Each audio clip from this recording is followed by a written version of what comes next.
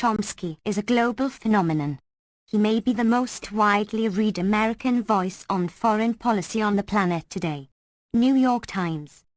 Hopes and Prospects. Hopes and Prospects. Noam Chomsky, Haymarket Books, Chicago, Illinois.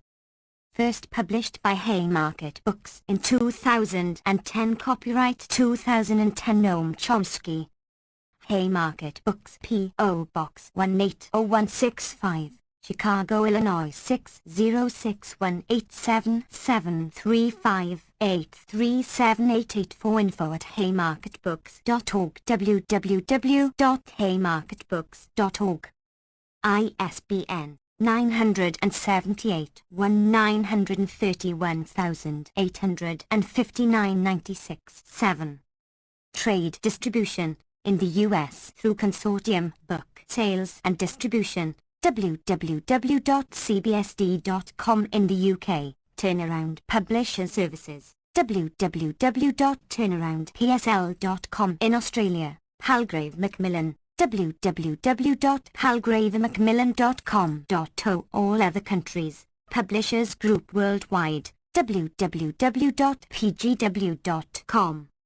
Special discounts are available for bulk purchases by organizations and institutions. Please contact Haymarket Books for more information at 7735837884 or info@haymarketbooks.org. This book was published with the generous support of Lannan Foundation and the Wallace Global Fund. Cover design by Eric Ruder. Printed in Canada by Union Labour on recycled paper containing 100% post-consumer waste in accordance with the guidelines of the Green Press Initiative. www.greenpressinitiative.org. Library of Congress SIP data is available. 109876543221 Unionburg. Recycle logo. Contents. Preface. 7. Part 1. Latin America. 1 year 514. Globalization for whom? 3. To Latin America and U.S. foreign policy. 39. 3. Democracy and development. Their enemies, their hopes. 75. 4. Latin American and Caribbean unity. 103. Part 2. North America. 5. Good news, Iraq and beyond. 121. 6. Free elections, good news and bad. 143. 7 centuries challenges. 165. 8 turning point. 177. 9 elections 2008, hope confronts the real world. 207. 10 Obama on Israel-Palestine. 251. 11 The Torture Memos. 259. 12 1989 and beyond. 269. Notes. 281. Index. 315. Preface.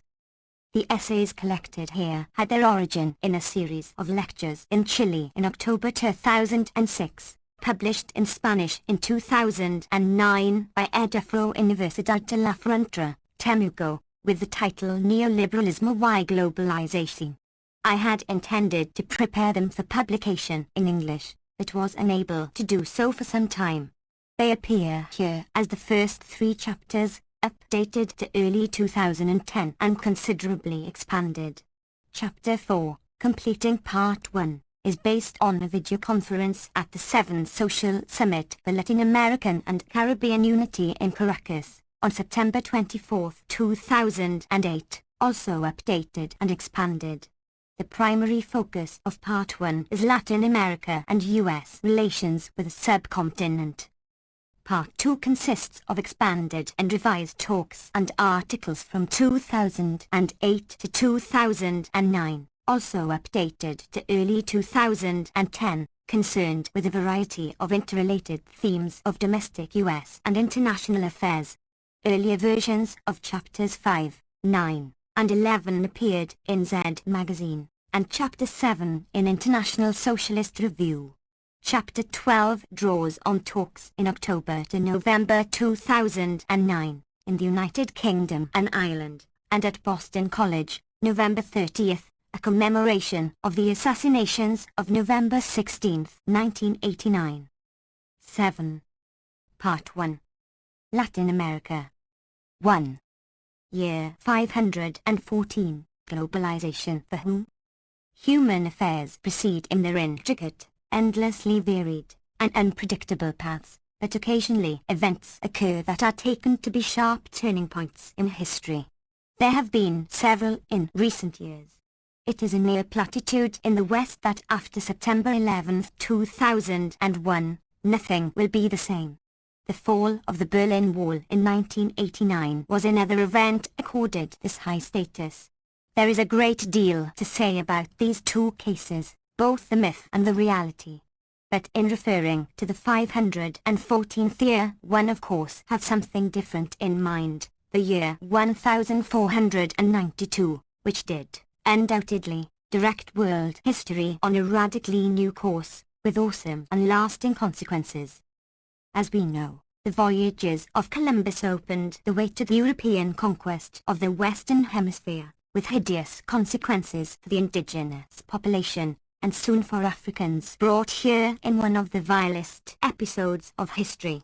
Vasco da Gama soon opened the way to bring to Africa and Asia the savage injustice of the Europeans, to borrow Adam Smith's rueful phrase, referring primarily to Britain's terrible crimes in India, plain enough even in his day. Also in 1492, Christian conquerors extended their barbaric sway over the most advanced and tolerant civilization in Europe, Moorish Spain, forcing Jews to flee or convert to the civilization of the Inquisition and initiating the vast ethnic cleansing of the Muslim population, Moors, while also destroying much of their 3. 4. Noam Chomsky.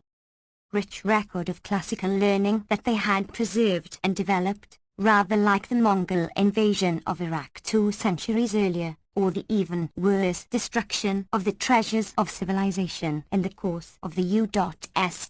British invasion of Iraq that continues to take a terrible toll. 1. The conquest of most of the world by Europe and its offshoots has been the primary theme of world history ever since. The basic reasons for Europe's remarkable military successes are well understood. One was European filth, which caused epidemics that decimated the much healthier populations of the Western Hemisphere. 2. Apart from disease, it was thanks to their military superiority, rather than to any social, moral or natural advantage, that the white peoples of the world managed to create and control, however briefly, the first global hegemony in history. Military historian Jeffrey Parker observes. 3. From America to Southeast Asia, he continues, the population was astonished by the savagery of the Europeans and equally appalled by the all-destructive fury of European warfare. The victims were hardly pacifist societies, but European savagery was something new, not so much in technology as in spirit. Parker's phrase, however briefly, might turn out to be correct, in a much more grim sense than he meant. Some of the most prominent and judicious strategic analysts in the United States warn of ultimate doom or even apocalypse soon if the government persists in its aggressive militarism. 4. And looming not too far in the distance is the threat of anthropogenic environmental catastrophe.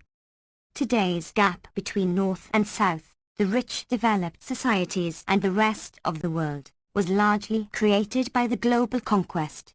Scholarship and science are beginning to recognize a record that had been concealed by imperial arrogance.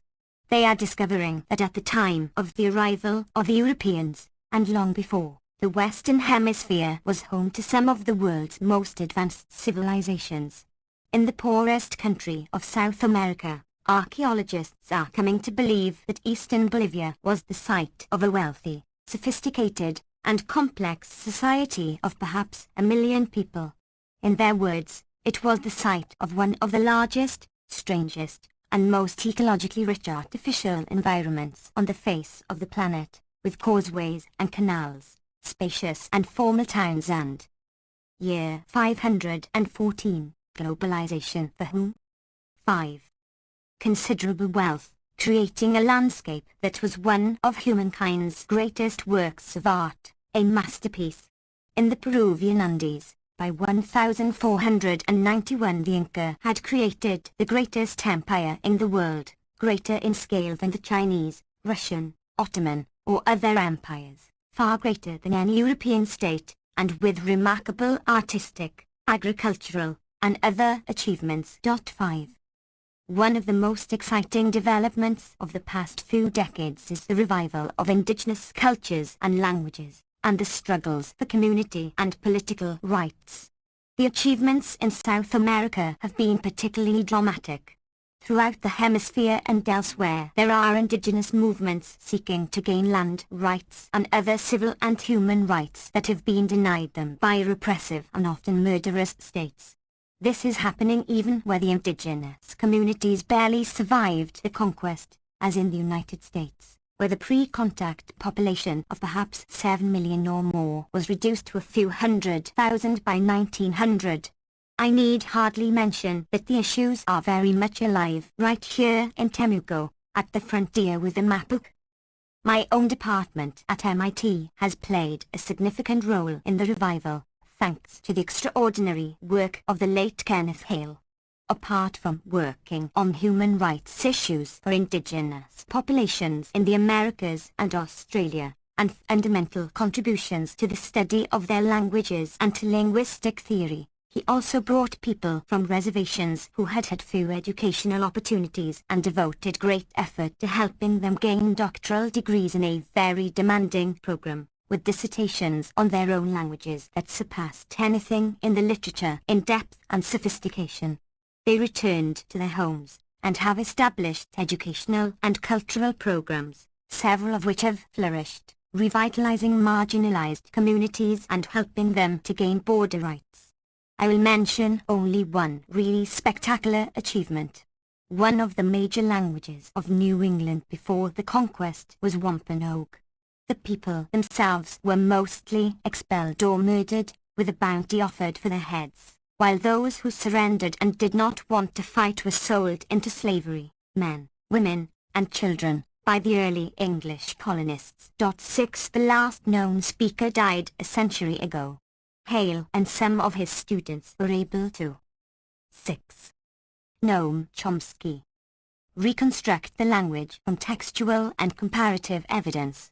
Hale's primary collaborator was a Wampanoag woman, Jessie Littledoe, who helped reconstruct the language and then learned it. At a memorial for Hale, she paid her tribute to him in fluent Wampanoag, and also brought her 2-year-old daughter, the first native speaker of the language in a century. There is a good chance that the culture and community will flourish and find a proper place in the larger society, a model for what might be achieved elsewhere. On the other side of the world, at the time of the European conquests, China and India were the world's major commercial and industrial centers, well ahead of Europe in public health and probably sophistication and scale of market systems and trading areas. Life expectancy in Japan may have been higher than in Europe. 7. England was trying to catch up in textiles and other manufactures, borrowing from India and other countries in ways that are now called piracy, and are banned in the international trade agreements imposed by the rich states under a cynical pretense of free trade. The United States relied heavily on the same mechanisms of piracy and protectionism, as have other states that have developed. Britain also engaged in actual piracy, now considered among the most heinous of international crimes. The most admired of English pirates was Sir Francis Drake. The booty that he brought home may fairly be considered the fountain and origin of British foreign investments, John Maynard Keynes concluded. 8. England finally adopted a form of free trade in 1846. After centuries of protectionism and state intervention, and the economy had given it an enormous advantage over competitors, while it destroyed Indian manufacture by high protective tariffs and other means, as it had done before in Ireland. The United States adopted free trade a century later, for similar reasons. but in both cases the free trade commitments were carefully hedged, matters to which we return. In general, with extensive state intervention and violence at home, and barbarism and imposed liberalization in conquered areas, Europe and its offshoots were able to become rich developed societies, while the conquered regions became their. Year 514, globalization for whom? 7. Third World, the South. That while history is too complex to be reduced to just a few factors, these have been salient ones. The effects are dramatic, sometimes startling. Consider the poorest country in the Western Hemisphere, Haiti, which may not be habitable in a few generations. It was probably the richest colony in the world, the source of much of France's wealth. By 1789, it was producing 75% of the world's sugar and was the world leader in production of the cotton, the oil of the early industrial revolution, as well as of the valued commodities. The plantation slave economy set in motion the processes of destroying arable land and forests that have been carried forward since, regularly enhanced by imperial policies. French ships returning from delivery of slaves brought back Haitian timber. The destruction of the forests by the French rulers, later poverty-driven, caused erosion and further destruction. After a brutal and devastating struggle against the armies of France and Britain, backed by the United States, the colony finally won its freedom in 1804, becoming the first free country of free men in the hemisphere. 20 years after the slave society that now dominates the world had liberated itself from England. Haitians were made to pay a bitter price for the crime of liberation. The United States refused to recognize this dangerous free society until 1862, when it also recognized Liberia for the same reason. Slaves were being freed, and there was hope that the country could be kept free of contamination by non-whites by exporting them to where they belonged. The project withered when means were found to reinstitute a new form of slavery through criminalization of black life, a major contribution to the American Industrial Revolution, continuing until World War II, when free labor was needed for military industry. France imposed a huge indemnity on Haiti as punishment for liberating itself from vicious French rule, a burden it has never been able to overcome. The civilized world agreed that France's punishment of Haiti was just, and still does. A few years ago, Haitian President Jean-Bertrand Aristide politely asked France whether the time had not come to compensate Haitians for this crushing debt, at least slightly. France was outraged, and soon joined Washington in overthrowing the democratically elected government of Haiti in 2004, instituting yet another reign of terror in the battered society. 9. 8. Noam Chomsky. The immediate consequences were investigated by the University of Miami School of Law, which found that many Haitians, especially those living in poor neighborhoods, now struggle against inhuman horror, as a nightmarish fear now accompanies Haiti's poorest in their struggle to survive in destitution, in a cycle of violence, fueled by Haiti's security and justice institutions. In August 2006, the world's leading medical journal, The Lancet, released a study of human rights abuses from the February 2004 overthrow of the government until December 2005. The researchers found that some 8,000 individuals, about 12 per day, were murdered during the period, and sexual assault was common, especially against children, with the data suggesting 35,000 women and girls were raped in the Port-au-Prince area alone. The atrocities were attributed primarily to criminals, the Haitian National Police, and UN peacekeepers. They found very few attributed to the pro-Aristide Laval's forces. The study passed without notice in the United States, very little elsewhere. 10. Perhaps the most extreme of the many disasters visited upon Haiti since its liberation was the invasion by Woodrow Wilson in 1915, restoring virtual slavery, killing thousands, 15,000 according to Haitian historian Roger Gaillard, and opening up the country to take over by U.S. corporations. the shattered society was left in the hands of a murderous U.S. trained National Guard serving the interests of the Haitian elite, mulatto and white, who are even more predatory and rapacious than is the norm in Latin America and who regularly appropriate the aid sent to the country. This is one of the many triumphs of what has passed down through history as Wilsonian idealism. The takeover of Haiti by U.S. corporations was accomplished by disbanding the parliament under U.S. Marine guns when it refused to accede to the U.S. demand that it accept U.S.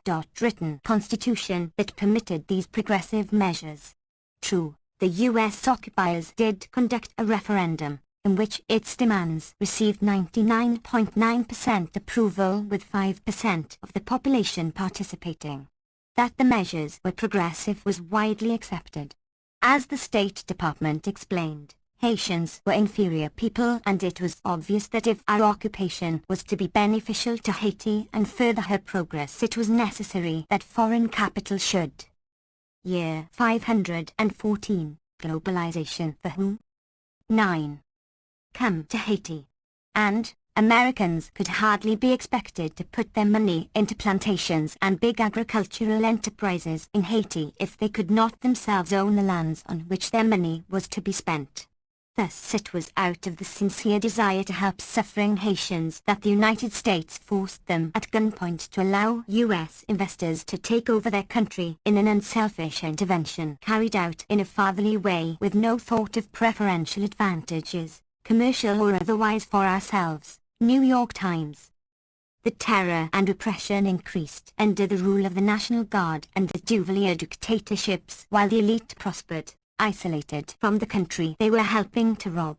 When Reagan took office, USAID and the World Bank instituted programs to turn Haiti into the Taiwan of the Caribbean by adhering to the sacred principle of comparative advantage. Haiti was to import food and other commodities from the United States while working people, mostly women, toiled under miserable conditions in U.S. owned assembly plants.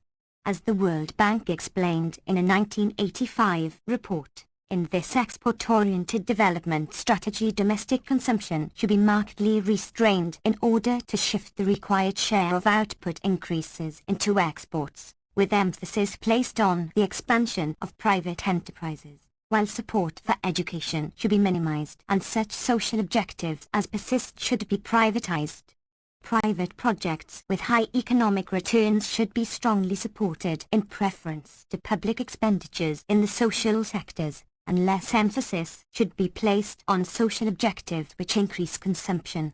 In contrast, the Taiwanese developmental state, free from foreign control, pursued radically different policies, targeting investment to rural areas to increase consumption and prevent the flow of peasants to miserable urban slums, the obvious consequence of the progressive policies dictated for Haiti, which remained Haiti, not Taiwan.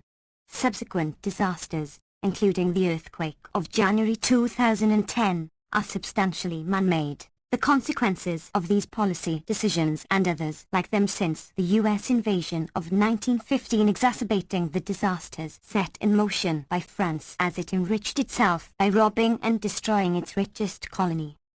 10. Noam Chomsky.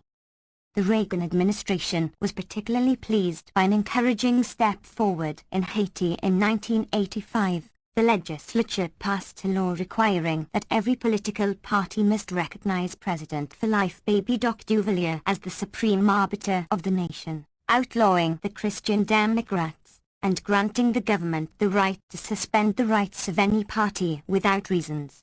This achievement of Reagan's democracy enhancement programs enabled the administration to keep providing military aid to the vicious and venal dictator who was democratizing the country so successfully. And the Reaganite judgment about the progress of democracy was not entirely with merit. The law was passed by a 99.98% majority, not very different from the 99.9% under Wilsonian idealism. Cynics might say that the divide reflects the spectrum of approved choices for our dependencies as domestic politics veers from one extreme to the other. Haiti's first free election, in 1990, threatened the rational programs imposed by Washington and the international financial institutions. The poor majority entered the political arena for the first time and, by a two-thirds majority, elected their own candidate, the populist priest Jean-Bertrand Aristide, to the surprise and shock of observers, who had been paying little attention to the extensive grassroots organizing in the slums and hills and took for granted that U.S. backed candidate Mark Bazin, a former World Bank official who monopolized resources and had the full support of the wealthy elite, would win easily. Bazin received 14% of the vote. During Aristide's brief tenure in office, the refugee flow reversed. Instead of refugees fleeing from terror and oppression, and being turned back by the U.S. Coast Guard, or sometimes dispatched to Guantanamo, in violation of international conventions on refugees, Haitians were returning to their homeland in this moment of hope. U.S. refugee policy shifted accordingly. Though they were few, refugees were now granted asylum, since they were fleeing a democratic government that the United States opposed, not vicious dictatorships that the United States supported. Aristide's success in controlling finances and cutting down the bloated bureaucracy was praised by international lending institutions, which accordingly provided aid. The situation was dangerous. Year 514, Globalization for whom? 11. Haiti was moving toward democracy, drifting from the U.S. orbit, and adopting policies oriented to the needs of the impoverished majority, not the rich U.S. allies. Washington instantly adopted standard operating procedures in such a case, shifting aid to the business-led opposition and moving to undermine the Aristide regime by other devices labeled democracy promotion. A few months later, in September 1991, came the anticipated military coup, with probable CIA participation, confirmed by Emmanuel Constant, the leader of the terrorist organization Front pour l'Advancement et le Progrès Haïtien, which killed thousands of Haitians. He was later protected from extradition to Haiti by the Clinton administration, very likely because he had too much to say. Probably for similar reasons, the U.S. forces sent to restore the president in 1994 confiscated 160,000 pages of documents that the Clinton administration refused to provide to the Democratic government, to avoid embarrassing revelations about Washington's support for the military junta and efforts to undermine democracy. Human Rights Watch speculated. The junta instituted a vicious reign of terror, which was backed by Bush Sr. and even more fully by Bill Clinton, despite pretenses. U.S.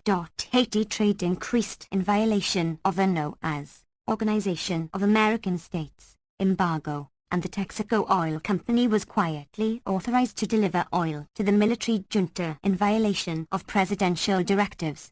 Now that Haiti was in the hands of a murderous dictatorship serving the wealthy, refugee policy returned to the norm. 11.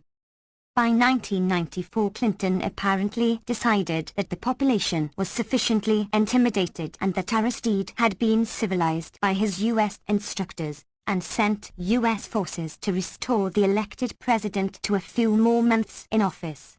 But on strict conditions, that he accept a harsh neoliberal regime, pretty much the program of the U.S. backed candidate he had defeated handily in the 1990 election, who had been installed in office by the junta and their rich supporters in 1992. Aristide's efforts to disband the army, which had been the bitter enemy of Haitians since its institution, were barred. Haiti was also barred from providing any protection for the economy. Haitian rice farmers are efficient, but cannot compete with U.S. agribusiness that relies on huge government subsidies. 12. Noam Chomsky. Thanks largely to Reagan, anointed as the high priest of free trade with little regard to his record of extreme protectionism and state intervention in the economy. Other small businesses were destroyed by U.S. dumping, which Haiti was powerless to prevent under the imposed conditions of economic rationality. There is nothing surprising about what followed. A 1995 USAID report observed that the export-driven trade and investment policy that Washington mandated will relentlessly squeeze the domestic rice farmer, accelerating the flight to miserable slums that reached its hideous denouement in the catastrophe caused by the January 2010 earthquake, a class-based catastrophe, like many others, striking primarily at the poor whose awful conditions of existence render them particularly vulnerable. The rich escaped lightly. Meanwhile, neoliberal policies dismantled what was left of economic sovereignty and drove the country into chaos, accelerated by Bush II's blocking of almost all international aid on cynical grounds, guaranteeing that there would be chaos, violence, and even more suffering.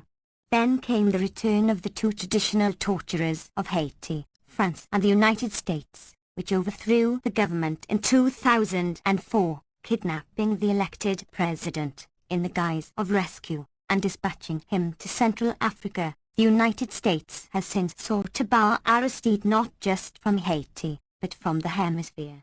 Haiti had by then lost the capacity to feed itself, leaving it highly vulnerable to food price fluctuation. 12.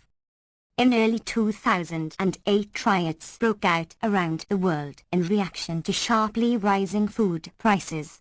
The first were in Haiti and Bangladesh, a significant coincidence for those with historical memory. The desperate plight of the poor gained a few moments of attention, but without such historical memory. A year later, the London Financial Times reported an announcement by the UN World Food Programme that it would be cutting food aid rations and shutting down some operations as donor countries that face a fiscal crunch at home / contributions to its funding. Victims included Ethiopia, Rwanda, Uganda, and others. The severe budget cut came as the toll of hunger passed $1 billion, with over 100 million added in the preceding 6 months, while food prices rose, and remittances declined as a result of the economic crisis in the West. Year 514, Globalization for whom? 13. In Bangladesh, the newspaper New Nation observed that it's very telling that trillions have already been spent to patch up leading world financial institutions, while out of the comparatively small sum of $12.3 billion pledged in Rome earlier this year to offset the food crisis, only $1 billion has been delivered.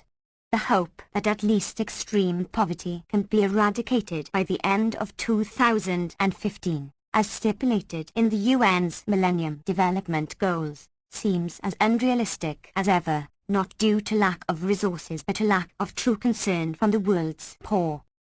The WFP report of the sharp reduction in the meager Western efforts to address the growing catastrophe merited 150 words in the New York Times on an inside page, under World Briefing. 13. The reaction is not unusual. At the same time, the UN released an estimate that desertification is endangering the lives of up to 1 billion people, while it announced World Desertification Day. Its goal is to combat desertification and drought worldwide by promoting public awareness and the implementation of the conventions dealing with desertification in member countries. 14. The effort to raise public awareness passed without mention in the national press. As in the case of repeated catastrophes in Haiti, of increasing ferocity, these are not just natural disasters. There is a human hand, commonly close to home, but concealed by what has aptly been termed intentional ignorance. 15.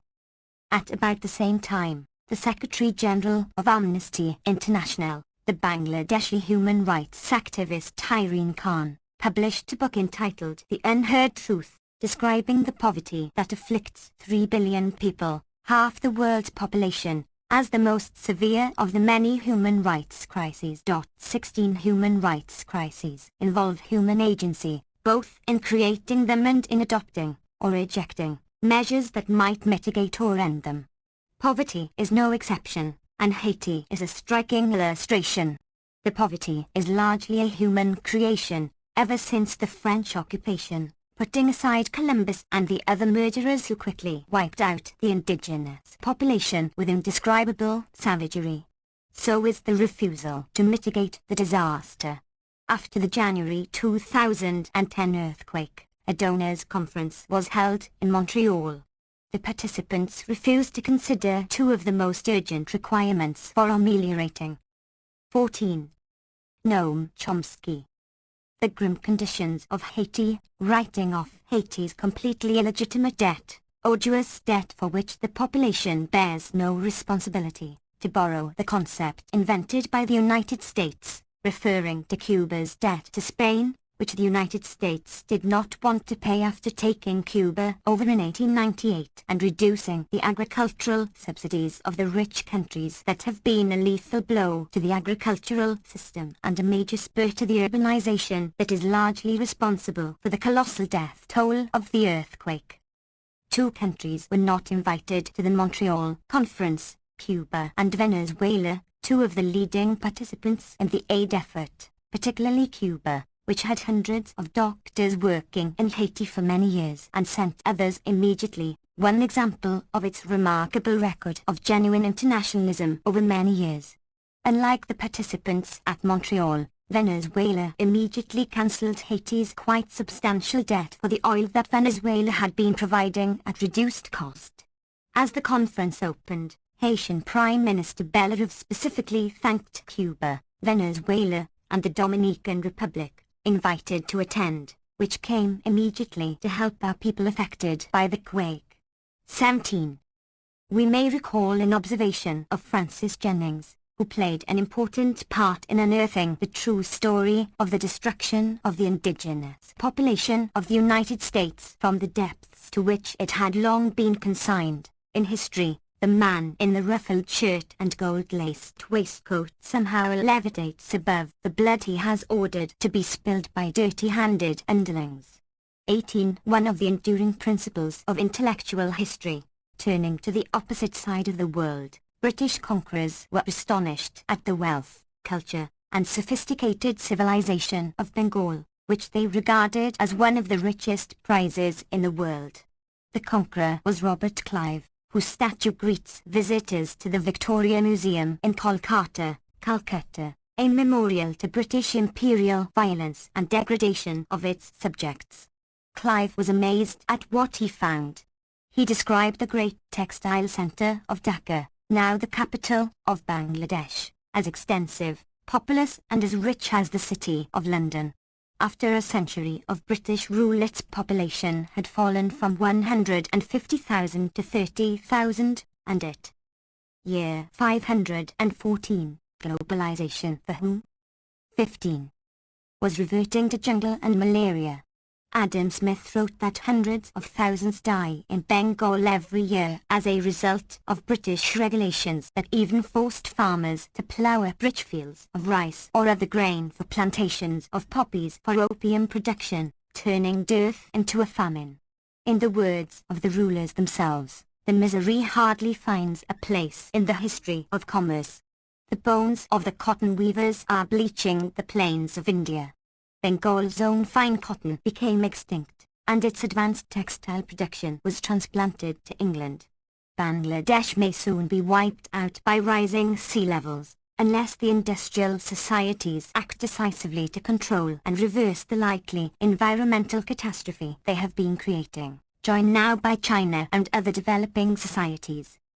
Haiti and Bangladesh, once the sparkling jewels in the crown of empire, are now the very symbols of misery and despair, facts that must escape the view of the man in the ruffled shirt and gold-laced waistcoat. So the story continues around the world, with only a few exceptions. The best known is Japan, which managed to avoid colonization, and is the only country of the South to have developed and industrialized during this era, a correlation that tells us quite a lot about political and economic history. A well-documented conclusion is that sovereignty, hence ability to control internal economic development and to enter international market systems on one's own terms, is a crucial prerequisite to economic development. It should be added that colonization extended in a different way to the societies of the conquerors as well, and continues to do so today. European societies were also colonized and plundered, less catastrophically than the Americas but more so than most of Asia, historian Thomas Brady wrote. His point was that the profits of empire were privatized, but the costs socialized. The empire was a form of class war within the imperial societies themselves. The basic reason was explained by Adam Smith, who observed that the merchants and manufacturers of England were the principal architects of state policy, and made sure that their own interests were most peculiarly attended to, however grievous the effects on others, including the people of England. 16. Noam Chomsky. Smith was referring to the mercantilist system, but his observation generalizes, and in that form stands as one of the very few authentic principles of the theory of international relations, alongside another fundamental principle, the maxim of Thucydides that the strong do as they wish, and the weak suffer as they must.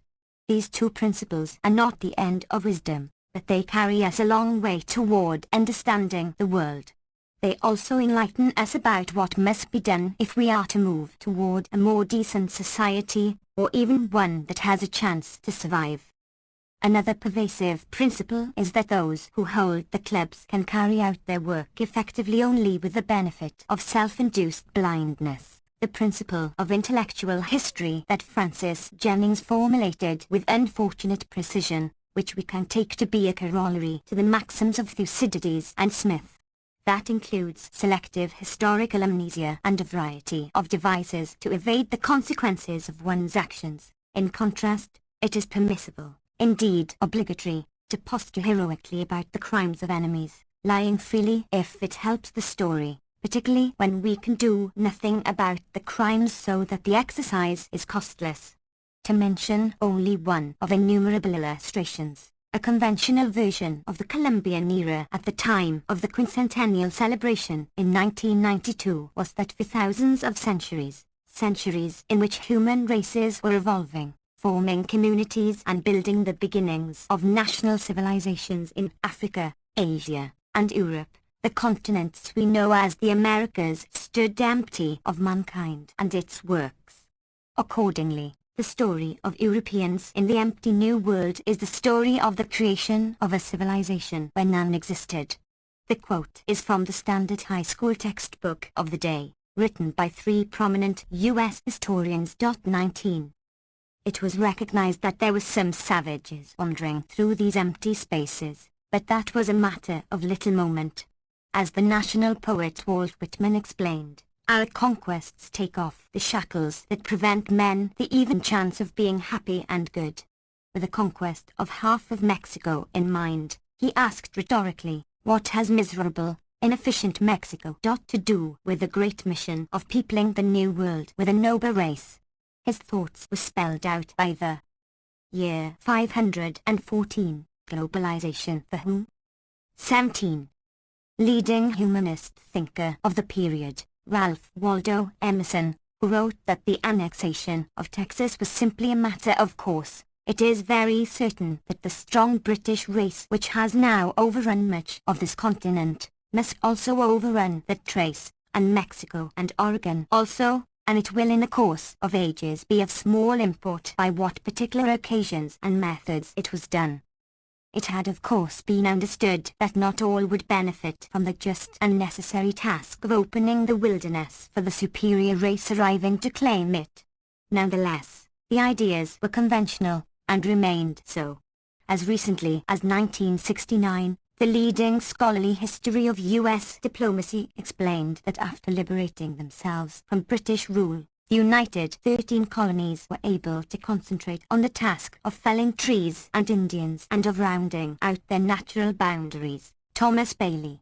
Little if any notice appears to have been taken in the profession or mainstream discourse. The United States is, I suppose, the only country that was founded as an infant empire, in the words of the father of the country. After liberation from England, George Washington observed that the gradual extension of our settlements will as certainly cause the savage, as the wolf, to retire, both being beasts of prey, though they differ in shape. We must induce the aborigines to relinquish our territories and to remove into the illimitable regions of the West which we were to induce them to leave later on, for heaven. The territories became ours by right of conquest as the aborigines were regularly instructed. Washington's colleagues agreed. The most libertarian of the founding fathers, Thomas Jefferson, predicted that the newly liberated colonies would drive the indigenous population with the beasts of the forests into the stony mountains, and the country will ultimately be free of blot or mixture, red or black, with the return of slaves to Africa after eventual ending of slavery. What is more, it will be the nest, from which all America, North and South, is to be peopled. In 1801 he wrote to James Monroe that we should look forward to distant times, when a rapid multiplication will expand and cover the whole northern if not the southern continent, with people speaking the same language, governed in similar. 18. Noam Chomsky. Forms, and by similar laws. In other words, historian R. W. Van Alstyne summarizes, he pictured the United States as the homeland for teeming millions who would emigrate and reproduce their kind in all parts of North and South America, displacing not merely the indigenous red men but also the Latin populations to the south, creating a continent that would be American in blood, in language and habits, and in political ideology. It was expected that it would be easier to achieve this end in Canada after the conquest of the country that Jefferson and his associates anticipated and attempted to implement several times by force, and that may yet take place, by means of contemporary forms of subjugation. All of this was suffused with love and concern for our wards. James Madison orated that we must carry on the benevolent plans which have been so meritoriously applied to the conversion of our aboriginal neighbors from the degradation and wretchedness of savage life to a participation of the improvements of which the human mind and manners are susceptible in a civilized state. With our Indian neighbors, the just and benevolent system continued toward them has also preserved peace and is more and more advancing habits favorable to their civilization and happiness. How this was to happen after they were expelled and exterminated, as frankly acknowledged by the perpetrators, he did not say. 20. It could be argued that citations from eminent historians a few years ago are misleading. After all, there had by then been only 500 years of savagery and destruction, not yet enough time for proper understanding to have been gained. And it is true, and very important, that the common rhetoric of a few years ago, even in scholarship, would be condemned as vulgar racism today in substantial circles. That is one of many indications of the success of the popular activism of the 1960s in civilizing Western societies. But there is a long way to go. To illustrate the scale of the task ahead, we may turn to one of the world's leading intellectual journals, the New York Review of Books. In mid-2009, liberal political analyst Russell Baker records what he learned from the work of the heroic historian Edmund Morgan, namely, that Columbus and the early explorers found the continental vastness sparsely. Year 514. Globalization for whom? 19. Populated by farming and hunting people. In the limitless and unspoiled world stretching from tropical jungle to the frozen north, there may have been scarcely more than 1 million inhabitants. Virtually repeating the quincentennial celebration, the calculation is off by many tens of millions, and the vastness included advanced civilizations. But no matter. The exercise of genocide denial with a vengeance again merits little notice, presumably because it is so unremarkable and in a good cause. 21. It is worth remembering that the perpetrators themselves had few illusions about what they were doing. Revolutionary War hero General Henry Knox, the first Secretary of War in the newly liberated American colonies, described the utter extirpation of all the Indians in most populous parts of the Union, by means more destructive to the Indian natives than the conduct of the conquerors of Mexico and Peru, as proved to be the case. He warned that a future historian may mark the causes of this destruction of the human race in sable colors. In his later years, long after his own contributions to the crimes, President John Quincy Adams lamented the fate of that hapless race of Native Americans, which we are exterminating with such merciless and perfidious cruelty. among the heinous sins of this nation, for which I believe God will one day bring it to judgment. 22 Earthly judgment is nowhere in sight. There was, to be sure, a more convenient and conventional version, expressed for example by Supreme Court Justice Joseph Story, who mused that the wisdom of Providence, inscrutable to mere mortals, caused the natives to disappear like the withered leaves of autumn even though the colonists had constantly respected them. In the same years, as the groundwork was being laid for Andrew Jackson's programs of Indian removal, today called ethnic cleansing when carried out by enemies, President Monroe explained that we become in reality their benefactors by expelling the natives from their homes. Their successors carried forward the humane mission of extirpation and extermination of the natives, for their own good.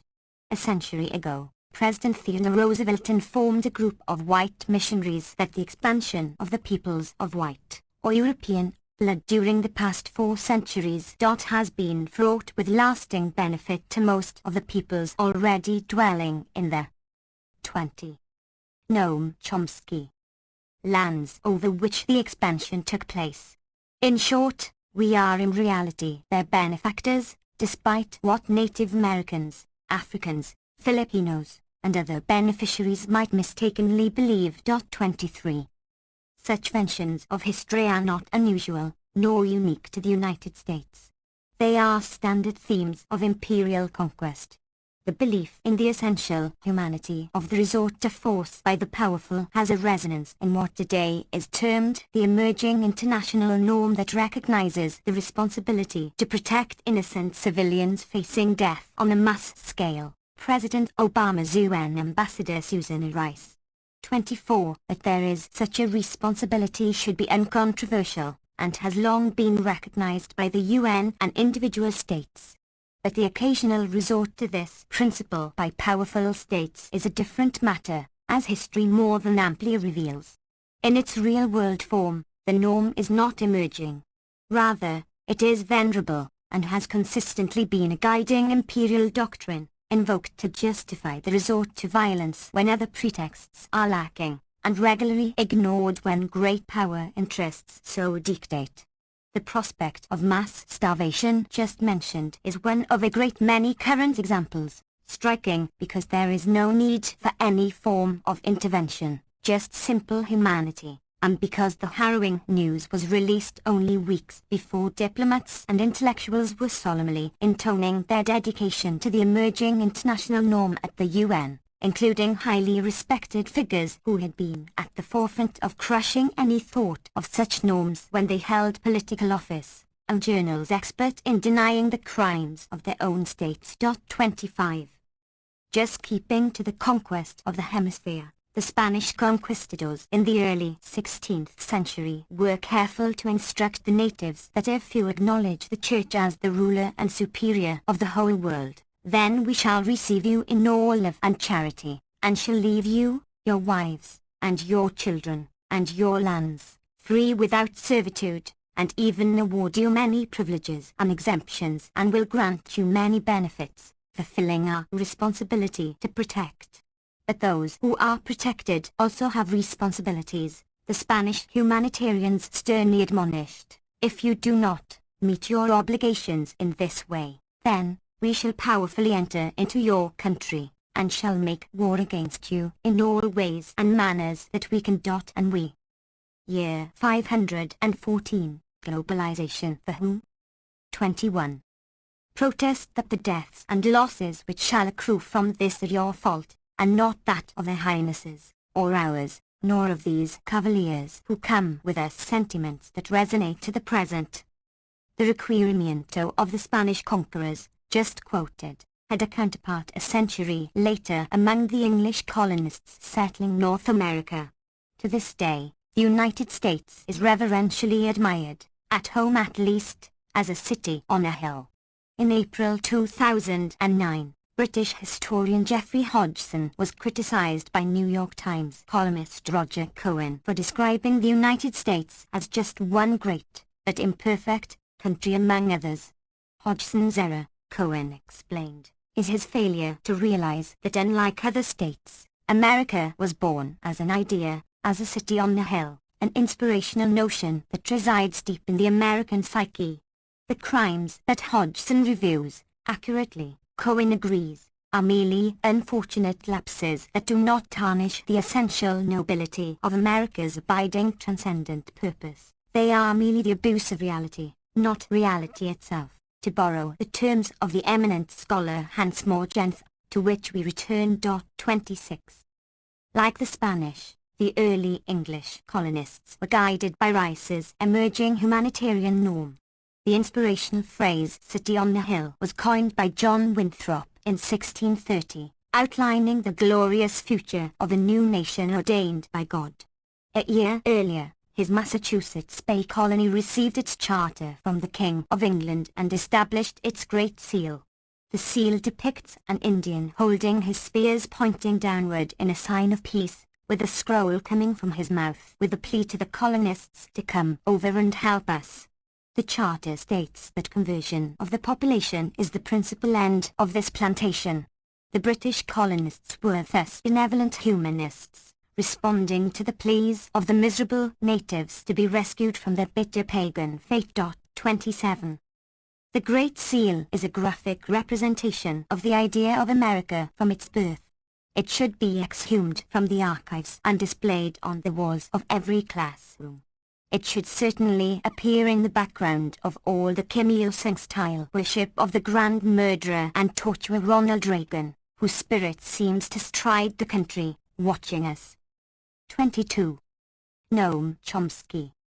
Like a warm and friendly ghost, so we learn from Stanford University's Hoover Institution, and who blissfully described himself as the leader of a shining city on the hill while orchestrating the ghastly crimes of his years in office, leaving not only slaughter and destruction in much of the world but also major threats of nuclear war and terror, and as an extra benefit, a major contribution to global jihadism. 28. The conquest and settling of the West did indeed show individualism and enterprise, as Cohen observed. Settler colonialism, the cruelest form of imperialism, regularly does. The outcome was hailed by the respected and influential Senator Henry Cabot Lodge in 1898. Calling for intervention in Cuba, Lodge lauded our record of conquest, colonization, and territorial expansion unequaled by any people in the 19th century, and urged that it was not to be curbed now, as the Cubans too were pleading with us to come over and help them. 29. Their plea was answered. The United States sent troops, thereby preventing Cuba's liberation from Spain and turning it into a virtual colony, as it remained until 1959. The American idea is illustrated further by the remarkable campaign, initiated almost at once, to restore Cuba to its proper place. Economic warfare with the clearly articulated aim of punishing the population so that they would overthrow the disobedient government, invasion, terror, and other crimes continuing to the present, in defiance of nearly unanimous world and American opinion. 30. There are to be sure critics who hold that our efforts to bring democracy to Cuba have failed, so we should turn to other ways to come over and help them. How do these critics know that the goal was to bring democracy? There is evidence, so our leaders proclaim. There is also counter-evidence, the rich internal record of planning and the events themselves, but all of that can be dismissed as just more of the abuse of reality. American imperialism is often traced to the takeovers of Cuba, Puerto Rico, and Hawaii in 1898. But that is to succumb to what historian of imperialism Bernard Porter calls the saltwater fallacy, the idea that conquest only becomes imperialism when it crosses salt water. The Sif. Year 514, Globalization for whom? 23. The Mississippi were as wide and salty as the Irish Sea. Western expansion would have been imperialism. From Washington to Lodge, those engaged in the enterprise had a clearer grasp. After the success of humanitarian intervention in Cuba in 1898, the next step in the mission assigned by Providence was to confer the blessings of liberty and civilization upon all the rescued peoples of the Philippines, in the words of the platform of Lodge's Republican Party, at least upon those who survived the murderous onslaught and the large-scale torture and other atrocities that accompanied it. These fortunate souls were left to the mercies of the U.S. established Philippine constabulary within the newly devised model of colonial domination, relying on security forces equipped with the most advanced technology and trained in sophisticated modes of surveillance, intimidation, and violence. Similar models were adopted in many other areas where the United States imposed brutal National Guards and other client forces, with consequences that should be well known, and significant applications at home as well, as historian Alfred McCoy reveals in his magisterial history of the century-long colonial, neo-colonial enterprise in the Philippines. 31. To illustrate the value of historical amnesia with an example of great contemporary significance, consider the first scholarly work on the roots of George W. Bush's preventive war doctrine, issued in September 2002 in preparation for the invasion of Iraq, which was then already underway, as we now know, and as Bush and his accomplice Tony Blair knew well when they were pretending to be seeking a diplomatic settlement. The study was written by the distinguished Yale University historian John Lewis Gaddis, and has been much admired in the general and scholarly literature. The core principle of the Bush doctrine, Gaddis writes approvingly, is that expansion, we have assumed, is the path to security. Gaddis traces this doctrine to the lofty, idealistic tradition of John Quincy Adams and Woodrow Wilson, the New York Times explained. Adams developed the lofty idealistic tradition in justification of the conquest of Florida in defense against runaway slaves and lawless Indians, as they were called, offering the ludicrous pretext that these renegades were threatening the United States, serving as agents of the feared great power, Britain. In reality. 24. Noam Chomsky. As Adams knew well, Britain was posing no threat beyond deterrence of the plans to conquer Cuba and Canada, and in fact was seeking peace with its former colonies. It is painfully easy to think of modern analogues. 32. Gaddis cites the right historical sources, but scrupulously avoids what they say. They vividly describe the cynical and brutal act of aggression that established the lofty idealistic doctrines of the great grand strategist J.Q.A. To quote Gaddis' primary source, the conquest was an exhibition of murder and plunder that was just a phase in the project of removing or eliminating Native Americans from the Southeast, and incorporating conquered territory within the expanding American empire, as it was frankly described. The conquest of Florida in 1818 was also the first executive war in violation of the Constitution, by now routine practice. 33. Gaddis observes, quite rightly, that the doctrine that expansion is the path to security has prevailed from the Founding Fathers to the present moment. In Gaddis's words, when President George W. Bush warns on the eve of the full-scale invasion of Iraq that Americans must be ready for preemptive, action when necessary to defend our liberty and to defend our lives, he was echoing an old tradition rather than establishing a new one, reiterating principles that presidents from Adams to Woodrow Wilson would all have understood. Very well. Those who followed also would have understood, among them Bush's immediate predecessor. The Clinton Doctrine, presented to Congress, was that the United States is entitled to resort to unilateral use of military power to ensure uninhibited access to key markets, energy supplies and strategic resources. Clinton too was echoing a familiar theme. In the early post-World War II years, the influential planner George Kennan explained that in Latin America the protection of our raw materials must be a major concern, our raw materials, which happen by accident to be somewhere else, just as the Aborigines were illegitimately living in our territories, as George Washington explained. An astute analyst, Kennan understood that the main threat to our interests is indigenous, not the terrifying foreign enemies invoked when intervention is packaged for the public. Accordingly, the final answer might be an unpleasant one, Kennan concluded, police repression by the local government, harsh government measures of year 514, globalization for whom? 25. Repression should cause us no qualms, he continued, as long as the results are on balance favorable to our purposes. In general, it is better to have a strong regime in power than a liberal government if it is indulgent and relaxed and penetrated by communists. The term communist has a technical sense in planning circles, as in media and commentary, referring to labor leaders, peasant activists, human rights workers, priests reading the Gospels with peasants and organizing self-help groups based on their radical pacifist message, and others with the wrong priorities, matters that require no elaboration here in Chile. 34.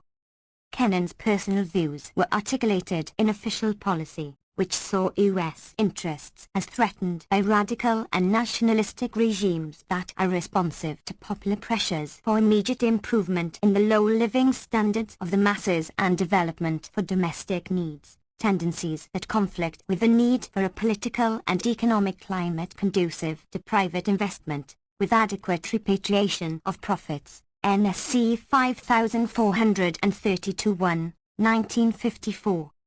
A major concern of policy makers from World War II was what a State Department official called the philosophy of the new nationalism, which embraces policies designed to bring about the broader distribution of wealth and to raise the standard of living of the masses. That was true all over the world, and had to be combated strenuously, but particularly in Latin America, where people are deluded into believing that the first beneficiaries of the development of a country's resources should be the people of that country, and that Latin America should industrialize. In contrast, economic rationalism dictates that the first beneficiaries should be U.S. investors, while Latin America fulfills its service function, refraining from excessive industrial development that infringes on U.S. interests. The Economic Charter for the Americas imposed on Latin America at the Chapultepec, Mexico, Hemispheric Conference in February 1945 declared that economic nationalism must be barred in all its forms, with the unspoken exception of the United States, where it was upheld even more forcibly than from the early days of the Republic. Elsewhere, it was also necessary to discipline countries tempted to go berserk with fanatical nationalism and try to control their own resources, to borrow. 26. Noam Chomsky. The rhetoric of the editors of the New York Times, praising the U.S.UK overthrow of the parliamentary government of Iraq and installation of the rule of their favored tyrant. 35. With changes of names and terminology, these themes resound through American history, and the United States is of course no innovator in that regard. The divine right of aggression and other forms of intervention to ensure uninhibited access to key markets, energy supplies and strategic resources is, of course, unilateral. The privileged and powerful, and their dependencies, must be immune to such assaults. I mentioned at the outset the platitude that after 9/11, nothing will ever be the same. The murderous acts of terror on September 11, 2001, were bitterly condemned throughout the world, even within the jihadi movements, as revealed by Fawad Scourges, the leading scholar of these movements. 36. Facts that suggest what would have been a constructive reaction. He had the goal been to reduce terrorism. But in the South the condemnations were often accompanied by a qualification, "Welcome to the club." This is the kind of atrocity the West has been carrying against us for centuries. For the United States, this was the first attack on national territory of any consequence since 1814, when the British burned down Washington, D.C. Pearl Harbor is often cited as a predecessor, but that is inaccurate. The Japanese attacked military bases in U.S. territories, virtual colonies, which had been conquered not long before by violence and guile. And by U.S. official standards, the Japanese crimes were a legitimate exercise of anticipatory self-defense, the doctrine that Gaddis traces approvingly back to John Quincy Adams.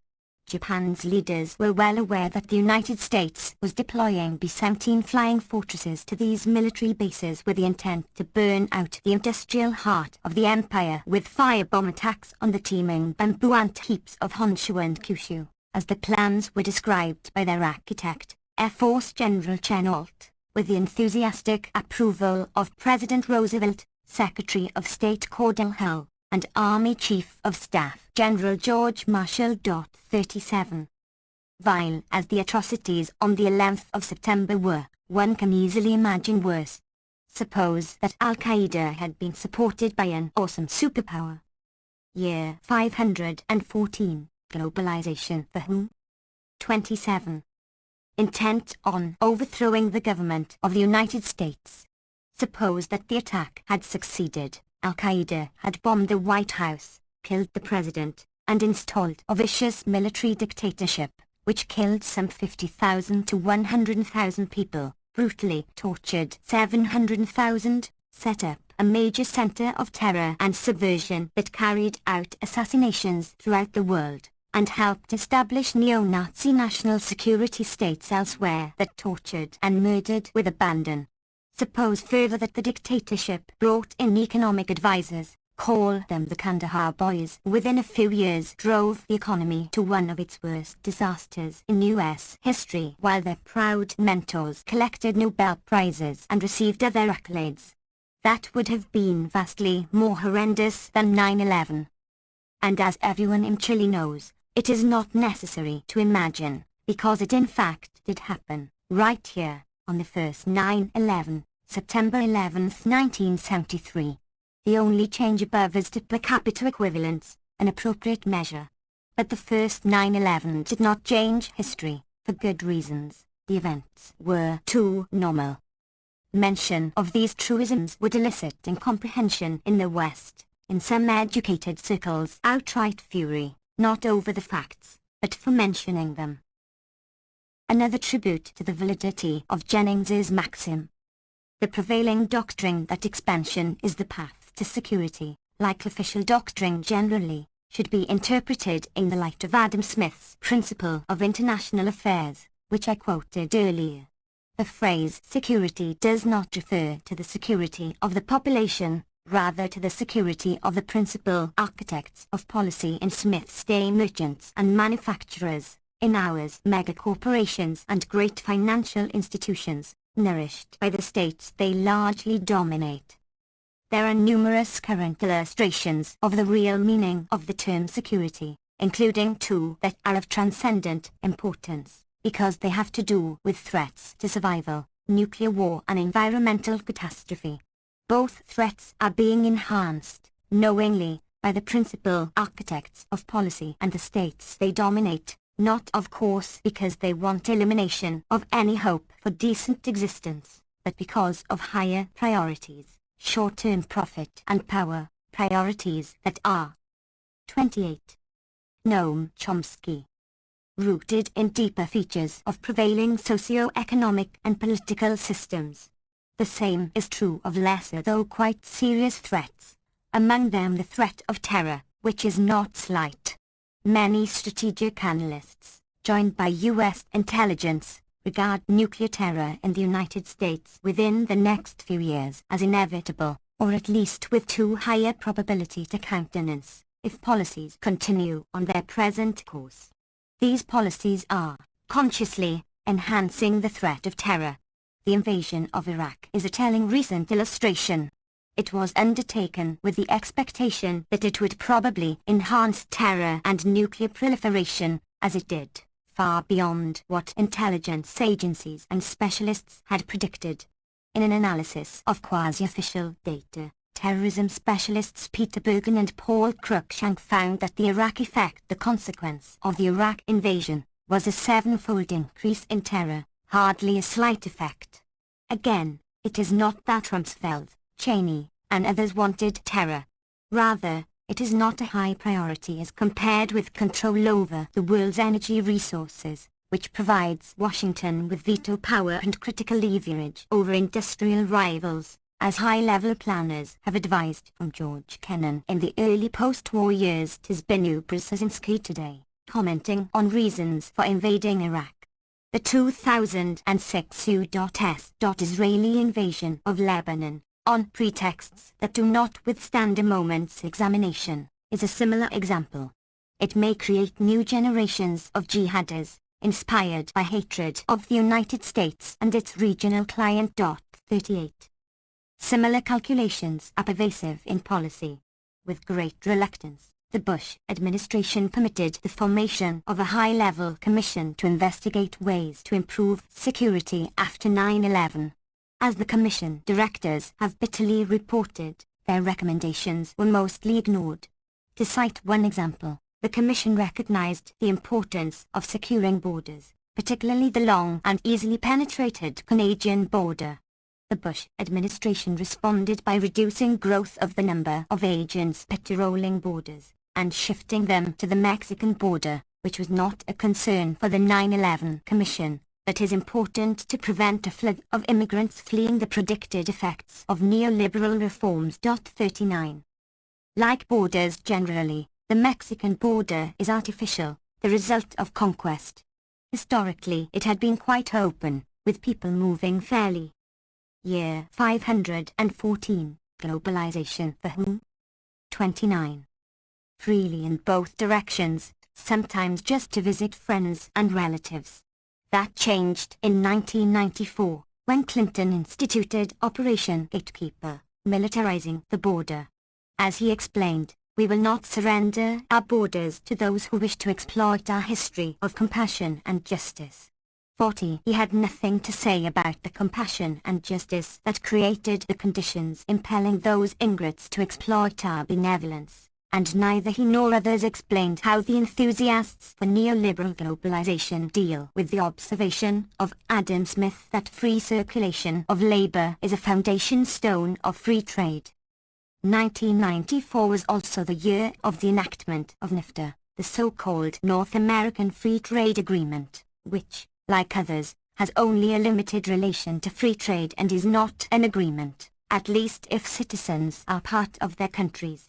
It was anticipated by rational analysts that opening Mexico to a flood of highly subsidized U.S. agribusiness production would sooner or later undermine Mexican farming, and that Mexican businesses would not be able to withstand competition from huge U.S. corporations that must be allowed to operate freely in Mexico under the treaty.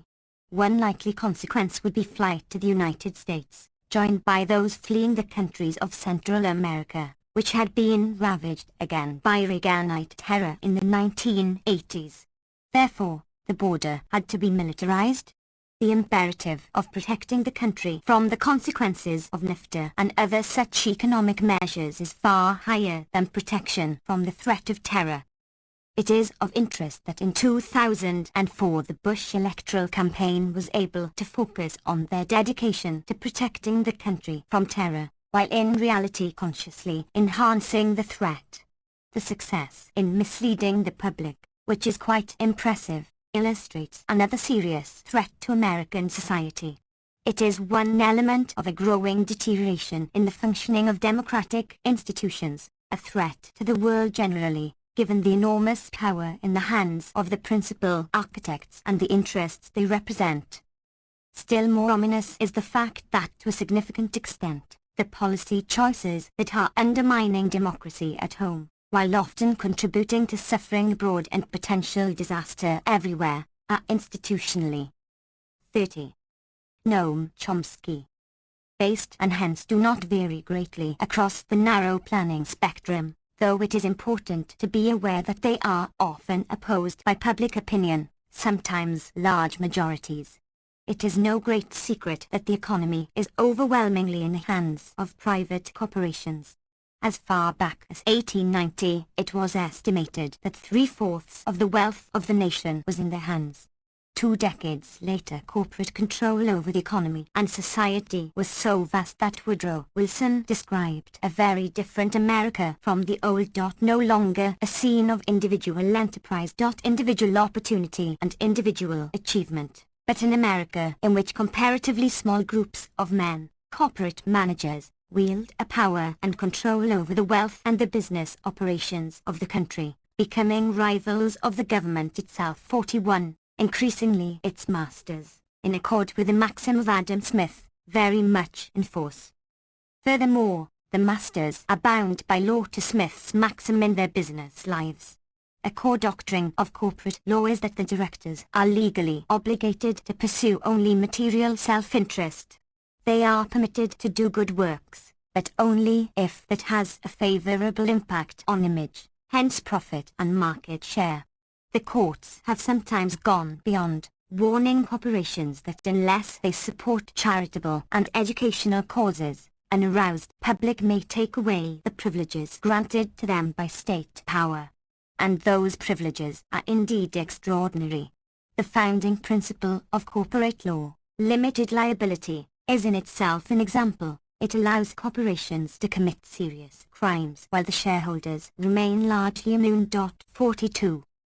A century ago, these collectivist legal entities, as legal historian Morton Horwitz calls them, came to be considered natural entities by legal theorists and the courts, and were granted the rights of persons. This radical attack on the principles of classical liberalism was sharply condemned by the vanishing breed of conservatives as a menace to the liberty of the individual, and to the stability of the American states as popular governments. Christopher Tiedemann. And as the courts determined further, they are obligated to act in a way that we would regard as pathological among real persons, who would require therapy or. Year 514, Globalization for whom? 31. Institutionalization to protect society from their destructive rampages. 43. Over the years, the privileges granted to these state-created private tyrannies have been extended, primarily by courts, though sometimes by treaties. One example is the provision of today's free trade agreements that grant corporations the right of national treatment abroad. If General Motors invests in Mexico, it must be granted the rights of a Mexican business. If a Mexican of the flesh and blood were to arrive in New York and demand national treatment, he would be lucky if he did not end up in Guantanamo. The example is not frivolous. While corporations are legally persons under the law, with rights far beyond those of human beings, non-resident aliens are not persons, so the courts have determined. 44. Therefore they did not have the protections of persons under the law when they were shipped to Guantanamo, presumably one of the reasons the United States stored prisoners there rather than in a perfectly secure facility in the United States. Incidentally, in violation of the grotesque treaty that Cuba was forced to sign under military occupation, granting the United States the right to use Guantanamo as a coaling station and naval base. These legal principles sometimes lead to coincidences that are quite startling. In 2009, for example, the two political parties were competing to see which could proclaim more reverently its dedication to the sadistic doctrine that illegal aliens must be denied health care.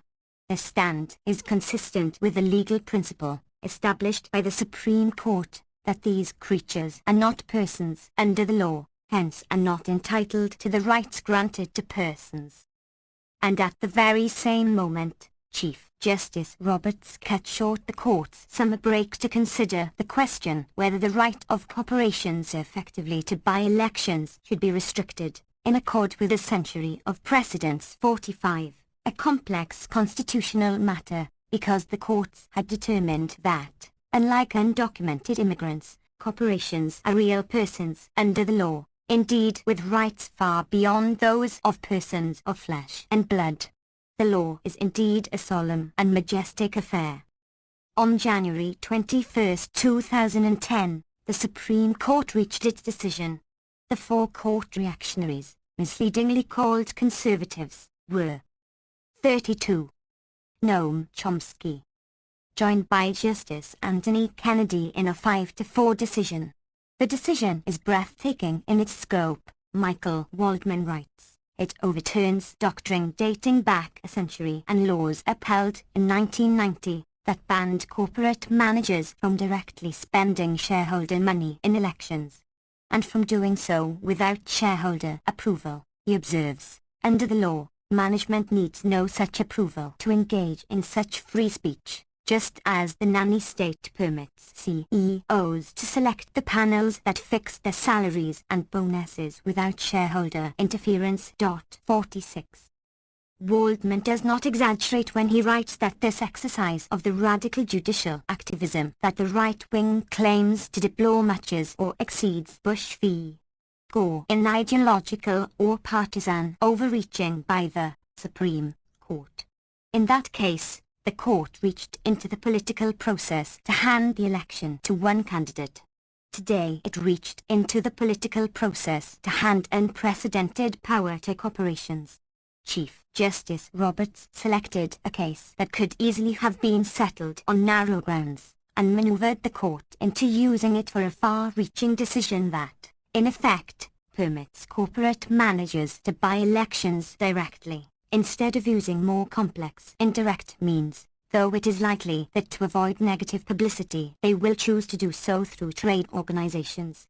It is well known that corporate campaign contributions, sometimes packaged in complex ways, are a major factor in determining the outcome of elections, and the same is sure to be true of the virtually unlimited advertising for candidates now permitted by the court.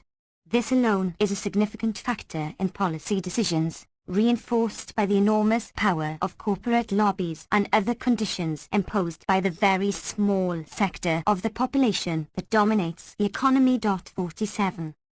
A very successful predictor of government policy over a long period is political economist Thomas Ferguson's investment theory of politics, which interprets elections as occasions on which segments of private sector power coalesce to invest to control the state. 48. These means for undermining democracy are sure to be enhanced by the court's dagger blow at the heart of functioning democracy. The editors of the New York Times also did not exaggerate when they wrote that the decision strikes at the heart of democracy by having Year 514, globalization for whom? 33. Paved the way for corporations to use their vast treasuries to overwhelm elections and intimidate elected officials into doing their binding, more explicitly, for permitting corporate managers to do so. 49. In his majority decision, Justice Kennedy argued that the First Amendment prohibits Congress from punishing citizens, or associations of citizens, for simply engaging in political speech. The associations of citizens in question are corporate management, who control vast wealth and are unaccountable to the public or to stakeholders, workers, communities, and need not even consult the shareholders whose money they spend in political campaigns. Kennedy's opinion also held that there is no principled way to distinguish between media corporations and other corporations, a most remarkable position. Kennedy is saying that there is no principled way to distinguish between corporations that are bound by law to restrict themselves to gaining profit and market share, and others that are granted the rich array of corporate rights by the state to fulfill a public trust, to provide news and opinion in an unbiased fashion. Media corporations have indeed been criticized for violating the public trust, but never have they been condemned so severely as by Justice Kennedy in this argument. Some legislative remedies are being proposed, for example, requiring managers to consult with shareholders. At best, that would be a minor limit on the corporate takeover of the political system, given the very high concentration of ownership by extreme wealth and other corporate institutions. Any legislation would have been difficult to pass even without this new weapon provided by the court to unaccountable private concentrations of power. The same holds, even more strongly, for a constitutional amendment that Waldman and others think might be necessary to restore at least the limited democracy that prevailed before the decision, an unattainable goal in today's business-run socio-political system without large-scale mass mobilization of the kind that made New Deal legislation possible, curbing business power and guaranteeing some basic human rights. In his dissent, Justice Stevens acknowledged that we have long since held that corporations are covered by the First Amendment. That traces 34. Noam Chomsky. back to the period when the 1907 Tillman Act banned corporate contributions, the earliest of the precedents overturned by the court. As noted above, by the early 20th century legal theorists and courts were coming consistently to adopt and implement the court's 1886 Santa Clara principle that these collectivist legal entities have the same rights as persons of flesh and blood, 50 rights since expanded far beyond those of persons, notably by the mislabeled free trade agreements. The conception of corporate personhood evolved alongside the shift of power from shareholders to managers, and finally to the doctrine that the powers of the board of directors are identical with the powers of the corporation. 51. As corporate personhood and managerial independence were becoming established in law, the control of corporate management of the economy had reached the stage that elicited Woodrow Wilson's description of the very different America that was taking shape, cited above. Corporate control over the political system has now been given even greater scope by the Roberts Court, another triumph for George W. Bush and the Republican far right. The steady shift of the court to the right reflects broad tendencies in neoliberal, financialized American political economy and society. As the Wall Street Journal explains, contemporary Republicans use their tenure in power to select justices with a provocative philosophical profile who are dedicated to a conservative approach to legal interpretation, euphemisms for an ultra-nationalist, extreme pro-business, and socially reactionary posture, reflecting the shift of the party since Reagan to a unified far-right stance, eliminating Republican moderates. The Democrats, also drifting toward the right, New Democrats, keep away from candidates with a sharp liberal record, trailblazing liberals like the late Justices William Brennan and Thurgood Marshall, preferring uncontroversial centrist liberals like Obama's appointment Sonia Sotomayor. The result is that the court is getting this completely skewed internal debate about how to think about constitutional law, skewed to the right. University of Chicago law professor Jeffrey Stone. 52. January 21, 2010, will go down in history as a dark day for what remains of functioning democracy. It is hard to overestimate the severity. Year 514, globalization for whom? 35. Of this blow by the right-wing justices, though it could be argued, as just noted, that their reasoning is consistent with the original attack on basic classical liberal principles a century earlier.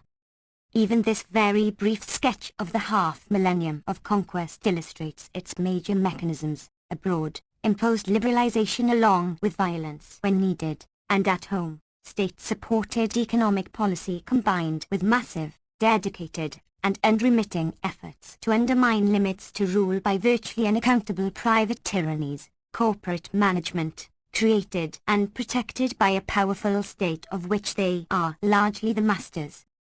The current version is called globalization. Like most terms of political discourse, this term has two meanings, a literal meaning and a technical meaning employed for doctrinal warfare. In the literal sense, globalization means international integration. Its leading advocates are those who meet annually at the World Social Forum, coming from countries all over the world and all walks of life, working together to craft and debate forms of international integration, economic, cultural, political, that serve the interests of people, real people, of flesh and blood. But in the doctrinal system, their commitments are called anti-globalization. The description is correct if we use the term globalization in its technical sense, referring to a particular form of international economic integration, with a mixture of liberal and protectionist measures and many related to investor rights, not trade, all designed to serve the interests of investors, financial institutions, and other centers of concentrated state-private power, those granted the rights of superpersons by the courts. The likely impact of globalization in the technical sense has not been obscure. One goal of NAFTA, for example, was to lock Mexico into the so-called reforms of the 1980s, which created billionaires at about the same rate as they enhanced poverty. These reforms are of great benefit to U.S. owners, managers, and investors, though not to working people. Studies undertaken a few years later revealed that NAFTA was one of those rare treaties that managed to harm the working populations in all of the countries participating: Canada, the United States, and Mexico. 36. Noam Chomsky. The U.S. labor movement had proposed alternatives that would have benefited the workforce in all three countries. Similar proposals were developed by Congress's own Research Bureau, the Office of Technology Assessment, since disbanded. These proposals never entered the political agenda, and were even barred from the media, a dramatic example of how existing state capitalist democracy really functions. 53. The attraction of NAFTA for North American elites, the business press reported, was precisely that it would tie the hands of the current and future governments of Mexico with regard to economic policy. In that way, NAFTA might fend off the danger that was detected by a Latin America Strategy Development Workshop at the Pentagon in 1990. Its participants found U.S. relations with Mexico to be extraordinarily positive, untroubled by stolen elections, massive corruption, death squads, endemic torture, scandalous treatment of workers and peasants, and so on. Participants in the workshop did, however, see one cloud on the horizon: a democracy opening in Mexico could test the special relationship by bringing into office a government more interested in challenging the United States on economic and nationalist grounds.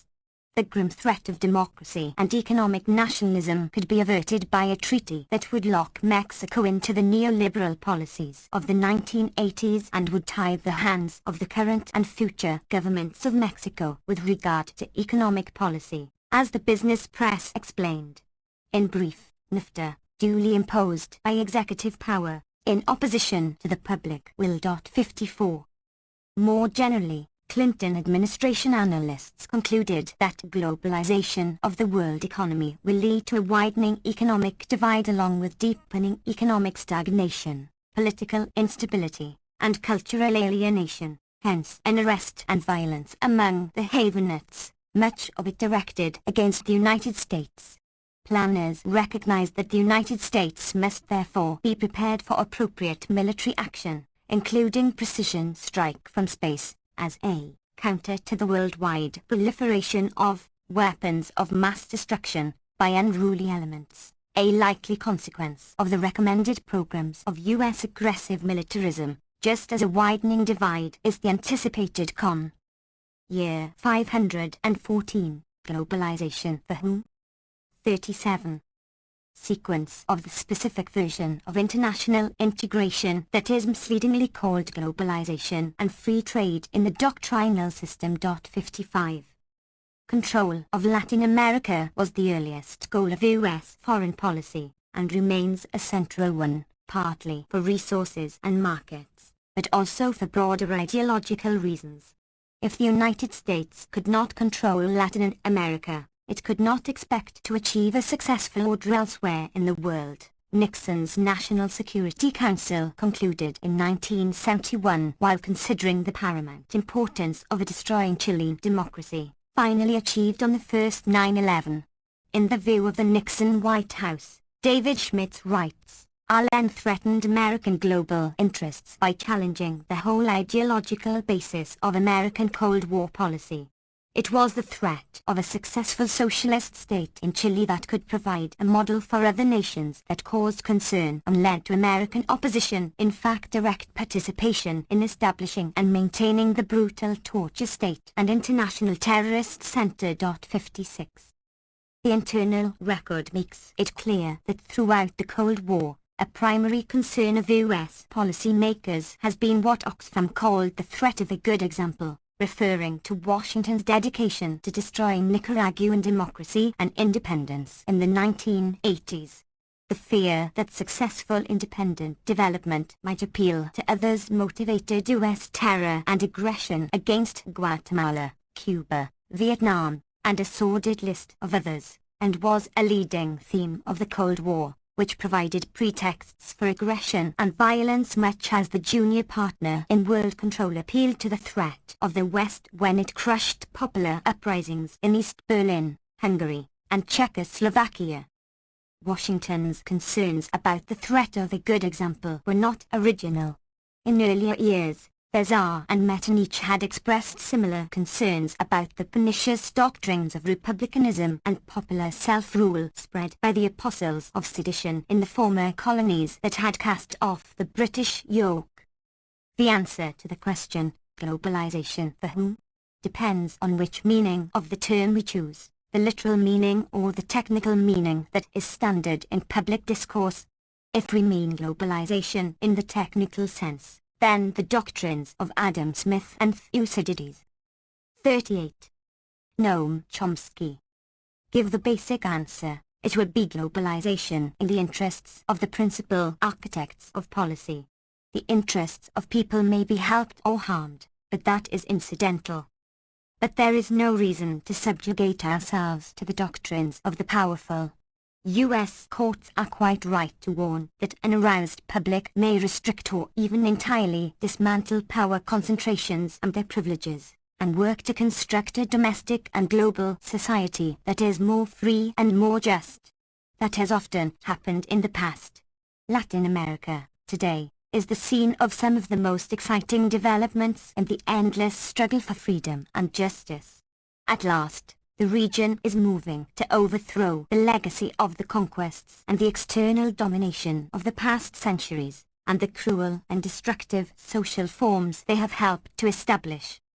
In the past, Latin America has often led the world in progress towards social justice and human rights. The Universal Declaration of Human Rights of 1948 is a landmark in the progress of civilization. Though it is far from being implemented or even formally accepted, its influence should not be ignored. Nor should we ignore the fact that much of its inspiration was right here in Chile.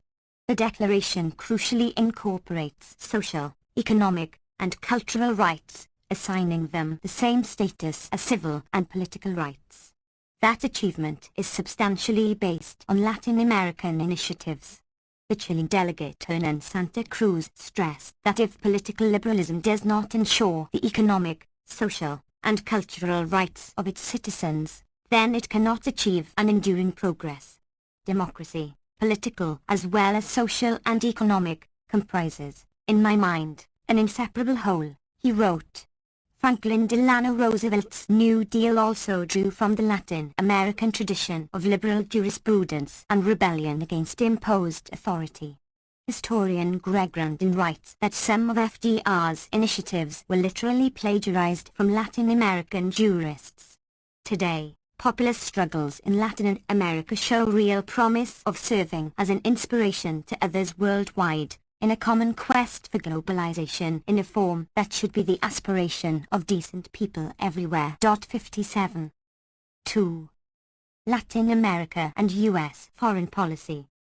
There is a very clear doctrine on the general contours of U.S. foreign policy in Latin America and elsewhere.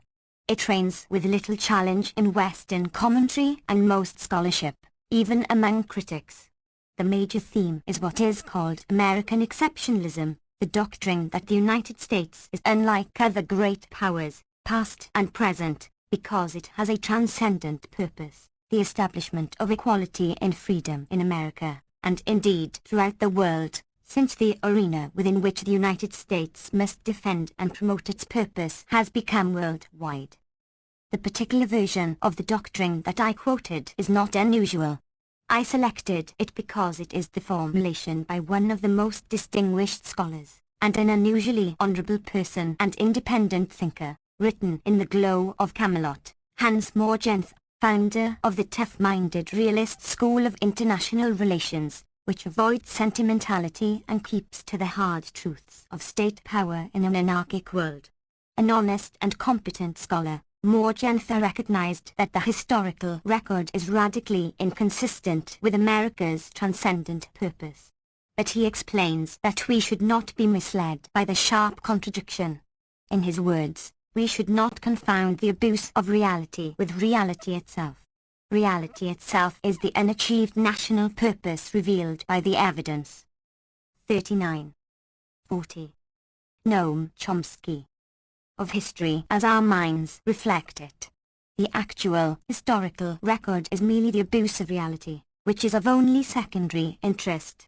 Morgenthau goes on to say that those who confuse reality with the abuse of reality are committing the error of atheism, which denies the validity of religion on similar grounds. His analogy is apt, if not in the manner he intended. 1. Sometimes the august character of America and its purpose is raised to the level of pure logic. Thus in Harvard University's prestigious journal International Security, the Eaton professor of the science of government at Harvard, Samuel Huntington, explains that the national identity of the United States is defined by a set of universal political and economic values, namely liberty, democracy, equality, private property, and markets. Hence the United States has a solemn duty to maintain its international primacy for the benefit of the world.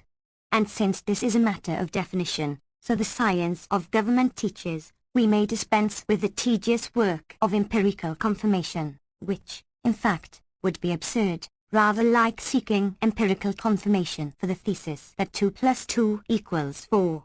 And in any event, empirical inquiry would only deal with the abuse of reality. 2. These are, naturally, very welcome doctrines, at least to those who wield the clubs.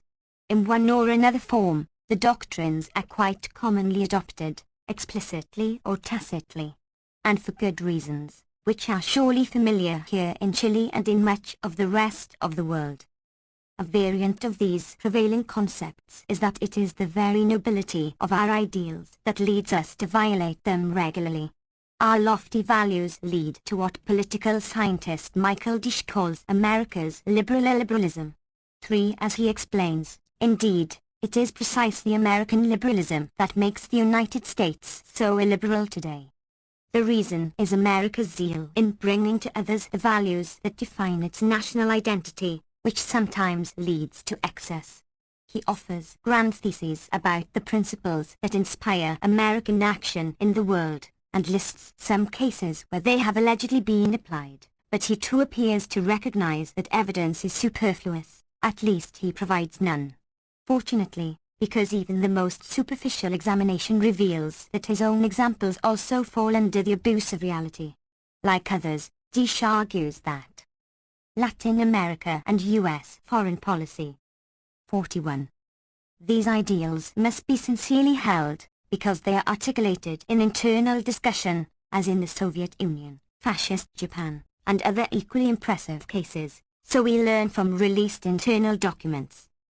Other scholars routinely adopt the same perspective.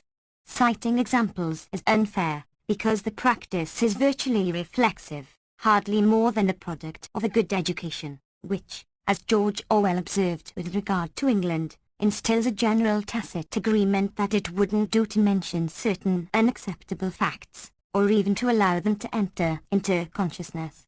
To pick one example of great current significance, the fine historian David Schmitz recently published his second major book on Washington's policies of undermining democracy and its support for vicious monsters, including Mussolini and Hitler, and a post-war record that I need not mention.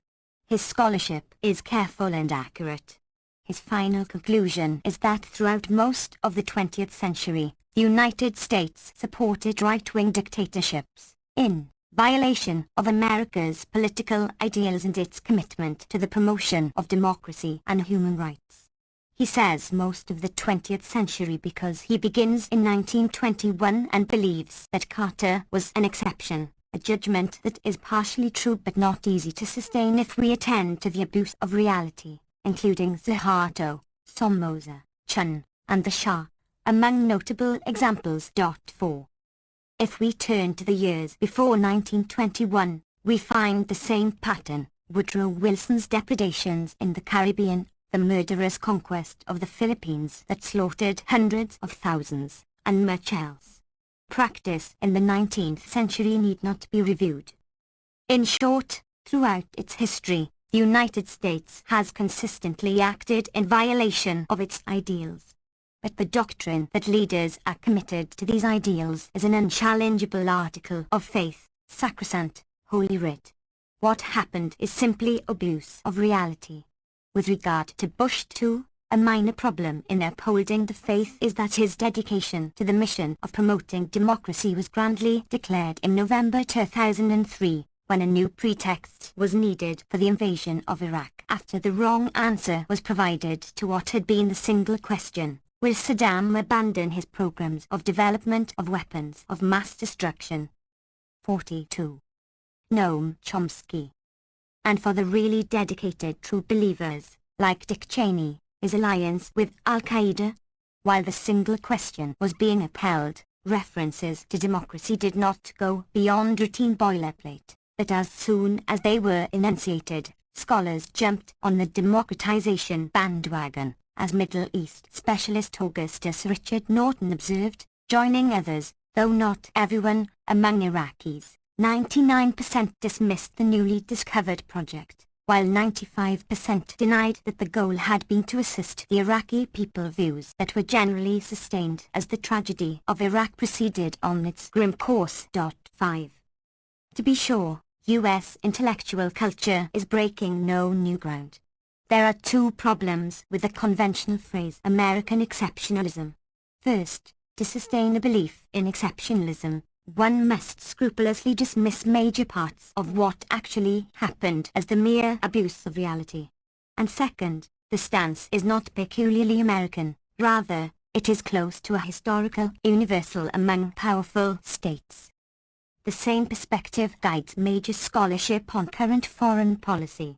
The most extensive scholarly article on the roots of the Bush Doctrine opens with these words: the promotion of democracy is central to the George W. Bush administration's prosecution of both the war on terrorism and its overall grand strategy.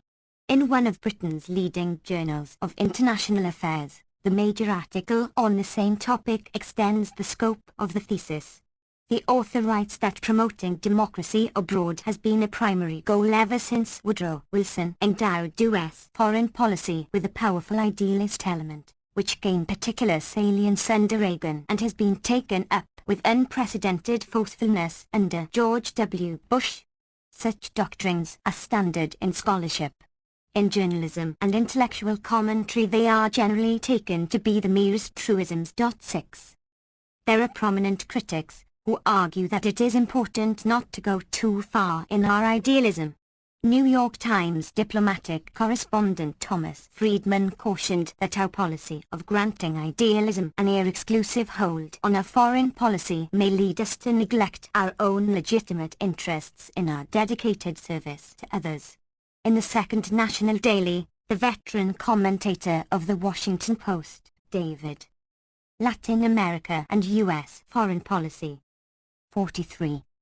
Ignatius, former editor of the International Herald Tribune, warned that the man he calls the idealist-in-chief of the Bush administration might be too idealistic. His passion for the noble goals of the Iraq War might overwhelm the prudence and pragmatism that normally guide war planners. 7. He is referring to Paul Wolfowitz, who was soon removed from Washington as an embarrassment and sent off to head the World Bank with the mission of curtailing corruption, briefly, until he had to resign because of his involvement in a scandal. The many accolades to Wolfowitz at the time of his appointment scrupulously evaded his record, which is one of utter contempt for democracy and human rights, including strong support for General Suharto of Indonesia, one of the worst mass murderers and torturers of the modern era, and also the easy winner in the international ranking of most corrupt leaders. But Suharto offered great profits to the foreign investors to whom he opened Indonesia's rich resources for plunder, and was therefore very popular in the West, along with many other monsters past and present, as long as they obey the rules. The tributes to the idealist-in-chief managed to overlook not only his general record but even his behavior in 2003 during a highly revealing escapade that is one of the clearest examples on record of contempt for democracy. Donald Rumsfeld's distinction between Old Europe and New Europe, taken up by many others. The criterion distinguishing the two categories was sharp and clear. Old Europe consisted of the governments that followed the will of the overwhelming majority of their populations and refused to join the Bush-Blair invasion of Iraq. New Europe consisted of the governments that ignored an even larger majority of the population and took their orders from Bush's ranch in Crawford, Texas. Therefore, Old Europe was bitterly condemned, sometimes in infantile ways that reveal quite strikingly the ranking of democracy in comparison with abject obedience to the master. For example, the rechristening of French fries as freedom fries in the Senate cafeteria, and New Europe was hailed as the hope for democracy. The favorite Democrats of New Europe were Italy's Berlusconi, honored with a visit to the White House, and Spain's Aznar, who was even invited to 44. Noam Chomsky. The summit to join Bush and Blair in announcing the war, with the support of 2% of the Spanish population, polls showed. Easily winning the prize for hatred of democracy was the idealist-in-chief. To everyone's surprise, Turkey followed the will of 95% of its population and refused to join the invasion. The Turkish government was bitterly condemned by Colin Powell and others. Wolfowitz was the most outraged. He denounced the Turkish military for not compelling the government to follow Washington's orders, and demanded that Turkey apologize and recognize that it is their responsibility to help America, whatever the ridiculous population believes. 8.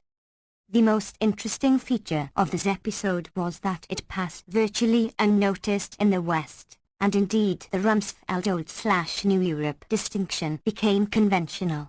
The episode did not in the least tarnish the reverence for Bush's messianic mission to promote democracy, the noble goal lauded by the liberal press. The reverence continues no matter how dramatic the refutation. To select just one of many cases, in January 2006, the population of Palestine voted in an election that was recognized to be free and fair, apart from the Bush administration's intervention in an effort to gain victory for its favored candidate, Mahmoud Abbas. But the wrong side won. Instantly, the United States and Israel turned to severe punishment of the population for their democratic errors, with Europe toddling politely along. Israel even cut off water to Gaza, where water shortages are severe, and a few months later, as Israeli terror increased, it bombed and destroyed power plants that provide electricity for pumping and sewage removal. Always with firm U.S. support, all further demonstrations of Bush's messianic mission to promote democracy. As always, there were pretexts. As usual, they collapse under even superficial examination. 9. U.S.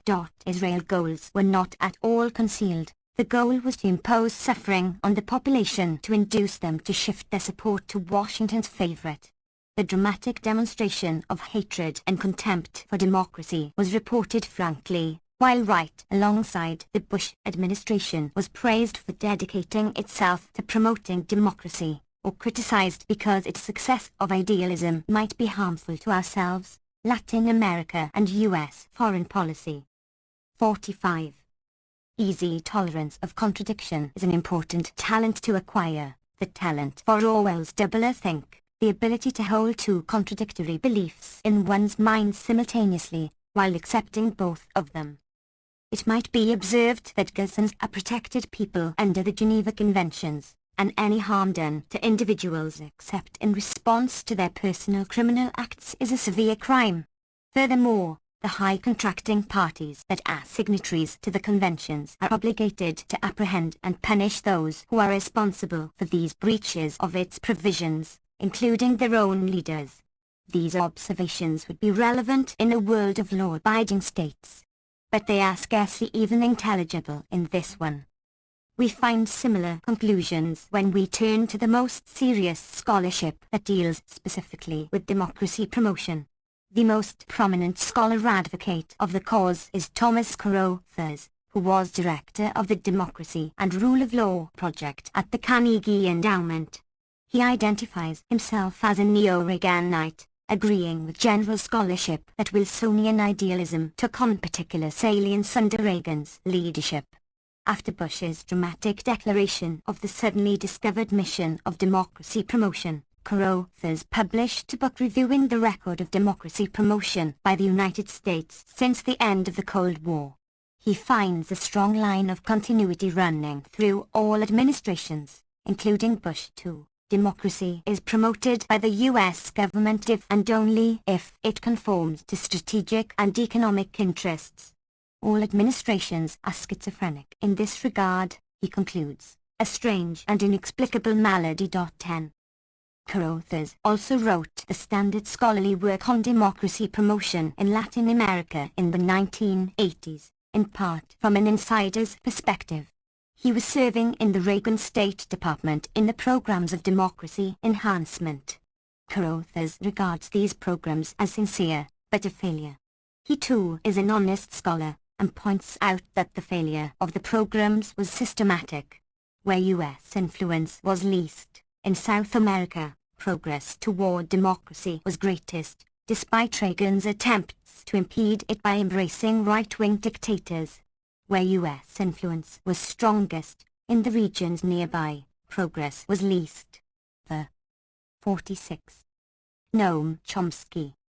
Reason, he explains, is that Washington would tolerate only limited, top-down forms of democratic change that did not risk upsetting the traditional structures of power with which the United States has long been allied, in quite undemocratic societies.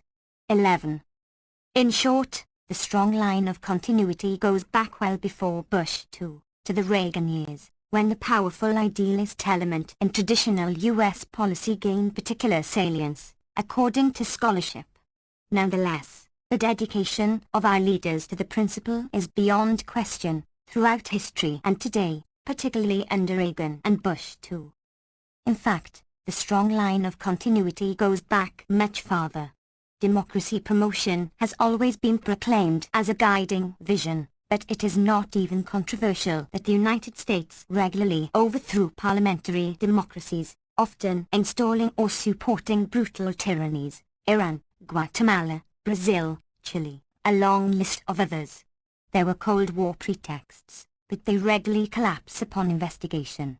I will not insult your intelligence by recounting how Reagan brought democracy to Central America by terrorist wars that left hundreds of thousands of corpses and 3 countries in ruins, a fourth doctrine. The paradoxical character of policy is also recognized at the liberal extreme of the policy spectrum, where it elicits regret but is felt to be unavoidable. The basic dilemma facing policy makers was expressed by Robert Pastor, a liberal Latin America scholar who was President Carter's National Security Advisor for Latin America. He explains why the administration had to support the murderous and corrupt Somoza regime in Nicaragua, and when that proved impossible, to try at least to maintain U.S. trained National Guard even as it was massacring the population with the brutality a nation usually reserves for its enemy, in his words, killing some 40,000 people. The reason was straightforward. The United States did not want to control Nicaragua or the other nations of the region, he writes, but it also did not want developments to get out of control. It wanted Nicaraguans to act independently, except when doing so would affect U.S. interests adversely. 12. The Cold War was scarcely relevant, but once again we find the dominant operative principle, illustrated copiously throughout history, policy. Latin America and U.S. foreign policy. 47. Conforms to expressed ideals only if it also conforms to interests. It is important to stress again that that term interests does not refer to the interests of the domestic population, but the interests of the concentrations of power that dominate the domestic society. The truism, essentially Adam Smith's maxim, is often derided by respectable opinion as a conspiracy theory, or Marxist, or some other epithet, but it is readily confirmed when subjected to inquiry. In a rare and unusually careful analysis of the domestic influences on U.S. foreign policy, Lawrence Jacobs and Benjamin Page find, unsurprisingly, that the major influence on policy is internationally oriented business corporations, though there is also a secondary effect of experts, who, they point out, may themselves be influenced by business. Public opinion, in contrast, has little or no significant effect on government officials, they find. As they observe, the results should be welcome to realists such as Walter Lippmann, the leading public intellectual of the 20th century, who considered public opinion to be ill-informed and capricious, and warned that following public opinion would create a morbid derangement of the true functions of power and produce policies deadly to the very survival of the state as a free society. In Lippmann's words, the realism is scarcely concealed ideological preference.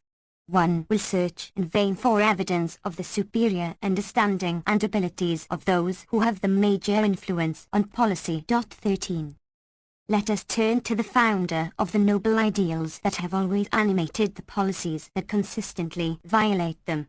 Wilsonian idealism was practiced most directly in Hispaniola, where Washington was carrying the white man's burden, the duty of the big brother, as Wilson's military governor explained.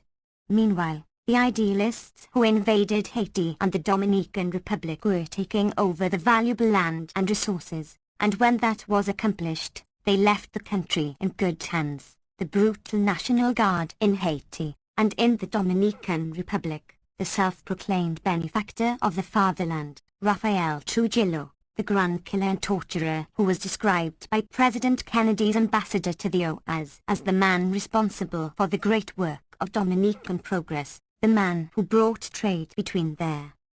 48. Noam Chomsky. Republic and the other American nations to a peak. The enemy from whom Wilson's Marines were defending the inhabitants was not the Russians in this pre-Bolshevik intervention, rather the Huns, who were also blamed for the insurgency that sought to disrupt the idealistic venture. Dominican President Henriquez went to the Versailles Conference in 1919 to request that his country be included among the oppressed nationalities whose cause President Wilson claimed to champion in his famous 14 points. But Henriquez failed. Wilson barred any consideration of the Western Hemisphere. Among his other notable achievements at the Versailles Conference, Wilson refused even to speak to a gentleman asking politely whether Vietnam might merit some limited form of self-determination. He later became famous under the name Ho Chi Minh. In Hispaniola itself, Wilson's vicious treatment of the Dominican Republic was relatively benign, because its inhabitants had a preponderance of white blood and culture, the State Department explained, while the Haitians are Negro for the most part and are almost in a state of savagery and complete ignorance. There is no need to review the events or the aftermath. 14. More generally, Wilson's dedication to self-determination, he explained, did not apply to people at a low stage of civilization, who must be given friendly protection, guidance, and assistance by the colonial powers that had tended to their needs in earlier years. His famous 14 points held that in questions of sovereignty, the interests of the populations concerned must have equal weight with the equitable claims of the government whose title is to be determined, the colonial ruler. At home, his idealism took the form of the Red Scare that was the worst attack on elementary civil rights in American history. 15. As noted earlier, among the many reasons for regarding the fabled American exceptionalism with some skepticism is that the doctrine appears to be close to a historical universal, including the worst monsters, Hitler, Stalin, the conquistadors. It is hard to find an exception. Aggression and terror are almost invariably portrayed as self-defense and dedication to inspiring visions. Japanese Emperor Hirohito was. Latin America and U.S. foreign policy. 49. Merely echoing a broken record in his surrender declaration in August 1945 when he told his people that we declared war on America and Britain out of our sincere desire to ensure Japan's self-preservation and the stabilization of East Asia, it being far from our thought either to infringe upon the sovereignty of other nations or to embark upon territorial aggrandizement. If Asians have a different picture, it shows that they are backward and uncivilized people. They too are naughty children who are exercising all the privileges and rights of grown-ups and require a stiff hand, an authoritative hand. The description of Latin Americans by Secretary of State John Foster Dulles, though he advised President Eisenhower that to control the naughty children more effectively, it may be useful to pat them a little bit and make them think that you are fond of them. The Kennedy administration relied more on academic intellectuals, who were more respectful. Kennedy's Latin American advisor, historian Arthur Schlesinger, recommended to the president that he should address Latin Americans with a certain amount of high-flown corn about the higher aims of culture and spirit, which will thrill the audience south of the border, where meta-historical disquisitions are inordinately admired. Meanwhile we'll take care of the serious business. 16. In the internal planning record, the guiding principles of policy are often articulated without illusion. The basic principles are revealed by the oldest concern of U.S. policy in Latin America, Cuba. In 1823, the Monroe Doctrine declared Washington's right to rule the hemisphere, but it was not powerful enough to exercise that right because of the British deterrent. The British did not try to impede the murderous conquest of Spanish Florida in 1818 and could not prevent the conquest of half of Mexico or the remainder of the national territory. But British forces did bar the conquest of Canada and Cuba. The intellectual father of Manifest Destiny, John Quincy Adams, predicted that Cuba would eventually drop into U.S. hands by the laws of political gravitation, just as an apple severed by a tempest from its native tree cannot but choose to fall to the ground. By the end of the century, the laws of political gravitation had come to apply, as Adams had anticipated. The 50. Noam Chomsky. British deterrent was overcome, and the United States was able to intervene to bar Cuba's liberation from Spain, turning it into a virtual colony until 1959, to quote historians and policy analysts Ernest May and Philip Zelikow. 17. The propaganda of 1898 held that the United States intervened to liberate Cuba from Spanish terror, a noble humanitarian intervention fulfilling what is now solemnly called the responsibility to protect. The power of U.S. propaganda is so great that it has prevailed in most of the world until quite recently. By now, it has been torn to shreds by serious scholarship, primarily the work of Luis Perez, which reveals that Cubans were on the verge of defeating the Spanish armies when the United States intervened. Furthermore, had it not been from the valiant efforts of Cuban forces, the U.S. military campaign might have ended in a military disaster, even a humiliating withdrawal. In Perez's words, it was war ostensibly against Spain, but in fact against Cubans. The intervention changed everything, as it was meant to. A Cuban war of liberation was transformed into a U.S. war of conquest. Some recognized reality at the time. The distinguished statesman Lacourute, then Secretary of War, declared bluntly that we intend to rule and that is all there is to it. The Cuban commanders were not even permitted to attend Spain's surrender, and along with other Cubans, were treated with racist contempt from the first moments. 18. What happened after Cuba's actual liberation in 1959 is highly instructive. 19. Within a few months, the Eisenhower administration resolved to overthrow the government. Support for military operations began, later extended to a major terrorist war by Kennedy. Responsibility for the war was assigned to the president's brother, Robert Kennedy, whose highest priority was to bring the terrors of the earth to Cuba, according to his biographer, Arthur Schlesinger. The terrorist war was no slight affair. It was also a major factor in bringing the world to the verge of nuclear war in 1962, and was resumed as soon as the missile crisis ended. And it continued through the century, from U.S. territory, though in later years Washington no longer initiated and supported terrorist attacks on Cuba, but only tolerated them, and continues to provide haven to some of the Latin America and U.S. foreign policy. 51.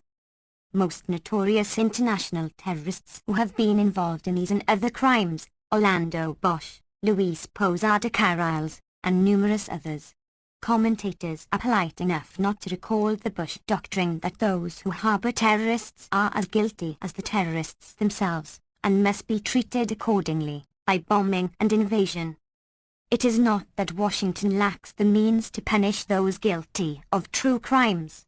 Its capacity to do so was revealed when Cuban agents infiltrated the Miami-based terrorist networks that Washington was harboring, to try to expose and deter their terrorist operations.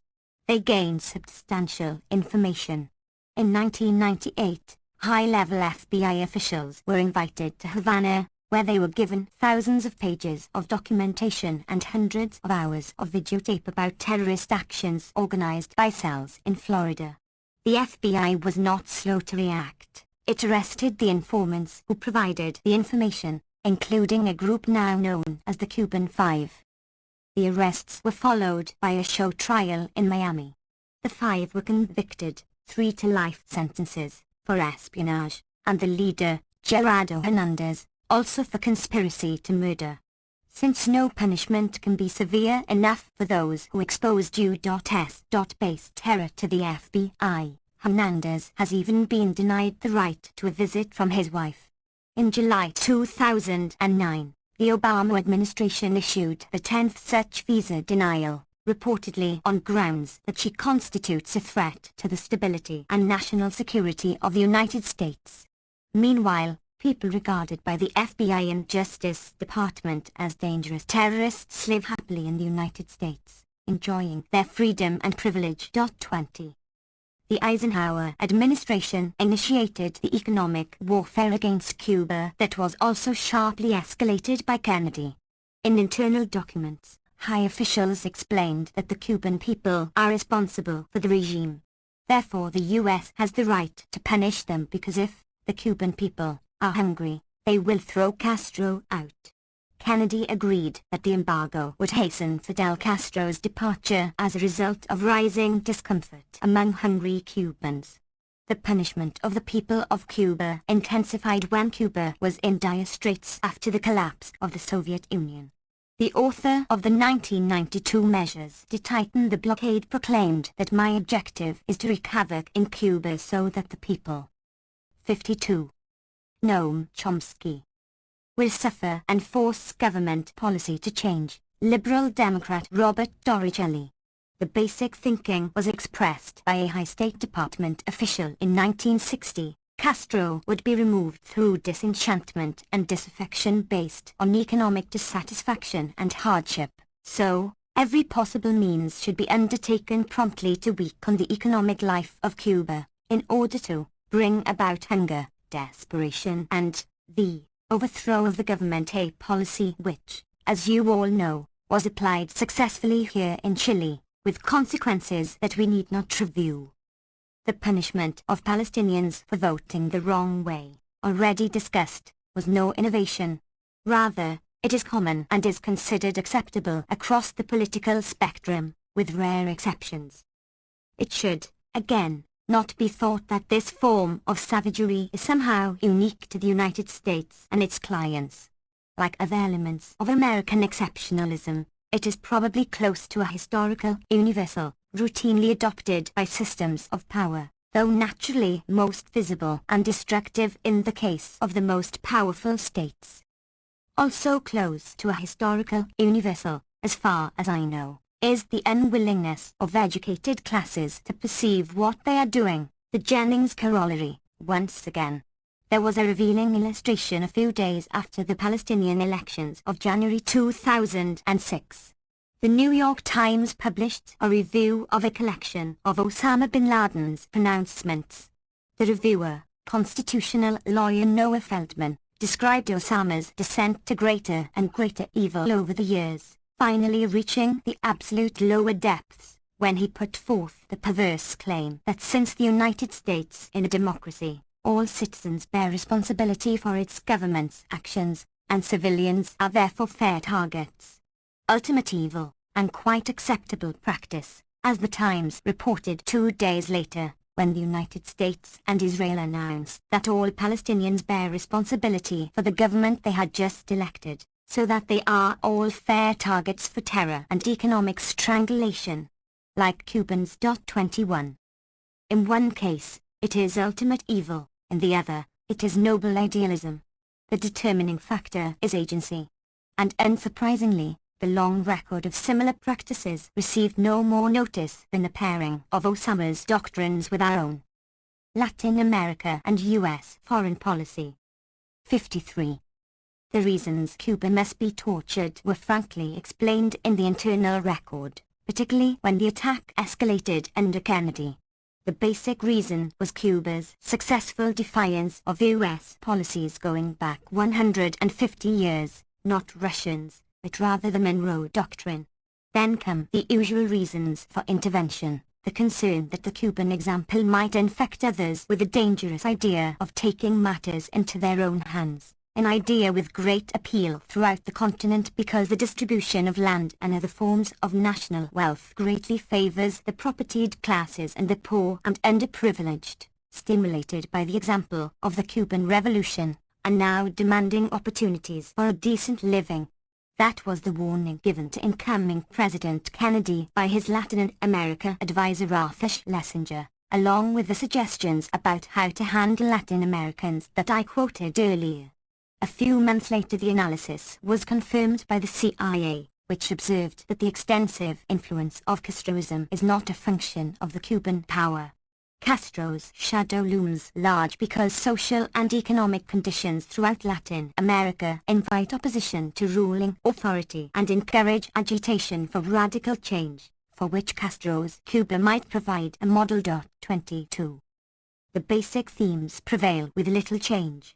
When Washington reacted with fear and fury to the democratic election that brought Allen to office, the concern was not just the threat to corporate interests, rather, his election was perceived as a challenge to the whole ideological basis of U.S. global policy.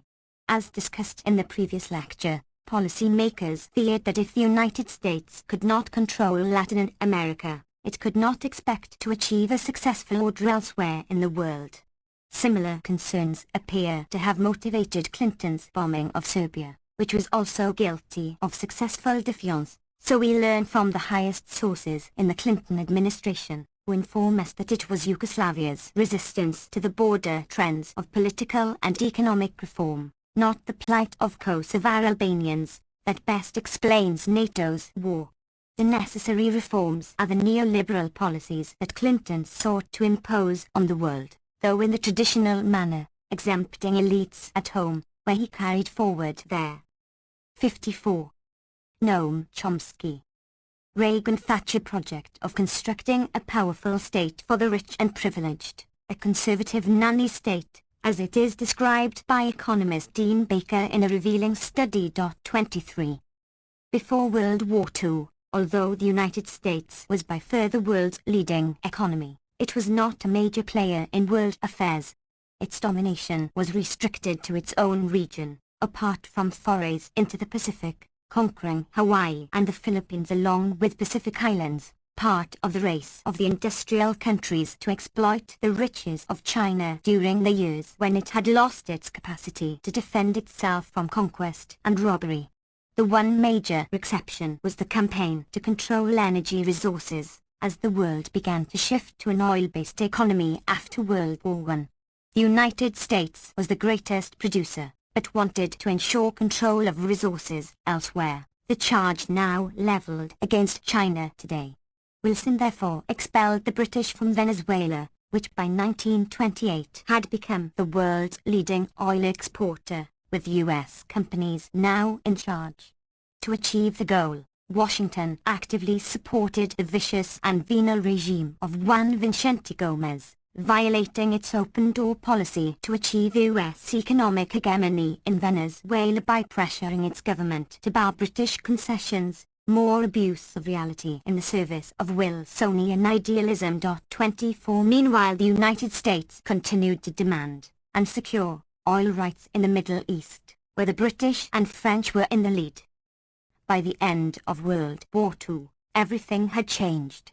U.S. industrial production more than tripled during the war, while industrial rivals were severely damaged or destroyed. The United States had literally half of the wealth of the entire world, along with incomparable security and military power, including nuclear weapons. U.S. planners had no doubt that they could now implement the Monroe Doctrine for the first time, and could also go on to dominate most of the world.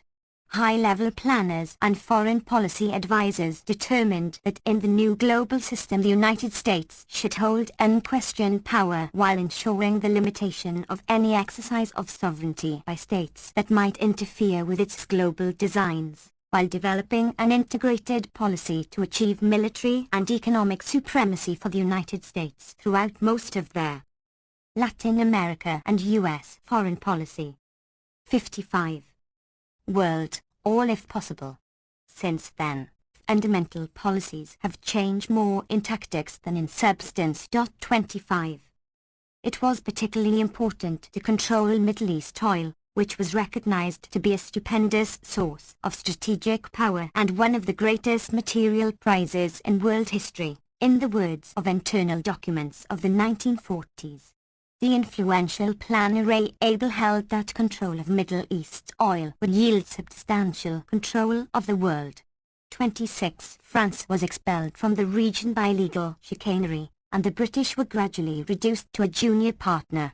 In Latin America, repeated efforts to follow an independent path elicited violence or economic warfare in ways I need not recount. Until recently, there was only a single survivor. Hence the seemingly irrational passion of the continuing assault against Cuba, in virtual isolation from world opinion as regular votes at the General Assembly show. And also in defiance of U.S. public opinion, which for decades has favored entering into normal relations with Cuba. And even in defiance of major segments of business, which is an unusual sign of a driving state interest, the Mafia Doctrine. The Godfather does not easily tolerate disobedience, which could spread, an underappreciated principle of international order, to be added to the doctrines of Smith and Thucydides and the Jennings Corollary. 27. The conventional version of the Mafia Doctrine is the domino theory. If we allow them to survive where they are, they'll topple dominoes nearby, and will soon be a direct threat to us. So by the standard principles of preventive war, we must stop them at once, far from our shores. This version of the theory is regularly abandoned, often ridiculed as exaggerated, once the occasion for invoking it has passed. But the rational version of the doctrine persists, unchallenged, because it is quite plausible. Several examples have already been cited, and there are many others, including the U.S. invasion of South Vietnam, later all of Indochina. The Godfather's concerns are valid. We should not, however, underestimate the element of genuine fear, which is deeply rooted in American culture. The basic theme was expressed plaintively by President Lyndon Johnson, speaking to troops in Asia. There are 3 billion people in the world and we have only 200 million of. 56. Noam Chomsky. Them, he warned. We are outnumbered 15 to 1. If might did make right, they would sweep over the United States and take what we have. We have what they want. So we have to stop them in Vietnam. Similar fears were voiced by Ronald Reagan when he strapped on his cowboy boots and declared a national emergency in 1985, warning that the fearsome Nicaraguan army was only 2 days driving time from Harlingen, Texas, an imminent terrorist threat if we don't stop them in Managua. And when he bombed the nutmeg capital of the world, Grenada, because the Russians might use it to bomb the United States, if they could find it on a map. It is a mistake to ridicule these fears because of the manifest absurdity. In Johnson's case, at least, they were probably sincere, drawn from a long tradition.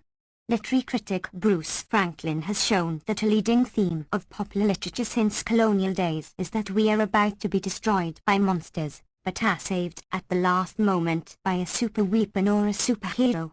And as he also shows, the monsters are commonly those we are crushing. This fear of them reveals itself in mobilization for aggression and violence abroad, and at home in the hatred of the next generation of immigrants that has been a pervasive feature of this immigrant society, and is once again taking ugly forms today. It is an element of the periodic outbursts of so-called populism, the idea that they are taking our country away from us, poisoning our culture and society, stealing our hard-earned money, particularly salient now with the growing recognition that whites are becoming a minority, a persecuted minority, as many see it. One doesn't have to keep to rabid talk show hosts to perceive the sentiment. A version appears in more mainstream commentary and even in scholarly literature, and plays no slight role in foreign and domestic politics. 28. The end of the Cold War brought some changes, but more in pretexts and tactics than in principle. The war on drugs was redeclared by Bush I with a huge government media propaganda campaign just in time to provide a pretext for the invasion of Panama to kidnap a thug who was convicted in Florida for crimes mostly committed when he was on the CIA payroll, incidentally killing unknown numbers of poor people in the bombarded slums, thousands according to Panamanian human rights investigators. But there was no U.S. inquiry. We don't do body counts, as Latin America and U.S. foreign policy. 57. Explained by General Tommy Franks, the conqueror of Iraq. The war on drugs also had an important domestic component. Much like the war on crime, it served to frighten the population into obedience as domestic policies were being implemented to benefit extreme wealth at the expense of the large majority, one part of broader processes to which we return. The alleged threat was later transmuted from drugs to narco-terrorism, exploiting opportunities offered by 9/11. By the end of the millennium, total U.S. military and police assistance in the hemisphere already exceeded economic and social aid. That is a new phenomenon. Even at the height of the Cold War, economic aid far exceeded military aid. Predictably, the policies strengthened military forces at the expense of civilian authorities, exacerbated human rights problems and generated significant social conflict and even political instability, according to a study by the Washington Office on Latin America. From 2002 to 2003, the number of Latin Americans troops trained by U.S. programs increased by more than 50%, and has probably increased since. Police are trained in light infantry tactics. The Southern Military Command, Southcom, by then had more personnel in Latin America than most key civilian federal agencies combined. The new focus is on street gangs and radical populism. There is no need to tarry on what that phrase means in the Latin American context. Military training is being shifted from the State Department to the Pentagon. That frees military training from human rights and democracy conditionalities under congressional supervision, never very strong, but at least a deterrent to some of the worst abuses. 29. The U.S. Fourth Fleet, disbanded in 1950, was reactivated in 2008. Its responsibility extends to the Caribbean, Central and South America, and the surrounding waters. The official announcement defines its various operations to include counter-illicit trafficking, theater security cooperation, military-to-military interaction and bilateral and multinational training. The reactivation of the fleet understandably elicited protest and concern from the governments of Brazil, Venezuela, and others. 30.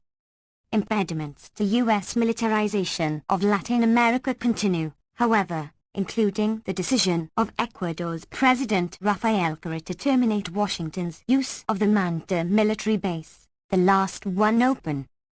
58. Noam Chomsky. To the United States in South America. But that does not end the story. In July 2009, as the United States terminated its operations in Ecuador, the United States and Colombia concluded a secret deal to permit the United States to use 7 military bases in Colombia, one of the few places left in the Americas where the Yankee military is welcome. Time magazine observed. 31 In Honduras, The United States uses the Palmarola military base, called the Unsinkable Aircraft Carrier, when it served as a major base for Reagan's terrorist war against Nicaragua, possibly a factor in Obama's isolated stance in accepting the 2009 Honduran elections under military rule after the president was expelled. See pages 67 to 68. After the United States endorsed the Honduran elections, Honduras signed a security pact with Colombia, adding another piece to the U.S.Run project of remilitarization of the region. 32. The United States also has access to bases in the Dutch islands Curaçao and Aruba, regarded as threats particularly by Venezuela, close by. The officially highlighted purpose of the Colombian bases is to counter narco-trafficking and terrorism, but senior Colombian military and civilian officials familiar with negotiations told the Associated Press that the idea is to make Colombia a regional hub for Pentagon operations, AP reported. There are reports that the agreement provides Colombia with privileged access to U.S. military supplies. Colombia had long before become the leading recipient of U.S. military aid, apart from Israel-Egypt, a separate category. Colombia has had by far the worst human rights record in the hemisphere since the Central American Wars of the 1980s wound down. The correlation between U.S. aid and human rights violations has long been noted by scholarship, CP 261. 33. AP also cited an April 2009 document of the U.S. Air Mobility Command. This study proposes that the Palanquero base in Colombia could become a cooperative security location, CSL, from which mobility operations could be executed. From Palanquero, the authors observe, nearly half the continent can be covered by a C-17 military transport, without refueling. This could form part of a global en route strategy, which helps achieve the regional engagement strategy and assists with the mobility routing to Africa. For the present, the strategy to place a CSL at Latin America and U.S. foreign policy. 59. Palanquero should be sufficient for air mobility reach on the South American continent, the document concludes. But it goes on to explore options for extending the routing to Africa with additional bases, all of which are to form part of the U.S. system of global surveillance, control, and intervention, a remarkably ambitious construction with no historical parallel. 34. In May 2009 the Air Force submitted a budget request to Congress, explaining that the Palanquero base would provide full-spectrum operations over most of the hemisphere and thus increase our capability to conduct intelligence, surveillance and reconnaissance, ISR, improve global reach, support logistics requirements, improve partnerships, improve theater security cooperation, and expand expeditionary warfare capability. Among the tasks is to counter the threat from narcotics-funded terrorist insurgencies, and anti-U.S. governments. 35. On August 28, 2009, the newly formed Union of South American Nations, UNLA, met in Bariloche, Argentina, to consider the military bases. The final declaration stressed that South America must be kept as a land of peace, and that foreign military forces must not threaten the sovereignty or integrity of any nation of the region. It instructed the South American Defense Council to investigate the document of the Air Mobility Command. Problems of implementation were left to subsequent meetings. 36. A month after the UNLA meeting, the Panamanian press reported that Obama-Clinton had arranged for 2 new air and naval bases in Panama for U.S. operations, again near Venezuela. 37. Bolivian President Evo Morales was particularly bitter about the plans for military bases. Drawing on his background in a coca growers' union, he said he had witnessed U.S. soldiers accompanying Bolivian troops who fired at his union members. So now we're narco-terrorists, he continued. When they couldn't call us communists anymore, they called us subversives, and then traffickers, and since the September 11th attacks, terrorists. He warned that the history of Latin America repeats itself. 38. Morales observed that the ultimate responsibility for Latin America's violence lies with U.S. consumers of illegal drugs. If UNRWA sent troops to the United States to control consumption, would they accept it? Impossible. 60. Noam Chomsky. Morales's rhetorical question can be extended. Suppose that UNRWA, or China, or many others claimed the right to establish military bases in Mexico to implement programs to eradicate tobacco in the United States, by aerial fumigation in North Carolina and Kentucky, interdiction by sea and air forces, and dispatch of inspectors to the United States to ensure it was eradicating this poison, which is turned into products far more lethal than cocaine or heroin, incomparably more than cannabis. The toll of tobacco use, including passive smokers who are seriously affected though they do not use tobacco themselves, is truly fearsome, overshadowing the lethal effects of other dangerous substances, even the second largest killer, alcohol, which like tobacco causes great harm to non-users. The idea that outsiders should interfere with the production and distribution of these lethal substances is plainly unthinkable. The fact that the U.S. justification for its drug programs abroad is accepted as plausible, even regarded as worthy of discussion, is yet another illustration of the deep roots of the imperial mentality in Western culture. Even if we adopt the imperial premises, it is hard to take seriously the announced goals of the drug war, which persists without notable change despite extensive evidence that other measures, prevention and treatment, are far more cost-effective, and despite the persistent failure of the resort to criminalization at home and violence and chemical warfare, fumigation, abroad, at least, with regard to the announced goals. 39. In February 2009, the Latin American Commission on Drugs and Democracy issued its analysis of the U.S. war on drugs in past decades. The Commission, led by former Latin American presidents Fernando Cardoso, Brazil, Ernesto Zedillo, Mexico, and Cesar Gaviria, Colombia, concluded that the drug war had been a complete failure and urged a drastic change of policy, away from forceful measures at home and abroad and toward much less costly and more effective measures. Their report had no detectable impact, just as earlier studies and the historical record have had none. That again reinforces the natural conclusion that the drug war, like the war on crime and the war on terror, is pursued for reasons other than the announced goals. 40. Latin America and U.S. foreign policy. 61. To determine the reasons, we may adopt a procedure familiar in the legal system, which takes predictable consequences to be evidence of intent, particularly when the consequences are so clear over a long period, along with the predictable failure to reach the announced purposes. The consequences have always been clear. The programs underlie counterinsurgency abroad, with particularly harsh effects in the main target, Colombia, and at home serve as population control, in part by frightening the population, a standard mode of imposing discipline, in part by removing the superfluous population, mostly black and Latino, by sending huge and growing numbers to prison, the civilized counterpart to Latin American social cleansing, limpieza social.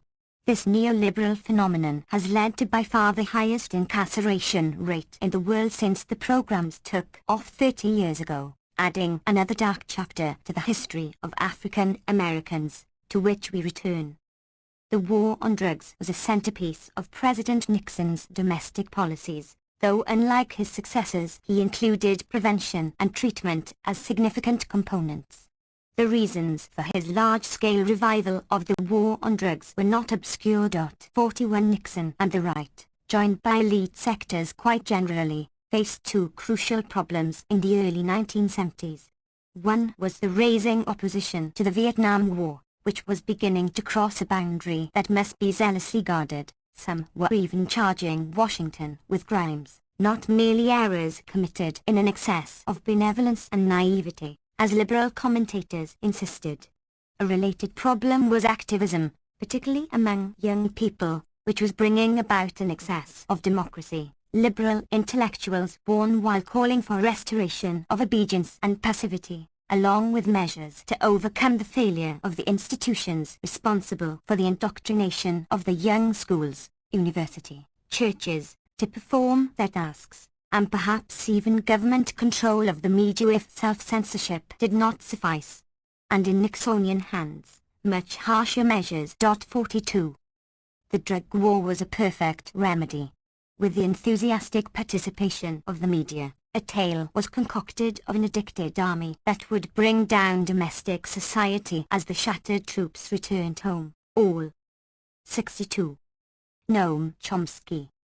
Part of an insidious communist plot, the communists, in Vietnam, are battling American troops not only with firepower but with drugs, the respected liberal commentator Walter Cronkite proclaimed, while his colleagues lamented that the worst horror to have emerged from the war is the plague of addiction of American troops. Stuart Alsop.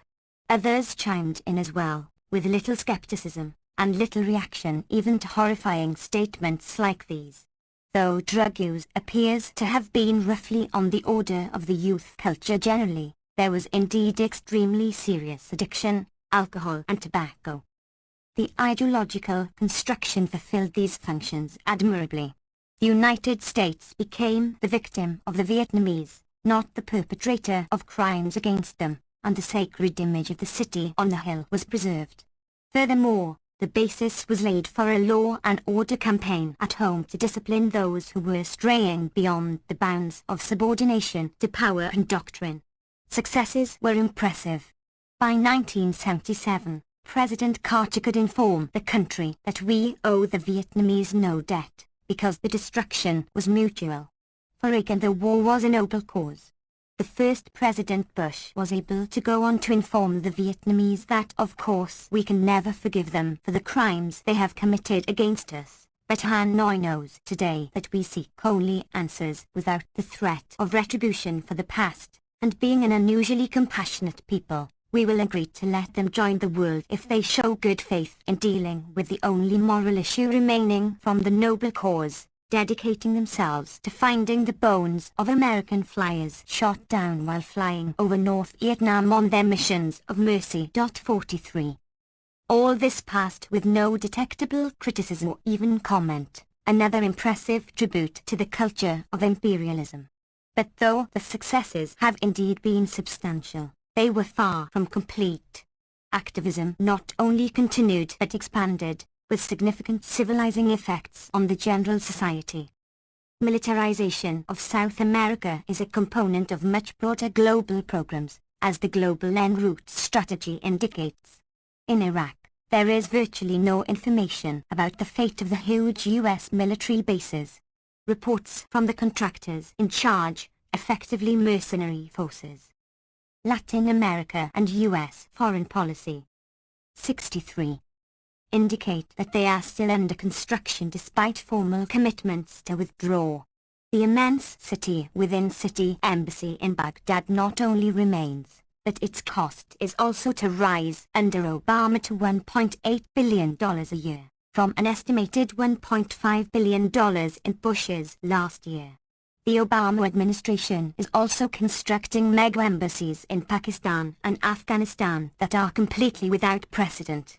Throughout the Gulf region, billions of dollars are being spent to develop critical base and port facilities, along with military training and arms shipments expanding the U.S. global system of militarization.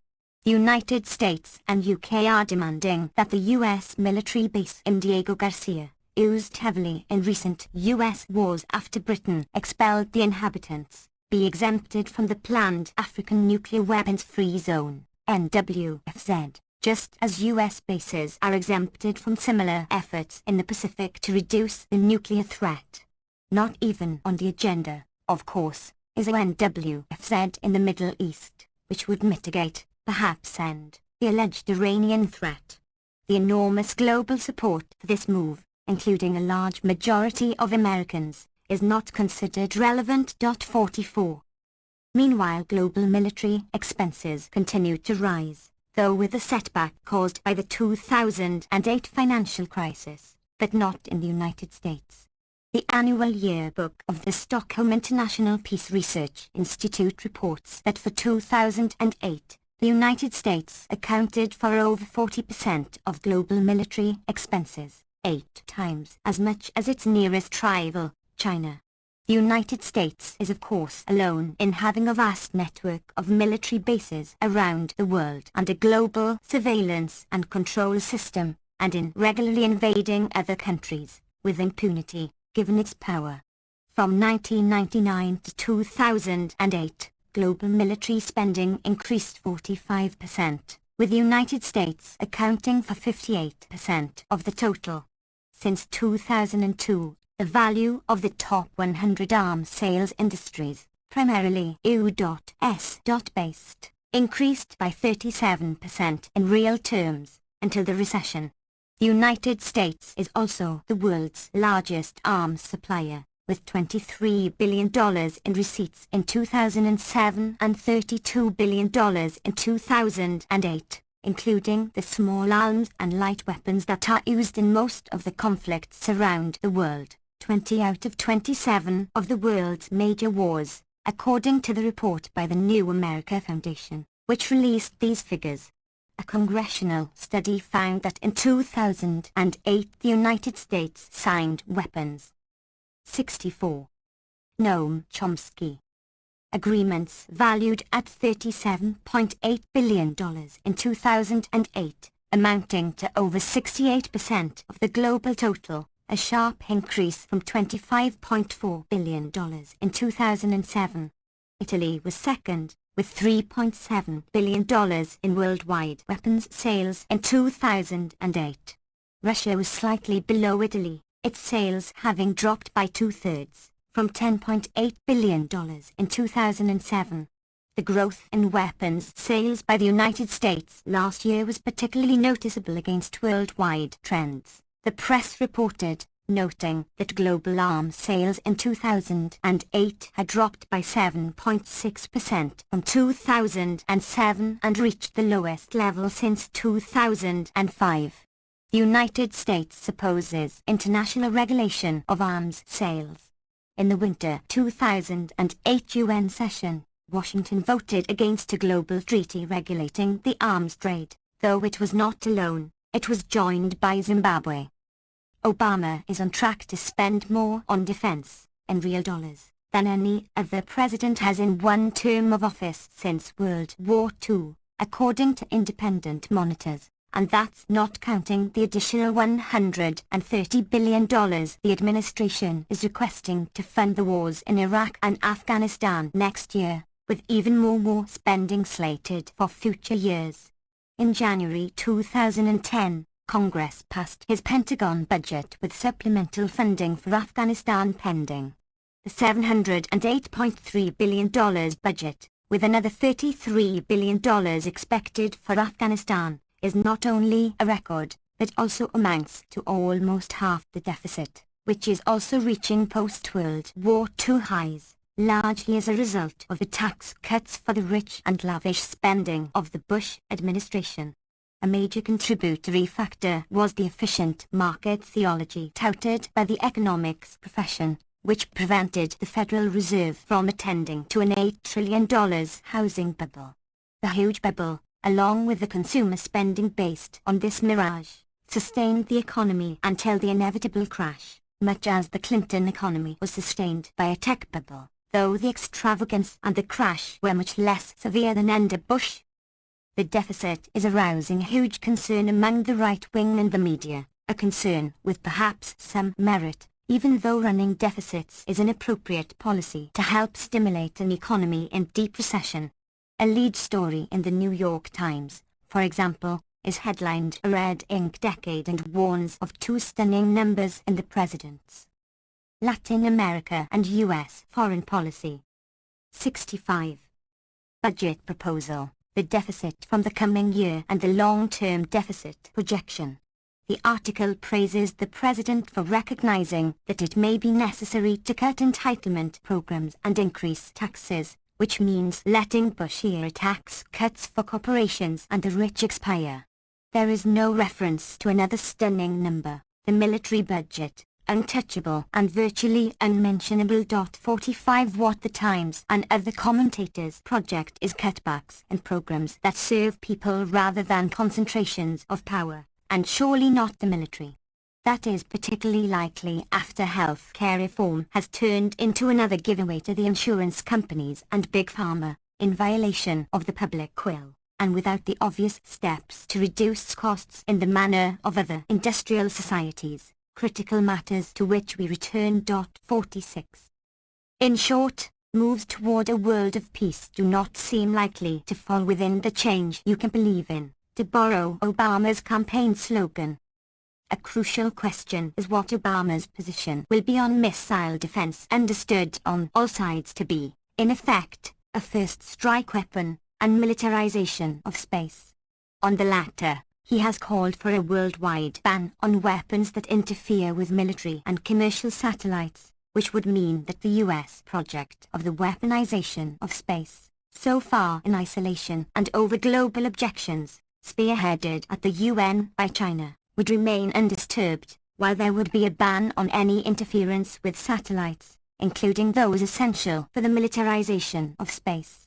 He has also called for a space weapons ban, a very welcome step, but presented in a way that leaves a lot of wiggle room. Victoria Sampson at the Center for Defense Information.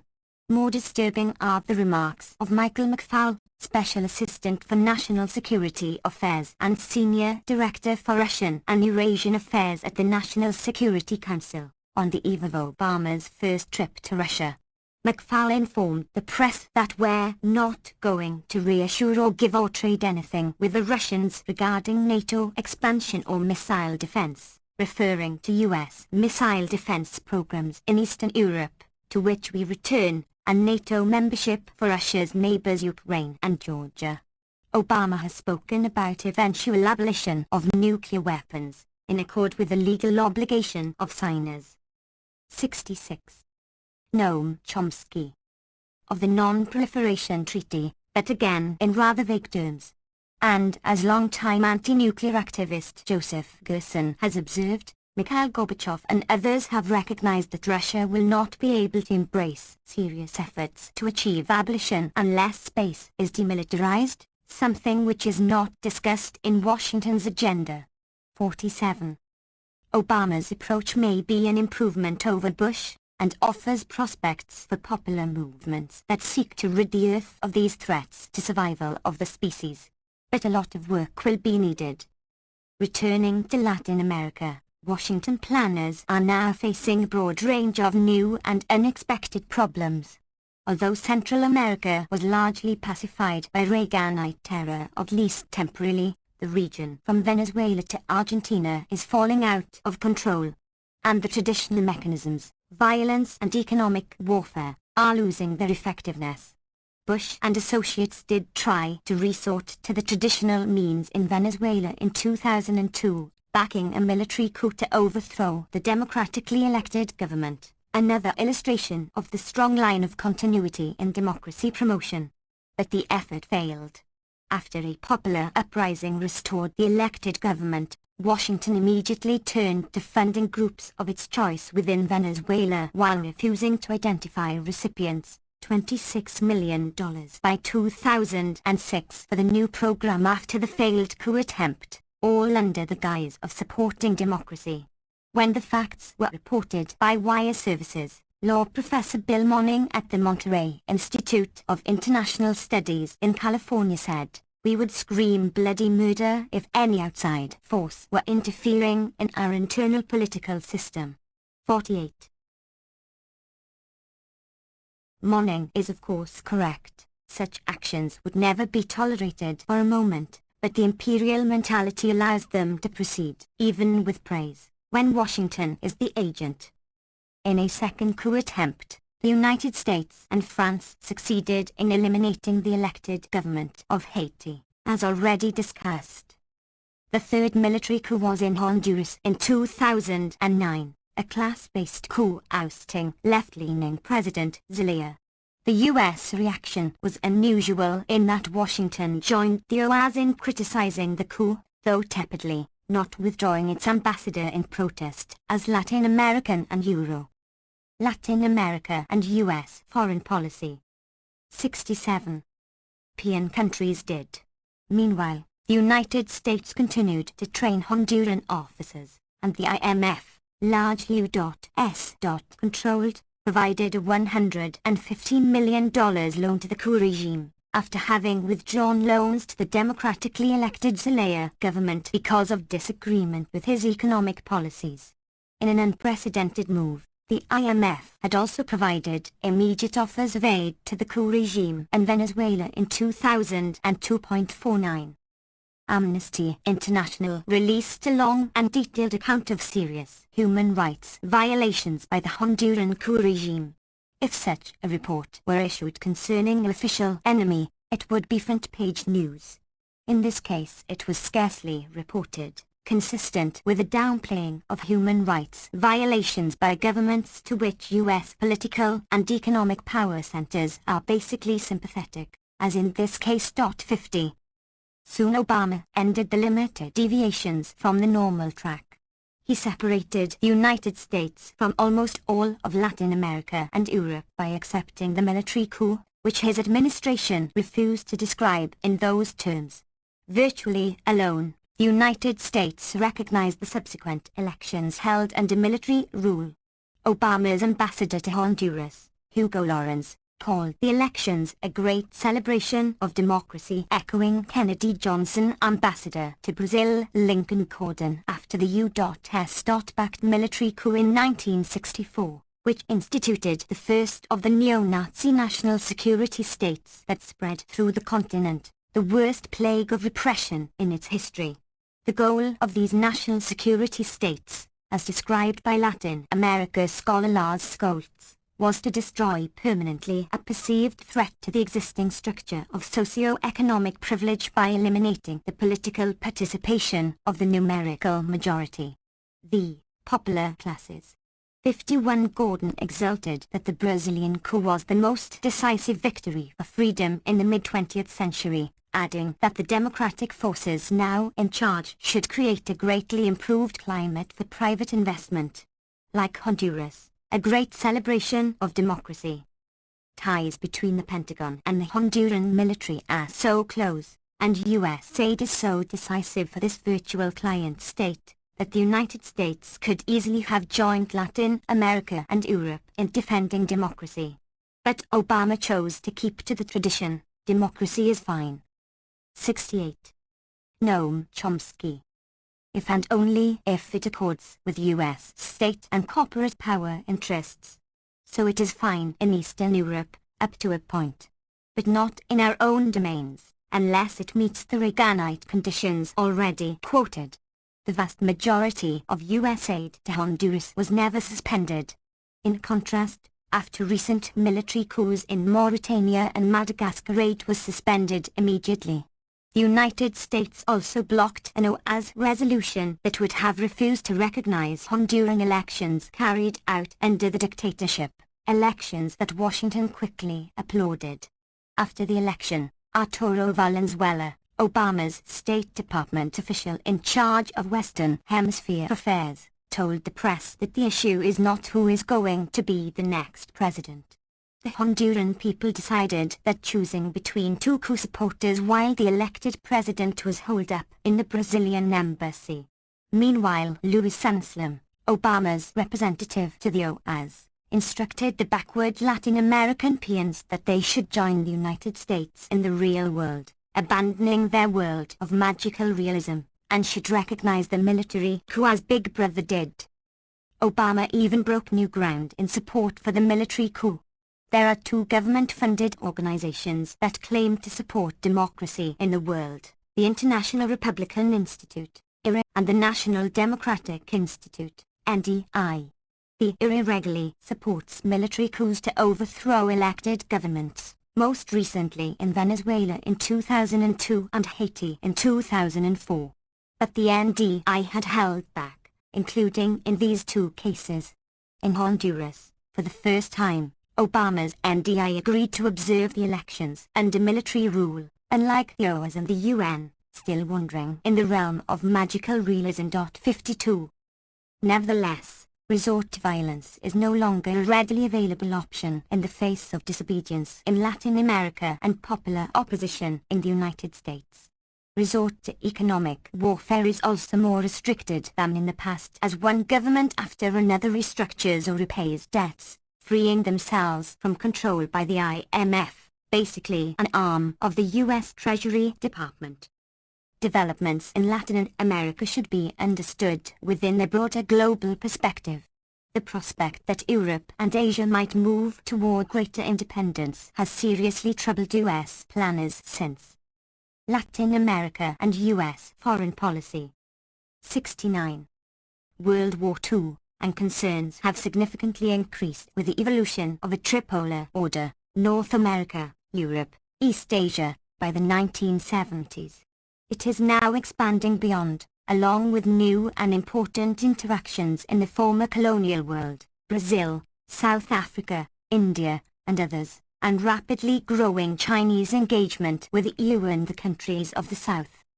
U.S. intelligence has projected that in the coming decades, the United States, while controlling Middle East oil for the traditional reasons, will itself rely mainly on more stable Atlantic Basin resources, West Africa, Western Hemisphere. Control of Middle East oil is now far from a sure thing, especially after the arrogant blundering of the violent Bush clique in Iraq, portrayed as a success, but informed observers know better. 53. These expectations are also threatened by developments in the Western Hemisphere, accelerated by Bush administration policies that left the United States remarkably isolated in the global arena. The Bush administration even succeeded in alienating Canada, no small feat. The reason was Washington's rejection of NAFTA decisions favoring Canada that led Canada to establish closer relations with China. Canadian officials said that Canada might shift a significant portion of its trade, particularly oil, from the United States to China, not very likely, but an unusual gesture of independence. In a further blow to Washington's energy policies, the leading oil exporter in the hemisphere, Venezuela, has forged probably the closest relations with China of any Latin American country, and plans to sell increasing amounts of oil to China as part of its effort to reduce dependence on the openly hostile U.S. government. Latin America as a whole is increasing trade and other relations with China, with some setbacks but likely expansion, in particular raw materials exporters such as Brazil, Peru, and Chile. For Brazil, now often called the farmer of the world, China is now its largest trading partner. The increase is part of the tendencies toward a more diverse and multipolar world that are of considerable concern to American planners, who had long taken global hegemony for granted. 54. Meanwhile, Cuba-Venezuela relations have become close, each relying on its comparative advantage. Venezuela is providing low-cost oil, as it does elsewhere in the Caribbean, while in return Cuba organizes literacy and health programs, sending thousands of highly skilled professionals. 70. Noam Chomsky. Teachers and doctors, who work in the poorest and most neglected areas, as they do elsewhere in the Third World. Joint Cuba-Venezuela projects are also reported to be having an impact in the Caribbean, where with Venezuelan funding Cuban doctors are providing health care to thousands of people who had no hope of receiving it. Operation Miracle, as it is called, is described by Jamaica's ambassador to Cuba as an example of integration and South-South cooperation, and appears to be generating enthusiasm among the poor majority. The United States and Mexico toyed with the idea of an oil subsidy to counter Venezuelan petrodiplomacy, but apparently did not pursue it. Venezuela's entry into Mercosur was described by Argentine President Néstor Kirchner as a milestone in the development of this trading bloc, and welcomed as opening a new chapter in our integration by Brazilian President Lula da Silva. Venezuela also supplied Argentina with fuel oil to help stave off an energy crisis, and bought almost a third of Argentine debt issued in 2005, one element of a region-wide effort to free the countries from the controls of the IMF after 2 decades of disastrous effects of conformity to its rules. The IMF has acted towards our country as a promoter and a vehicle of policies that caused poverty and pain among the Argentine people, President Kirchner said in announcing his decision to pay almost $1 trillion to rid Argentina of the IMF forever.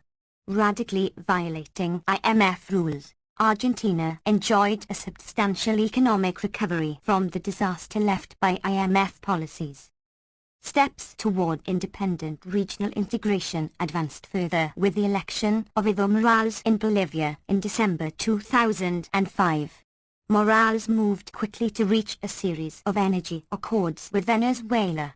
He too committed himself to reversing the neoliberal policies that Bolivia had pursued rigorously for 25 years, leaving the country with lower per capita income than at the outset.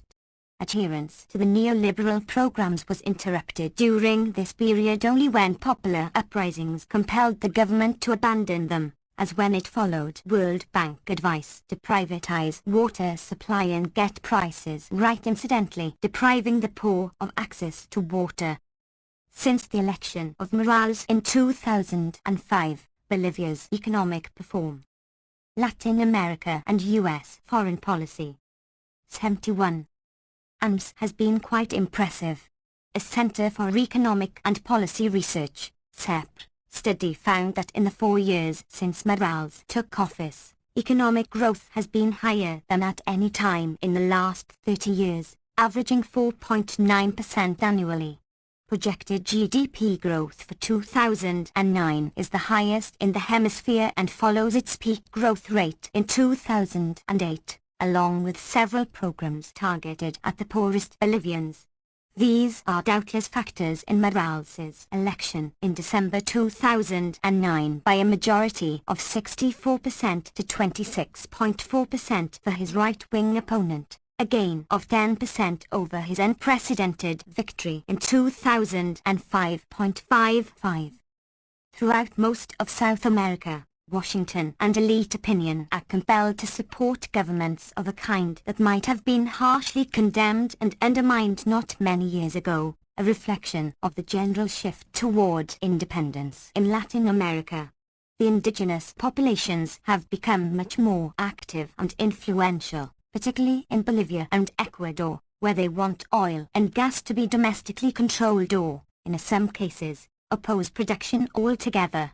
Many indigenous people apparently do not see any reason their lives, societies, and cultures should be disrupted or destroyed so that northern urbanites can sit in their SUVs in traffic gridlock.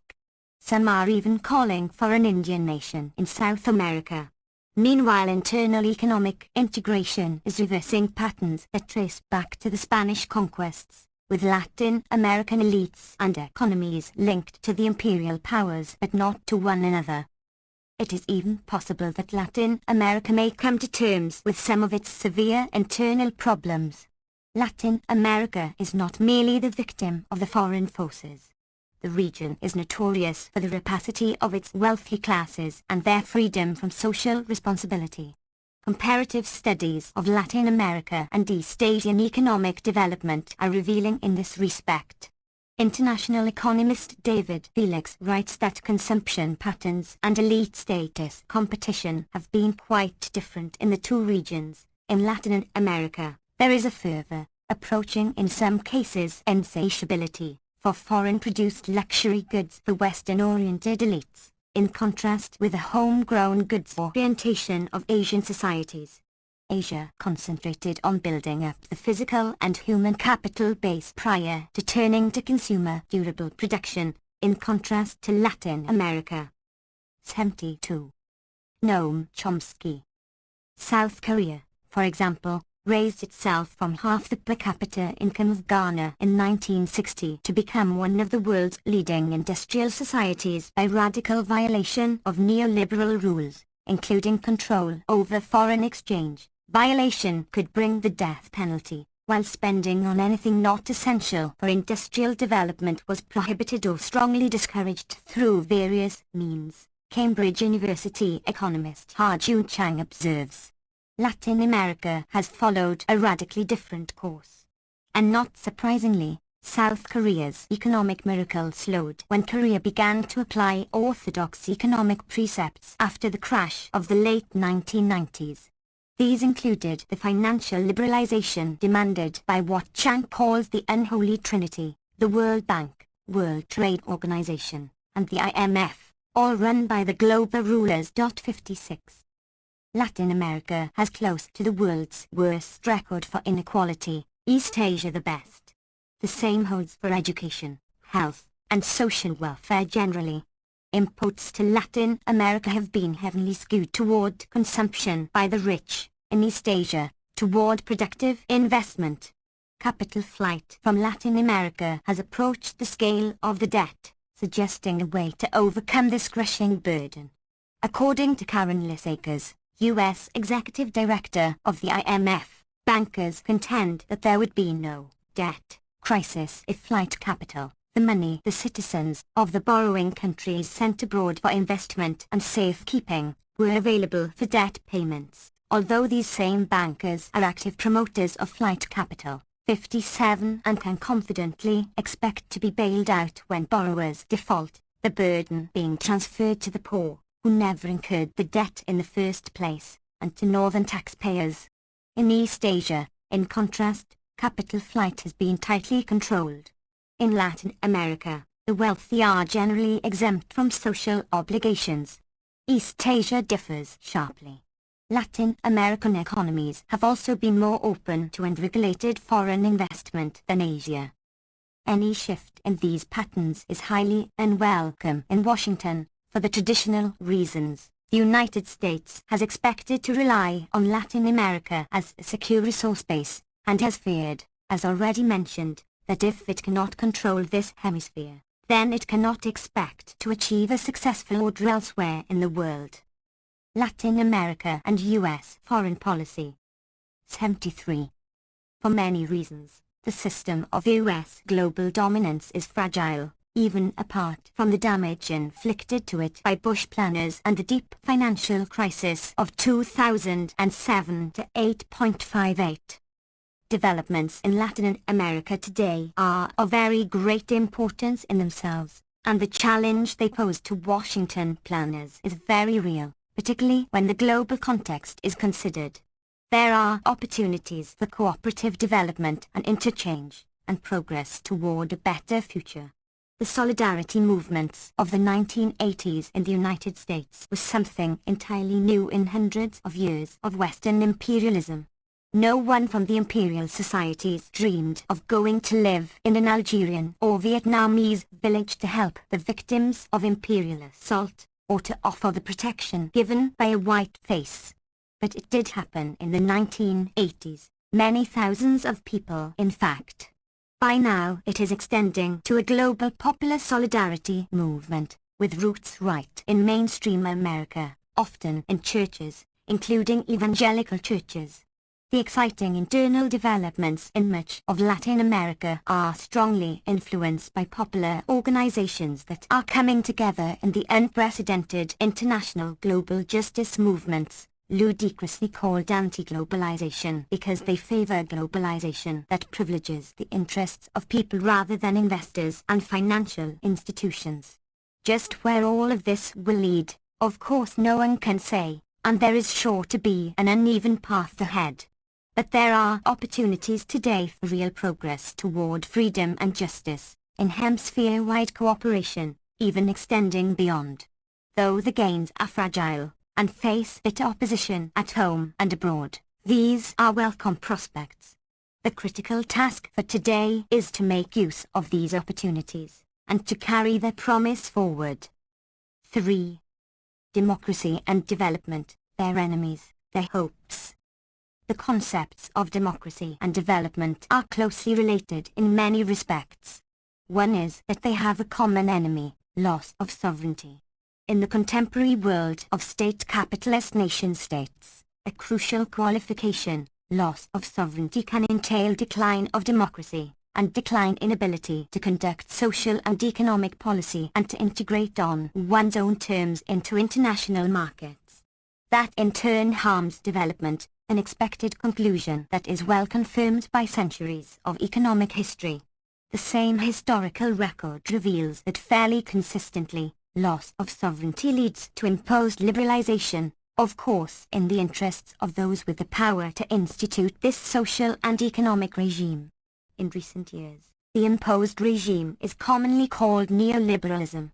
It is not a very good term. The social economic regime is not new, and it is not liberal, at least as the concept was understood by classical liberals. With such provisos as these, it is fair to say that a common enemy of democracy and development in the modern period is neoliberalism, though it has earlier guises. The statement is debatable in the case of development, much less so in the case of democracy. The very design of neoliberal principles is a direct attack on democracy. I will return to that, but first let us consider development. Whether neoliberalism is the enemy of development is debatable, for a simple reason: the economy, particularly the international economy. 75. 76.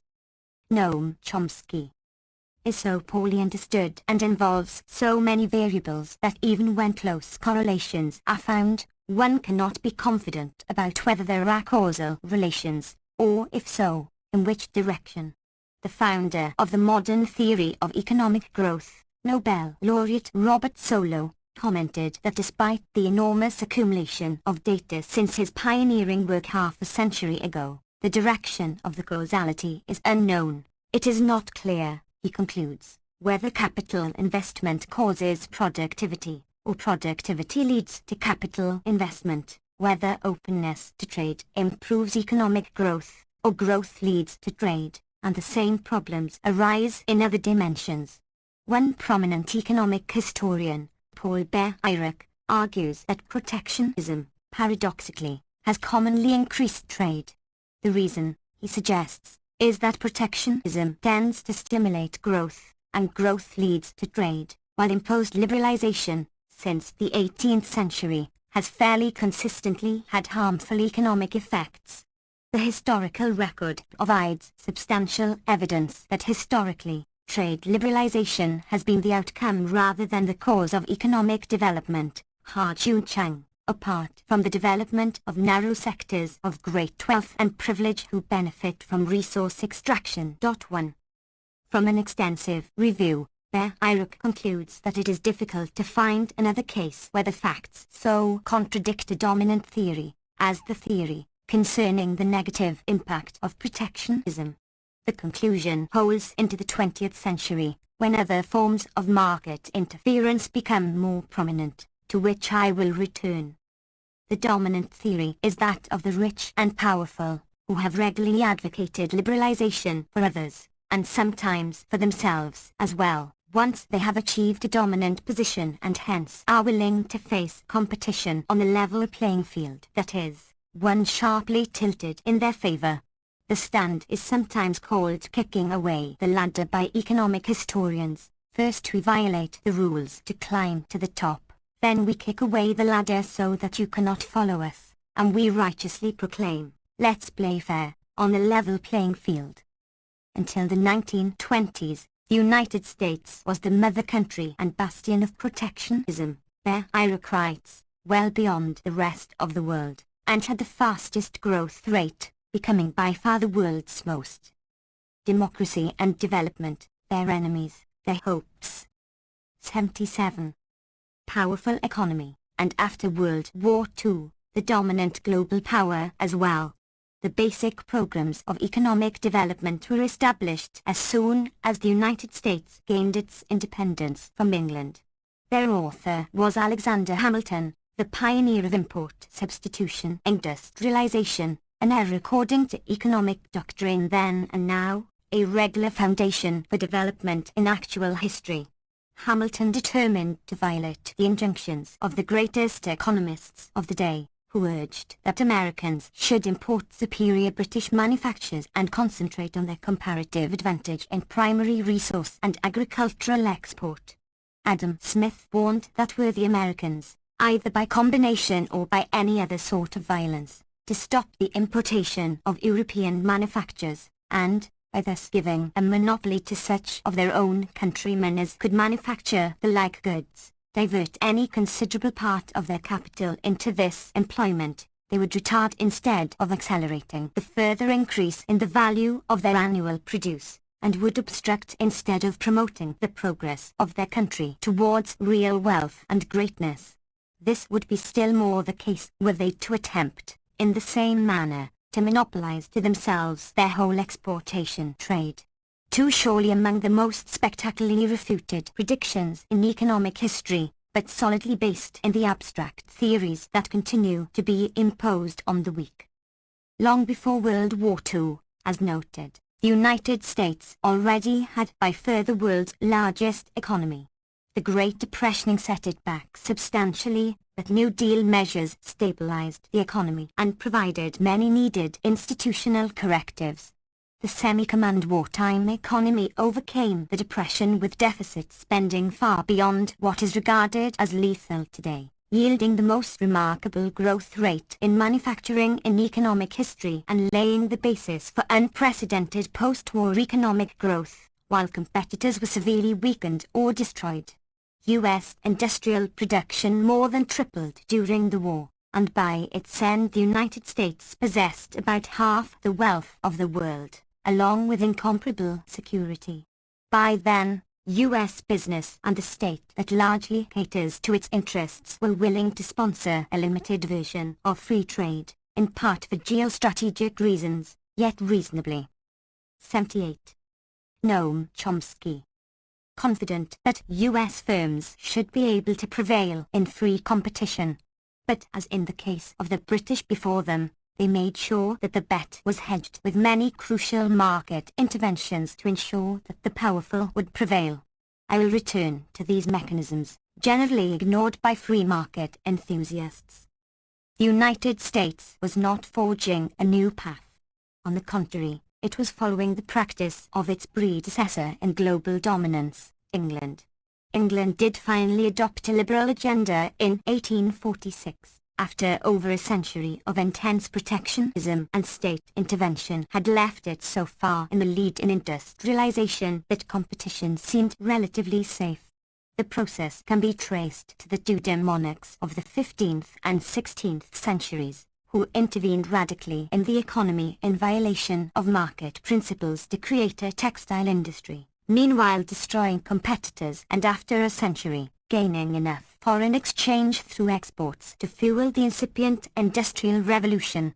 For English manufacturers, the liberalization of the mid-19th century, allowing agricultural imports, brought the benefits of lowered wages and increased profits, and also helped to halt the move towards industrialization on the continent by enlarging the market for agricultural produce and primary materials. Economic historian Charles Kindleberger observes, "It was not simply the triumph of sound economic principles, as conventionally portrayed. 3. Even with its enormous advantages in the mid-19th century, England took few chances, maintaining major protected markets, primarily in India. State violence also created by far the most extensive narco-trafficking industry in world history. Much of India was conquered in an effort to monopolize opium production, which did not quite succeed, thanks to the enterprise of Yankee traders. The primary goal was to break into the China market by gunboats and opium, since the Chinese had little interest in British manufactures, finding their own quite adequate. That violent interference with markets succeeded. The China market was opened by the poison trade and the pig trade, as they were called. The poison trade turned China into a nation of opium addicts. The pig trade brought kidnapped Chinese workers to the United States to build railroads and perform other hard labor. Profits from the narco-trafficking. Democracy and development, their enemies, their hopes. 79. Racket also covered the costs of the Royal Navy and its imperial role, the administration of India, and the purchase of U.S. cotton, which fueled the early industrial revolution much in the way oil does today. and cotton production. Of the course was also not exactly a free market miracle. It was based on elimination of the indigenous population by state violence, and on slavery, rather extreme forms of market interference that do not fall within economic history. 4. In passing, we may note that slavery did not end with the Civil War, despite the constitutional amendments that prohibited it in principle. The war was followed by a decade of partial freedom for African Americans, but by 1877, with the end of Reconstruction, slavery was reconstituted in a new and even more sadistic form, as black life was effectively criminalized and sentencing was rendered permanent by various means, while brutalizing prison labor provided a large part of the basis not only for agricultural production, as under chattel slavery, but also for the American Industrial Revolution of the late 19th and early 20th centuries. The savagery of the practices lent some shameful support to the claims of slave owners that they were more humane than the northern capitalists who rented labor, because those who owned people were concerned to sustain their capital investments. These horrifying practices continued until World War II, when free black labor was needed, and in the post-war boom there was a window of opportunity for the black population. The neoliberal turn in the past 30 years substantially closed the window as domestic manufacturing industry was displaced in favor of financialization of the economy and neoliberal globalization. A new form of criminalization was instituted, much of it in the context of the drug wars, leading to a huge increase in incarceration, mostly targeting minorities, reaching to levels vastly beyond comparable countries. In fact beyond any countries that have meaningful statistics. This form of control of superfluous populations also provided a new supply of prison labor in state or private prisons, much of it in violation of international labor conventions. Ever since the first slaves were brought to the colonies, life for most African Americans has scarcely escaped the bonds of slavery, or sometimes worse. 5. 80. Noam Chomsky. While protectionism and state violence greatly benefited England and the United States, and the rich industrial countries generally, the liberalization that was imposed by the imperial powers pretty much created the Third World. It is no exaggeration to say that the opening of the colonial economies, of course by force, was one of the major reasons for their lack of development, Bayrock concludes, with the support of other economic historians. A comparison of the United States and Egypt in the early 19th century is one of many enlightening illustrations of the role of sovereignty and massive state intervention in economic development. Having freed itself from British rule, the United States was able to disregard economic theory and adopt British-style measures of large-scale state intervention and protectionism, and it developed. Meanwhile, British power was able to bar anything of the sort in Egypt, joining with France to impose Lord Palmerston's doctrine that no ideas therefore of fairness towards Egypt's modernizing autocrat, Mehmet Ali, ought to stand in the way of such great and paramount interests as barring competition with Britain in the Eastern Mediterranean. Palmerston expressed his hate for the ignorant barbarian who dared to undertake economic development, an effort that was beaten down by imperial violence. 6. Historical memories resonate when today Britain and France, fronting for the United States, demand that Iran suspend all activities related to nuclear and missile programs, including research and development, so that nuclear energy is barred and the country that is perhaps under the greatest threat of any in the world is denied a deterrent against attack by the United States and its Israeli client. U.S. missile defense programs in Eastern Europe and the Gulf region, to which we return, are in part a thinly disguised contribution to these ends. We might also recall that France and Britain played the crucial role in development of Israel's nuclear arsenal, and that U.S. neocons strongly advocated nuclear programs in Iran while it was under the rule of the U.S. imposed tyrant. Imperial sensibilities are delicate indeed. Had it enjoyed sovereignty, Egypt might have undergone an industrial revolution in the 19th century. It shared many of the advanced democracy and development, their enemies, their hopes. 81. Tigers of the United States. Egypt had rich agriculture, including cotton, an incipient development of manufacture, and an indigenous labor force that would have avoided the need to rely on extermination and slavery. But it lacked one crucial factor, independence, which allowed the United States to impose very high tariffs to bar superior British goods, first textiles, later steel and others. As already mentioned, the sovereign United States became the world's leader in protectionism and economic growth. Egypt, in contrast, stagnated and declined. Other comparisons suggest similar conclusions about the crucial role of sovereignty and the ability to enter the international system on terms of one's own choosing. One of the leading historians of Africa, Basil Davidson, observes that modernizing reforms in West Africa in the late 19th century were similar to those implemented by Japan at the same time, and believes that the potential for development was in substance no different from the potential realized by the Japanese after 1867. An African historian comments that the same laudable object was before them both, but the African's attempt was ruthlessly crushed and his plans frustrated by British force. West Africa joined Egypt and India, not Japan and the United States, which were able to pursue an independent path, free from colonial rule and the strictures of economic rationality. 7. The Haiti-Taiwan case, noted earlier, is another example. And these are not unusual, but more like the norm. The hazards of what is now called neoliberalism were recognized quite early.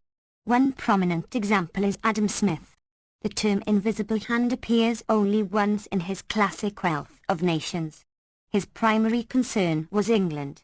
He warned that if English merchants and manufacturers were free to import, export, and invest abroad, they would profit while English society would be harmed. But that is unlikely to happen, he argued. The reason is that English capitalists would prefer to invest and purchase in the home country, so as if by an invisible hand, England would be spared the ravages of economic liberalism. The other leading founder of classical economics, David Ricardo, drew similar conclusions. Using his famous example of English textiles and Portuguese wines, he concluded that his theory of comparative advantage would collapse if it were. 82. Noam Chomsky. Advantageous to the capitalists of England to invest in Portugal for both manufacturing and agriculture. But, he argued, thanks to the natural disinclination which every man has to quit the country of his birth and connections, and fancied or real insecurity of capital abroad, most men of property would be satisfied with the low rate of profits in their own country, rather than seek a more advantageous employment for their wealth in foreign nations, feelings that I should be sorry to see weakened, he added. We need not tarry on the force of their arguments, but the instincts of the classical economists were insightful. 8. The post-World War II period conforms closely to these conclusions. There have been two phases. The first was under the economic regime established by the United States and Britain at Bretton Woods after the war, negotiated by Harry Dexter White for the United States and John Maynard Keynes for England. They shared the belief that economic sovereignty is a crucial factor in growth. The system they designed was based on capital controls and regulated currencies in order to protect economic sovereignty and to permit state intervention to carry out social democratic measures. The regime lasted for about 25 years, and was extremely successful by historical standards. By the mid-1970s, the system was gradually replaced in parts of the world by neoliberal principles. The outcomes should surprise no one familiar with economic history. Growth slowed and became far more inegalitarian. The effects were most severe in the countries that most rigidly observed the neoliberal rules, Latin America and Africa, in particular. There were exceptions to the generally harmful impact of neoliberal policies, the countries that rejected the rules, notably the tigers of East Asia and China. The basic conclusions were summarized by José Antonio Ocampo, the Executive Secretary of the Economic Commission for Latin America and the Caribbean. The period of fastest growth in the developing world in the post-war period, and most prolonged episodes of rapid growth, the East Asian or the most recent Chinese and Indian miracles, or, in the past, the periods of rapid growth in Brazil or Mexico, do not coincide with phases or episodes of extensive liberalization, even when they involved a large-scale use of the opportunities provided by international markets. 9. Democracy and development, their enemies, their hopes. 83. And we may add that the same has been true internally in the industrial societies, though they have means to protect themselves. Reviewing the neoliberal experience of the preceding quarter century, a study of the Center for Economic and Policy Research finds that it has been accompanied by slower rates of growth and reduced progress on social indicators, the most meaningful measure of social health. That holds for countries from rich to poor.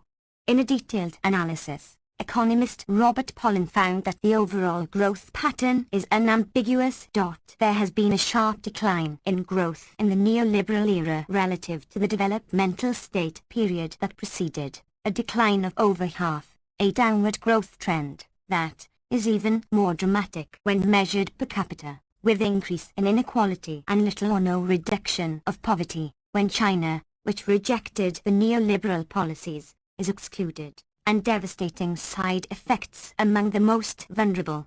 Political economist Robert Wade observes that one of the big, and underappreciated, facts of our time is their dramatic growth slowdown in developed and developing countries in the quarter century of neoliberal economic policy, including, probably, increase in poverty and inequality within and between countries when China is removed and realistic poverty measures are used. What is striking, he writes, is that virtually all countries that developed rapidly maintained policy regimes that would mark them as serious failures by neoliberal criteria. While many of the best pupils have done quite poorly. 10. Similar conclusions have been reached in other studies. To mention one, international economist David Felix shows that trade growth slowed in the neoliberal period in the rich G7 societies, with the sole exception of the United States, which had been well below the G7 average. The same is true of growth of gross fixed investment. Capital flow of course sharply increased, but the flows have been transferring ownership with little real resources on balance. Furthermore, the growth of labor, capital, and total factor productivity have all fallen precipitously since the 1960s in the ACT, Organization for Economic Cooperation and Development, countries. 11. In brief, the 25 years of economic sovereignty, state-coordinated economic growth, and capital controls under the Bretton Woods. 84. Noam Chomsky. System led to better social and economic results than the following 25 years of neoliberalism, by just about every relevant measure, and by significant margins. It is important to stress that the results include social indicators. In the United States, for example, growth during the Bretton Woods period was not only the highest ever over a lengthy period, but was also egalitarian. Real wages closely tracked increase in productivity, and social indicators closely tracked growth. That continued until the mid-1970s, when neoliberal policies began to be imposed. Growth continued, but gains were heavily skewed toward the rich, spectacularly so for the very rich. Productivity continued to increase, though more slowly, but real wages for the majority stagnated and the profits went into few pockets, increasingly so in the Bush 2 years. From 1980 to 1995, real wages for average American workers declined about 1%, far more sharply for those lower on the income ladder. A tech bubble raised wages in the late 90s, but after it burst, the stagnation and decline continued, worsening in the Bush years, which also left a long-lasting fiscal burden as a result of sharp tax cuts and war spending. greater than the effect of Obama-era stimulus and bailout, contrary to much fevered commentary. From 1975, social indicators began to decline, reaching the level of 1960 by the year 2000, the latest results available. 12. The facts are sometimes obscured by the observation that conditions have generally improved under the neoliberal regime, but that is uninformative. Conditions almost invariably improve over time by gross measures.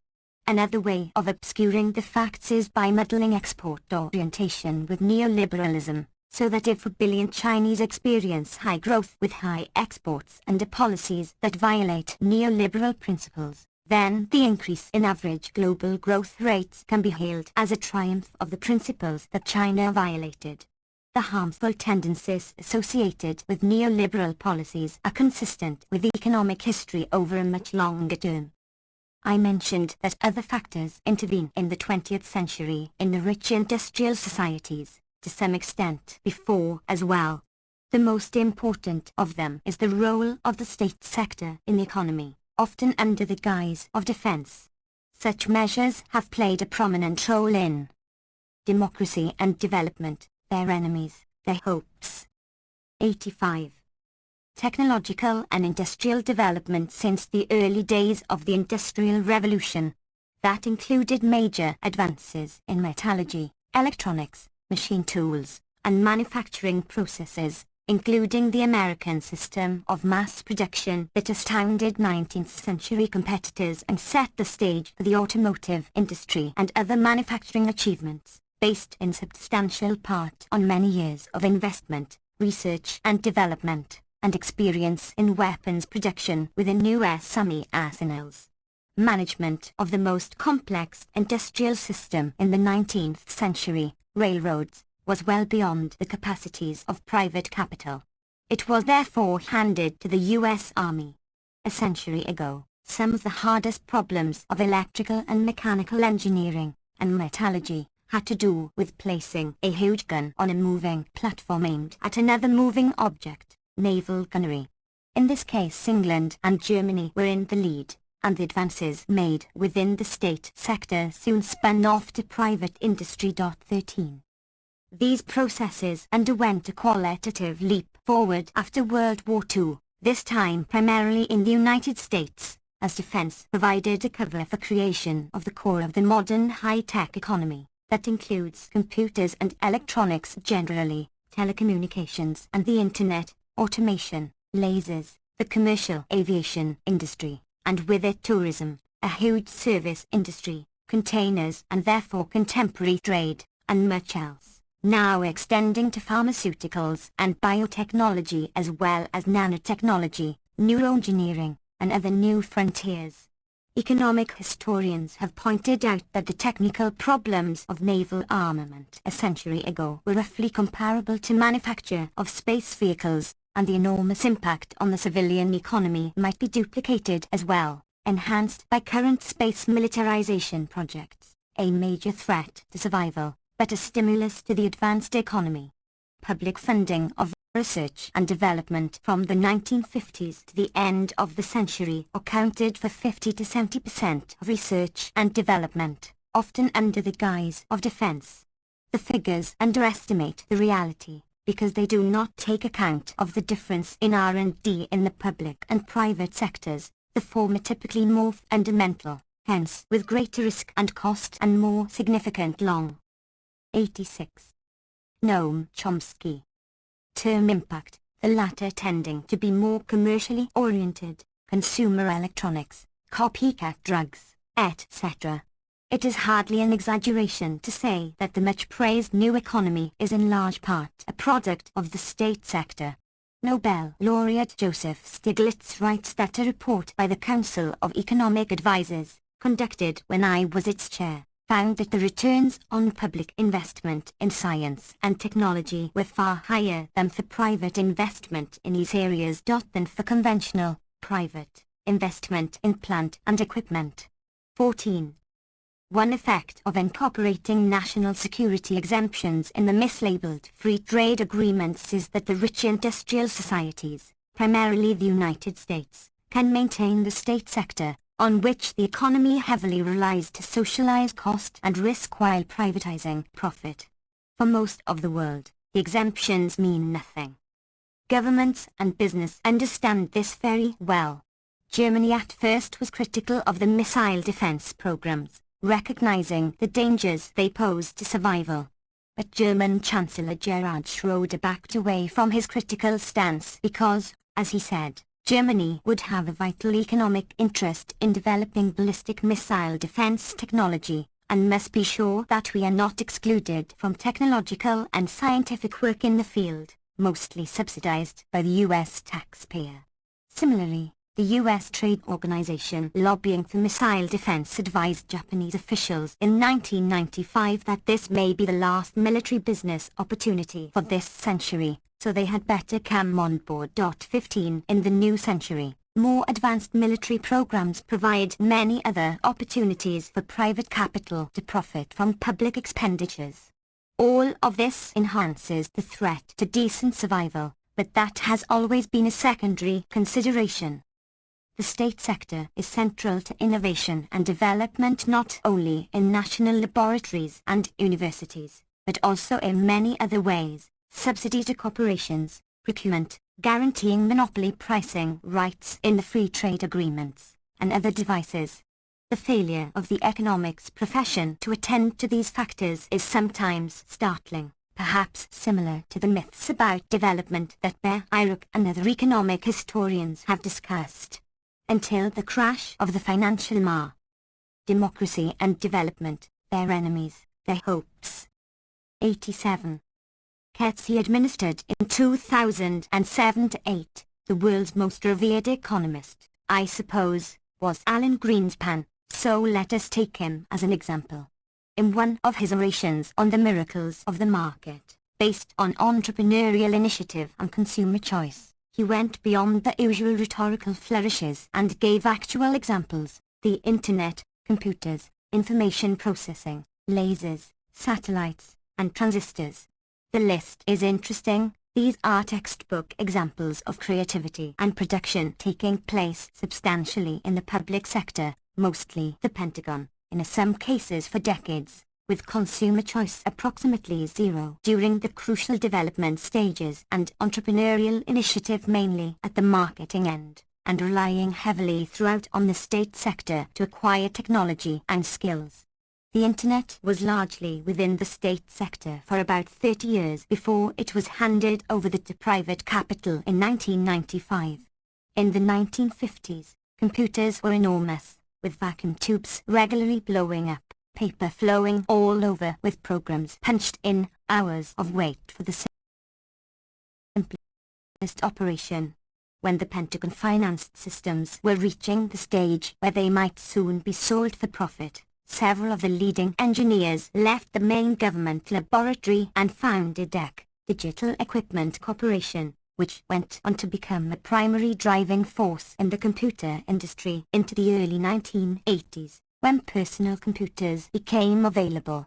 Meanwhile, IBM was using Pentagon-funded computer systems to learn how to shift from punched cards to computers. IBM was able to manufacture the world's fastest computer in 1961, but its price tag was too high for the market, so it was sold to the government's Los Alamos laboratory. Procurement has regularly been a successful way for the public to subsidize private industry. 16. Of the examples that Greenspan gives, the only one that does not come directly from the state sector is transistors. They were developed in a private laboratory, the Bell Telephone Laboratories, which also made major contributions to science over a broad range. But the role of markets in transistor development was slight. The parent corporation AT&T had a government-guaranteed monopoly on telephone service, so it could tax the public through high prices. Furthermore, the lab used wartime technology, again publicly subsidized and state-initiated. And 88. Noam Chomsky.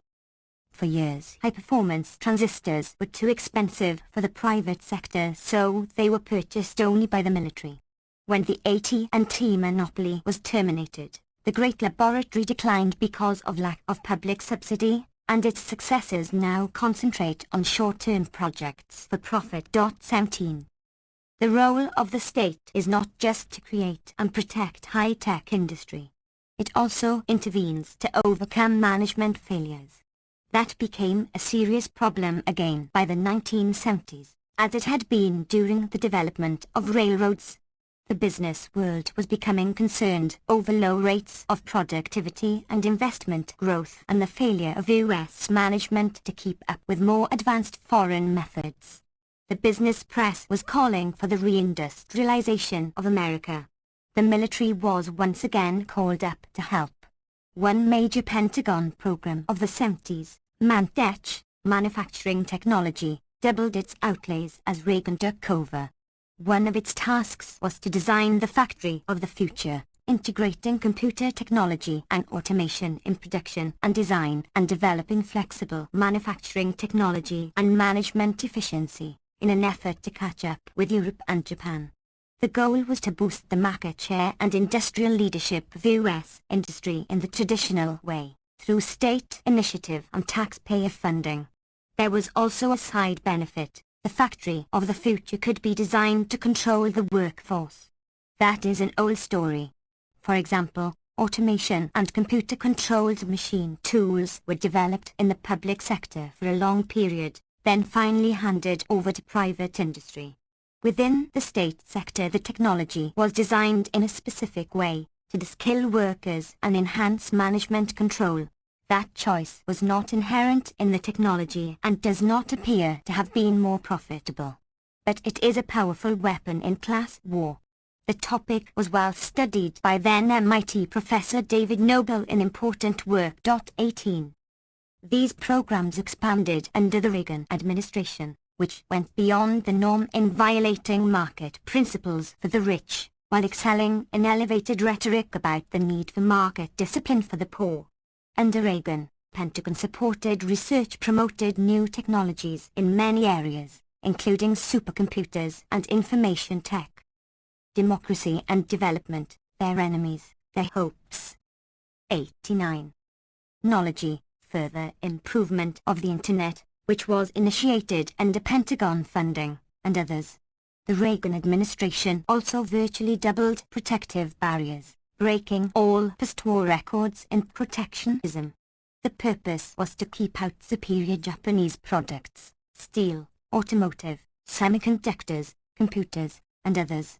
The goal was not only to save domestic industries that could not compete, but also to place them in a dominant position for the 1990s, now called a triumph of the market, thanks in large measure to public subsidies, public sector innovation and development, protection, straight bailouts, and other devices. It might be mentioned that Reaganite dedication to state intervention and protectionism also retraced the British experience. When British manufacturers could no longer compete with Japan, Britain abandoned its, partially rhetorical, love for free trade and closed off the empire to Japanese imports, as did the other Western powers in their smaller Asian empires. This is an important part of the background for World War II in the Pacific. Radical state intervention in the economy continues to the present, now shifting toward the biology-based industries that are the cutting edge of the next phase of the economy and therefore have been receiving rapidly increasing state funding for R&D, though it declined under the Bush II administration, in part because of the administration's relative lack of concern from the health of the society as compared with the much greater imperatives of enriching the rich even further, for example, by huge tax cuts for the rich, and shaking their fist to intimidate the world. The private sector is assisted by state intervention in other ways. One central component of the World Trade Organization rules, crafted by a few powerful states and the multinational corporations closely linked to them, is an array of provisions, strips, trade-related aspects of intellectual property rights, to guarantee monopoly pricing to huge corporations by means of a patent regime that exceeds anything in history and would have seriously impeded economic development in rich societies had it existed during their growth period. It serves primarily to enrich private corporations that rely heavily on the state sector for R&D. Economist Dean Baker, one of the few to have investigated the phenomenon. 90. Noam Chomsky, carefully concluded that if public funding for R&D for pharmaceuticals was increased to 100% and the corporations were compelled to sell at market prices, the savings to consumers would be colossal, not to speak of the lives saved. But really existing capitalism works in different ways. In recent years, U.S. negotiators have been seeking to extend monopoly pricing rights in bilateral agreements. The director of the World Health Organization in Thailand warned that hundreds of thousands of Thai citizens would be put at risk if Thailand accepted U.S. demands. He was abruptly transferred to a lesser position in India. There are many similar examples. 19. These are among the many reasons one should avoid such terms as free trade agreement. The states that designed the agreements and impose them on others are not in favor of the free markets, or other forms of liberalization, except selectively, and for temporary advantage. Another reason for avoiding the term is that much of what is called trade is an ideological construction. In the old Soviet Union, if parts were produced in Leningrad, sent to Poland for assembly, and sold in Moscow, borders would have been crossed. But it was not called trade in Western commentary, rather, interactions within the command economy. And the same is true when GM produces parts in Indiana, sends them to Mexico for assembly, and sells the cars in New York. Since corporations are largely unaccountable to the public, the scale of such trade is unknown, but it is generally estimated at about 40% of trade, higher for U.S. Mexico. And if we include outsourcing and other forms of market distortions, the percentage would rise much higher. The concept of trade is further deprived of meaning when we consider trade in services, meaning privatization of services, a term that includes just about anything of concern to people, education, health, energy, water and other resources, etc. The term trade in this case is a euphemism for turning human life over to unaccountable state-supported private tyrannies. And finally, the agreements are not agreements, at least if people are considered to be part of their societies. The treaties are generally opposed by the populations, and therefore have to be established mostly in secret, or under fast-track provisions that provide the state executive with Kremlin-style controls, with Congress given the right to say yes, and democracy and development, their enemies, their hopes. 91. In principle, no, but without serious discussion or information, and with the public virtually excluded, thanks in part to media complicity. 20. In the phrase North American Free Trade Agreement, the only accurate words are North American. At this point we are reaching the second of the two issues raised at the outset, neoliberalism as an enemy of democracy. While the evidence indicates that imposed liberalization has generally been harmful to development over history, causal relations can be debated even when there are striking correlations, because of limits of understanding and the complexity of factors. Much less so in the case of neoliberalism and democracy, however. Just about every element of the neoliberal package has an attack on democracy. In the case of privatization, that is true by definition. Privatization transfers enterprises from the public to the private domain. In the public domain they are under some degree of public control, at least in principle. In more democratic societies, that could be a considerable degree, and in still more democratic societies, which barely yet exist, they would be under the direct control of stakeholders, workers and communities. But the private domain is virtually unaccountable to the public in principle, except by regulatory mechanisms that are typically quite weak thanks to the overwhelming influence of concentrated private capital on the state. Of these measures, the most severe attack on democracy is privatization of services.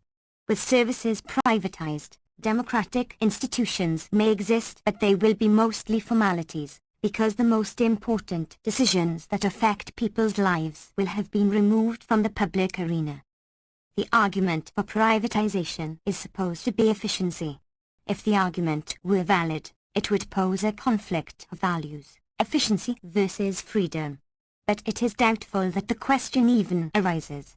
As privatization became the mantra of the World Bank and IMF, a number of studies were undertaken to compare performance of private and public enterprises.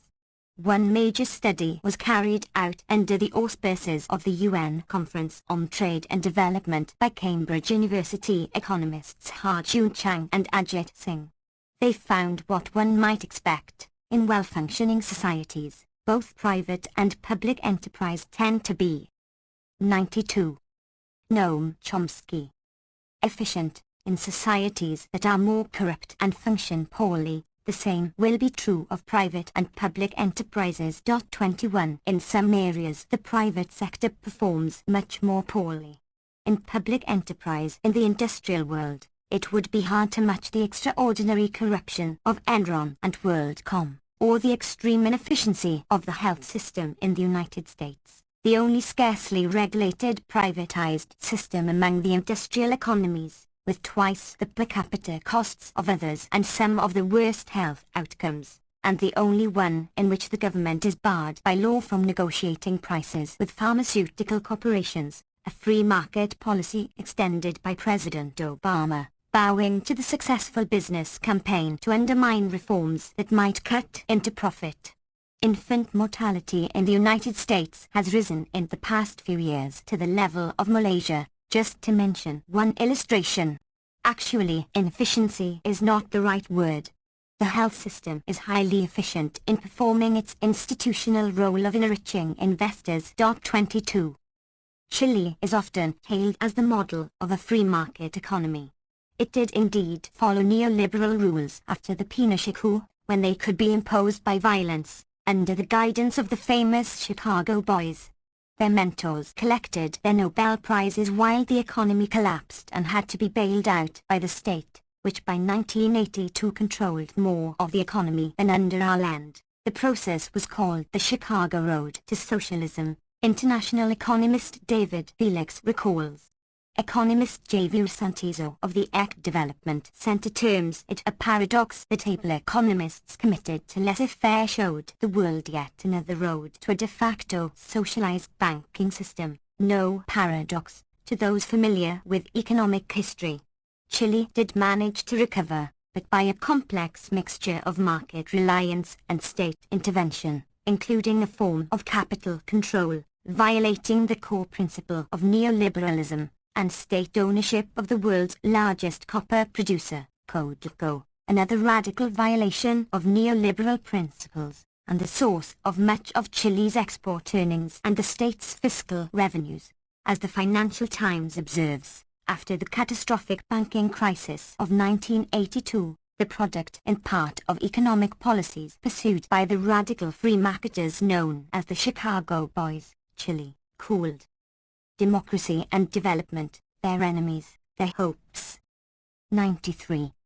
Its ideological fervor and by the 1990s controlled its exposure to world financial markets and maintained its efficient copper company in public hands, somewhat protecting itself from market disasters by these and other measures. 23. It remains to look at the central doctrine of neoliberalism, financial liberalization, which began to take off from the early 1970s. Some of its effects are well known. There was a huge increase in speculative capital flows and countries were forced to set aside much larger reserves to protect currencies from attack, in both cases removing capital from productive use. It is striking, and well known, that countries that maintained capital controls avoided some of the worst financial crises, among them India, China, and Malaysia, during the Asian crisis of 1997-8. In the United States, the share of the financial sector in corporate profit rose from a few percent in the 1960s to over 30% in 2004. Concentration also sharply increased, thanks substantially to the deregulatory zeal of the Clinton administration. which set the stage for the doubling of the share of banking industry assets held by the 20 largest institutions to 70% from 1990 to 2009, helping create the too-big-to-fail disaster of 2007-8.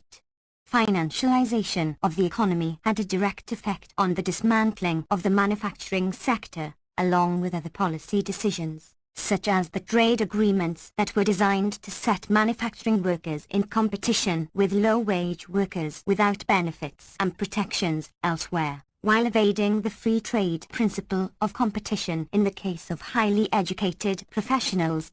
24. The business press sometimes recognizes the dilemmas of the state corporate economic policies, and also has few illusions about free markets. In a cover story on the question, "Can the future be built in America?" Business Week outlines the basic problem. The United States, it reports, is at or near the cutting edge in most of the emerging product areas. Indeed, the new wave of high-tech devices hitting the market is the payoff from billions of dollars in taxpayer-funded research at federal and university science labs stretching back to the 1960s. However, the U.S. is losing its lead in large-scale high-tech manufacturing because of lack of concern for manufacturing by corporate and state economic man. 94. Noam Chomsky. Ages. The result is the invented here, industrialized elsewhere syndrome, as the United States becomes a big funnel of R&D for Asia. 25. These are natural consequences of the financialization of the economy in an era of neoliberal globalization. For the principal architects of policy, it is entirely reasonable to shift production abroad while the taxpayer funds R&D, and financial manipulations are concentrated at home. The effects on the society at large may be grievous, perhaps even long-term effects for the masters, but these are secondary matters at best, in accord with Adam Smith's maxim, along with the institutional constraints on decision-making in quasi-market systems in which inherent market inefficiencies are magnified by state-provided perverse incentives, matters to which we return. Among the consequences is probably the greatest inequality in U.S. history. There is also a global analog, the creation of what is called plutonomy in an upbeat analysis by Citigroup, a bank that is once again feeding at the public trough, as it has done regularly for 30 years in a cycle of risky loans, huge profits, crash, bailout. The bank's analysts describe a world that is dividing into two blocks, the plutonomy and the rest. The United States, UK, and Canada are the key plutonomies, economies in which growth is powered by, and largely consumed by, the wealthy few, joined by scattered islands of wealth elsewhere in a global plutonomy. In plutonomies, they write, there are rich consumers, few in number, but disproportionate in the gigantic slice of income and consumption they take. Then there are the non-rich, the vast majority, who only account for surprisingly small bites of the national pie.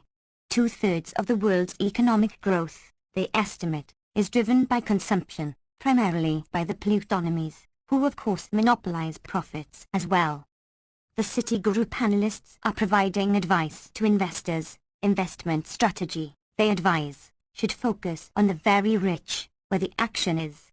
Their plutonomy stock basket, as they call it, far outperformed the World Index of Developed Markets since 1985, when the Reagan-Thatcher economic programs of enriching the very wealthy were really taking off.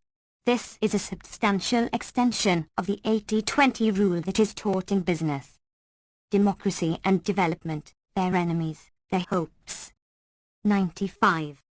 Schools, 20% of your customers provide 80% of the profits, and you may be better off without the other 80%.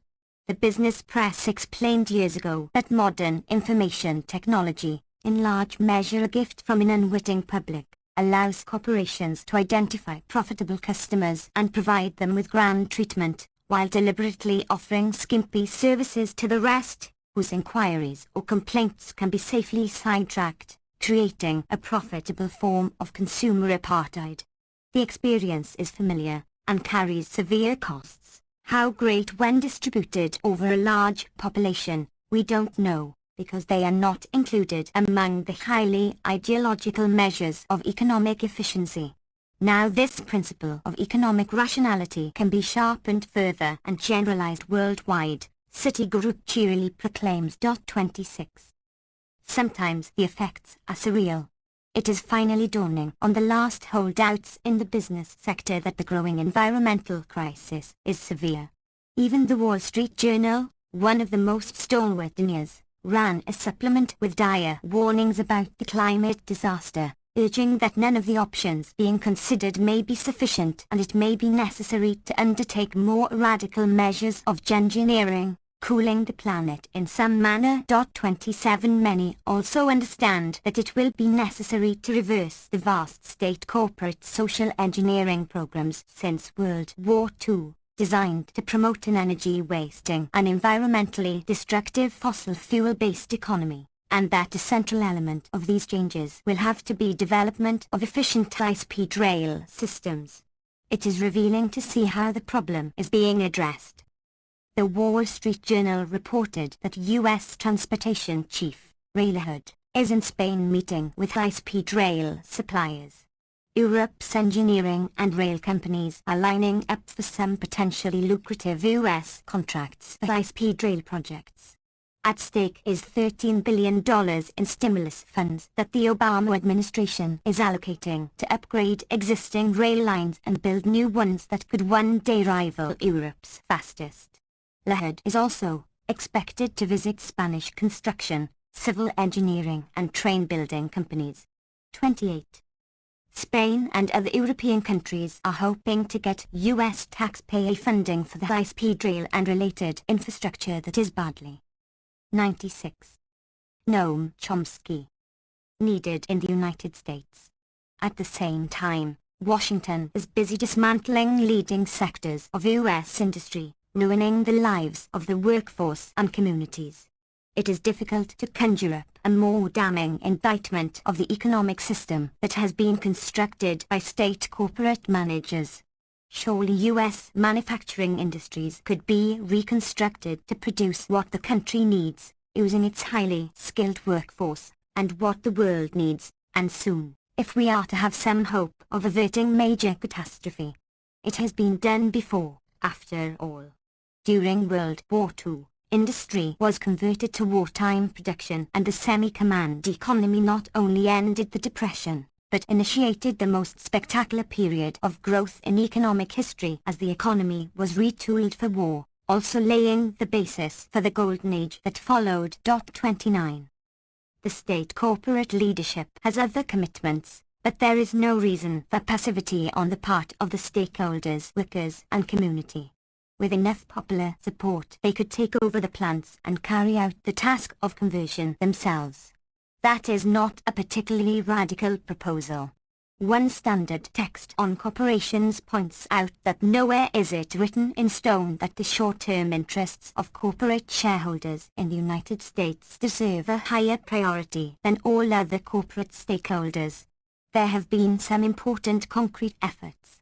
One was undertaken 30 years ago in Youngstown, Ohio, where U.S. Steel was about to shut down a major facility that was at the heart of the life of the steel town. There were substantial protests by the workforce and community, then an effort led by labor lawyer and activist Stoughton Lynn to bring to the courts the principle that stakeholders should have the highest priority. The effort failed that time, but with enough popular support it could succeed. 30.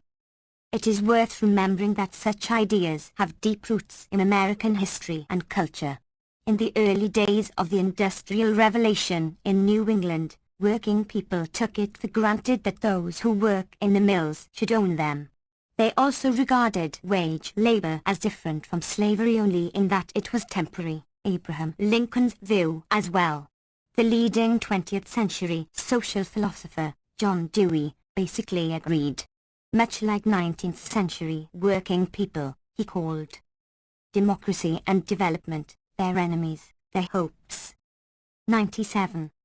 For elimination of business for private profit through private control of banking, land, industry, reinforced by command of the press, press agents and other means of publicity and propaganda. Industry must be changed from a feudalistic to a democratic social order based on workers' control, free association, and federal organization, in the general style of a range of thought that includes, along with many anarchists, G. D. H. Coal-skilled socialism and such left Marxists as Anton Pannekoek, Rosa Luxemburg, Paul Matic, and others, including the late Seymour Melman, who studied the matter in some depth for many years. Unless those goals are attained, Dewey held, politics will remain the shadow cast on society by big business, and the attenuation of the shadow will not change the substance. He held that without industrial democracy, political democratic forms will lack real content, and people will work not freely and intelligently, but for pay, a condition that is illiberal and immoral ideals that go back to the Enlightenment and classical liberalism before it was wrecked on the shoals of capitalism, as the anarcho-syndicalist thinker Rudolf Rocker put it 70 years ago. 31. There have been immense efforts to drive these thoughts out of people's heads, to win what the business world has called the everlasting battle for the minds of men. On the surface, they seem to have succeeded. But such victories for the masters have often proven to be illusory in the past, and they might be again. If they are, then the question raised by Business Week, can the future be built in America? Might have an answer that would be part of the very different America, one that might realize promises of freedom and justice that have too long been suppressed. Advocates of the radical shift toward financialization of the economy claim that there are compensating economic advantages, but again we get into murky areas, as mentioned earlier. However, the effect on democracy is immediately visible. Financial liberalization creates what some international economists have called a virtual Senate of investors and lenders, who conduct moment-by-moment referendums on government policies. If the virtual Senate determines that the policies are irrational, meaning that they are designed to benefit people, not profit, then it can exercise its veto power. 98. Noam Chomsky. By capital flight, attacks on currency, and other means. To mention one recent example, after Hugo Chavez was inaugurated, capital flight escalated to the point where capital held abroad by wealthy Venezuelans equaled 1/5 of Venezuela's GDP, Santiza reports, adding that after the U.S.-backed military coup in 2002 the response of the markets approached euphoria and the Caracas exchange registered huge gains, collapsing when the elected government was restored by popular protests. In general, with capital flow liberalized, governments face a dual constituency, voters and the virtual Senate. Even in the rich countries, the private constituency tends to prevail. 32. Financial liberalization therefore serves as an effective curb on democracy. Perhaps it is coincidence, perhaps not, but it is worth noticing that financial liberalization was introduced along with the growing concern of elites over what they called the crisis of democracy of the 1960s, 33, when normally passive and obedient sectors of the society, often called the special interests, began to enter the public arena to put forward their concerns. The result was called excessive democracy that was too much of an overload for the state, which could not attend properly to the national interest. The special interests are women, workers, farmers, the young, the elderly, minorities, majorities, in fact, the general population. The national interest is defined by those who own and run the society. I am paraphrasing the liberal internationalist sector of elite opinion, those who staffed the Carter administration in the United States, and their counterparts in Europe and Japan. Further to the right, and in the business world, the need to overcome the crisis of democracy was a still more pressing concern. Many measures have since been employed to purge society of the evil of democracy, right to the present. Financial liberalization made a potent contribution, whether by design or not. Under powerful public pressure, Such measures for undermining democracy were restricted under the Bretton Woods system established after World War II. The Great Depression and the war aroused radical democratic currents, taking many forms, from the anti-fascist resistance to working-class organization. These pressures made it possible, and from a different point of view, necessary, to permit social democracy and development, their enemies, their hopes. 99. Policies. The Bretton Woods system was presumably designed in part for that purpose, with the understanding that capital controls and regulated currencies would create a space for government action responding to public will, for some measure of democracy, that is. Keynes considered the most important achievement of Bretton Woods to be establishment of the right of governments to restrict capital movement. In dramatic contrast, in the neoliberal phase that followed, the U.S. Treasury Department now regards free capital mobility as a fundamental right, unlike such alleged rights as those guaranteed by the Universal Declaration of Human Rights, health, education, decent employment, security, and other rights that the Reagan and Bush administrations dismissed as letters to Santa Claus, preposterous, mere myths. 34. In earlier years the public had not been much of a problem. The reasons are reviewed by economist Barry Eaton Green in his Standard History of the International Monetary System. He observes that in the 19th century, governments had not yet been politicized by universal male suffrage and the rise of trade unionism and parliamentary labor parties. Therefore the severe costs imposed by the virtual Senate of lenders and investors could be transferred to the general population. But with the radicalization of the general public during the Great Depression and the anti-fascist war, that luxury was no longer available to private power and wealth. Hence, in the Bretton Woods system, limits on capital mobility substituted for limits on democracy as a source of insulation from market pressures. 35. It is only necessary to add the obvious corollary, with the dismantling of the system from the 1970s, functioning democracy is restricted. It therefore becomes necessary to divert and control the public in some fashion, processes that are particularly evident in the more business-run societies like the United States, a topic that I will have to put to the side despite its extreme importance. In Latin America, specialists and polling organizations observed for some years that extension of formal democracy was accompanied by increasing disillusionment about democracy and lack of faith in democratic institutions. A persuasive explanation for these disturbing tendencies was given by Argentinian political scientist Attilio Boron, who pointed out 100. Noam Chomsky. That the new wave of democratization in Latin America coincided with neoliberal economic reforms, which undermine effective democracy. The phenomenon extends worldwide, in various forms. It appears that the tendency may have reversed in recent years with departures from neoliberal orthodoxy and other developments discussed earlier. 36. The annual polls on Latin American opinion by the Chilean polling agency Latinobarometro, and their reception in the West, are interesting in this respect. Few doctrines of reigning Western orthodoxy are upheld with more fervor than the principle that Hugo Chavez is a tyrant dedicated to destruction of democracy. The polls are therefore a serious annoyance, which have to be overcome by the usual device, suppression. The November 2007 poll had the same irritating results as in the preceding few years. Venezuela ranked second behind Uruguay in satisfaction with democracy and third in satisfaction with leaders. It ranked first in assessment of the current and future economic situation, equality and justice, and education standards.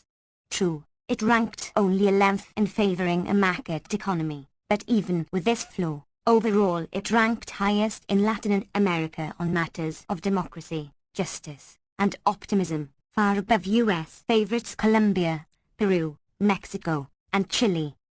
Latin America analyst Mark Turner writes that he found an almost total English-speaking blackout about the results of this important snapshot of Latin American views and opinions. as had been the case in earlier years. He also found the usual exception. There were reports of the finding that Chavez is about as unpopular as Bush in Latin America, a fact that will come as little surprise to those who are familiar with the bitterly hostile coverage to which Chavez is subjected in the media, in the Venezuelan press as well, an odd feature of this looming dictatorship. 37. In the United States, faith in institutions has been declining steadily, and for good reasons. A considerable gulf has developed between public opinion and public policy, rarely reported, though people can hardly fail to be aware that their policy choices are disregarded. It is interesting to compare near-simultaneous recent presidential elections in the richest country of the world and the poorest country in South America. In the 2004 U.S. presidential election, voters had a choice between two men born. Democracy and development, their enemies, their hopes. 101. To wealth and privilege, who attended the same elite university, joined the same secret society where privileged young men are trained to take their place in the ruling class, and were able to run in the election because they were supported by pretty much the same conglomerations of private power. Their announced programs were similar, consistent with the needs of their primary constituency, wealth and privilege. Studies of public opinion revealed that on a host of major issues, both parties were well to the right of the general population, the Bush Republicans sharply so. In part for these reasons, party managers generally displace issues from the electoral agenda. Few voters even knew the stand of the candidates on issues. Candidates are packaged and sold like toothpaste and cars and lifestyle drugs, and by the same industries dedicated to delusion and deceit. Furthermore, the destruction of democracy is highly regarded. In the most liberal daily paper of the country, a leading consultant to the Democratic Party presented his advice for the November 2006 congressional elections. Democrats, he wrote, must realize, as Republicans do, that politics is not about issues. Politics is about identity. The candidates and parties that win are not those aligning their positions most precisely with the majority of the electorate. The winners are those who form a positive image in the public mind of who they are, and a negative image of who their opponents are. What is important is symbolism and narrative to shape what the public thinks about, just as in marketing other commodities. 38. His advice was followed in the next presidential campaign, a matter to which we return. Consider, in contrast, the December 2005 election in the poorest country in South America, Bolivia. Voters were familiar with the issues, and they were very real and important ones: control of resources, cultural rights for the indigenous majority, problems of justice in a complex multi-ethnic society, and many others. Voters chose someone from their own ranks, not a representative of narrow sectors of privilege. There was real participation, extending over years of intense struggle and organization. Election day was not just a brief interlude for pushing a lever and then retreating to passivity and private concerns, but one phase in ongoing participation in the workings of the society. 102. Noam Chomsky. The comparison, and it is not the only one, raises some questions about where programs of democracy promotion are needed. Latin America has real choices, for the first time in its history. The traditional modalities of imperial control, violence and economic strangulation, are much more limited than before. There are lively and vibrant popular organizations providing the essential basis for meaningful democracy. Latin American and other former colonies have enormous internal problems, and there are sure to be many setbacks, but there are promising developments as well. It is in these parts of the world that today's democratic wave finds its basis and its home. That is why the World Social Forum has met in Porto Alegre, Mumbai, Caracas, Nairobi, not in northern cities, though by now the Global Forum has spawned many regional and local social forums, doing valuable work geared to problems of particular significance in their own regions. The former colonies, in Latin America in particular, have a better chance now than ever before to overcome centuries of subjugation, violence, repression, and foreign intervention, which they have so far survived as dependencies with islands of luxury in a sea of misery. These are exciting prospects for Latin America, and if the hopes can be realized, even partially, the results cannot fail to have a large-scale global impact as well. 4. Latin American and Caribbean unity. During the past decade, Latin America has become the most exciting region of the world. The dynamic has in part flowed from right where you are meeting at the social summit in Caracas, after the election of a leftist president committed to using Venezuela's rich resources for the benefit of the population rather than for wealth and privilege at home and abroad, and to promoting the regional integration that is so desperately needed as a prerequisite for independence, for democracy, and for meaningful development. The initiatives taken in Venezuela have had a significant impact throughout the subcontinent, what has now come to be called the pink tide. The impact is revealed within the individual countries, most recently with the election of Fernando Lugo in Paraguay, and in the regional institutions that are in the process of formation. Among these are the Banco del Sur, an initiative that was endorsed in Caracas a year ago by Nobel laureate in economics Joseph Stiglitz, and the ALBA, the Bolivarian alternative for Latin America and the Caribbean, which might prove to be a true dawn if its initial promise can be realized. The ALBA is often described as an alternative to the U.S. sponsored free trade area of the Americas, though the terms are misleading. It should be understood to be an independent development, not an alternative. And, furthermore, the so-called free trade agreements have only 103. 104. Noam Chomsky. A limited relation to free trade, or even to trade in any serious sense of the term, and they are certainly not agreements, at least among populations. A more accurate term would be investor rights arrangements, designed by multinational corporations and banks and the powerful states that cater to their interests, established mostly in secret, without public participation or awareness and often over public opposition. Another regional organization that is beginning to take shape is UNITA, the Union of South American Nations. This continental bloc, modeled on the European Union, aims to establish a South American parliament in Cochabamba, Bolivia, a fitting site for the UNITA parliament. Cochabamba was not well known internationally before the water wars of 2000. But in that year events in Cochabamba became an inspiration for people throughout the world who are concerned with freedom, justice, and elementary human rights, as a result of the courageous and successful popular struggle against privatization of water, which awakened international solidarity and was a fine and encouraging demonstration of what can be achieved by committed activism. The aftermath has been even more remarkable.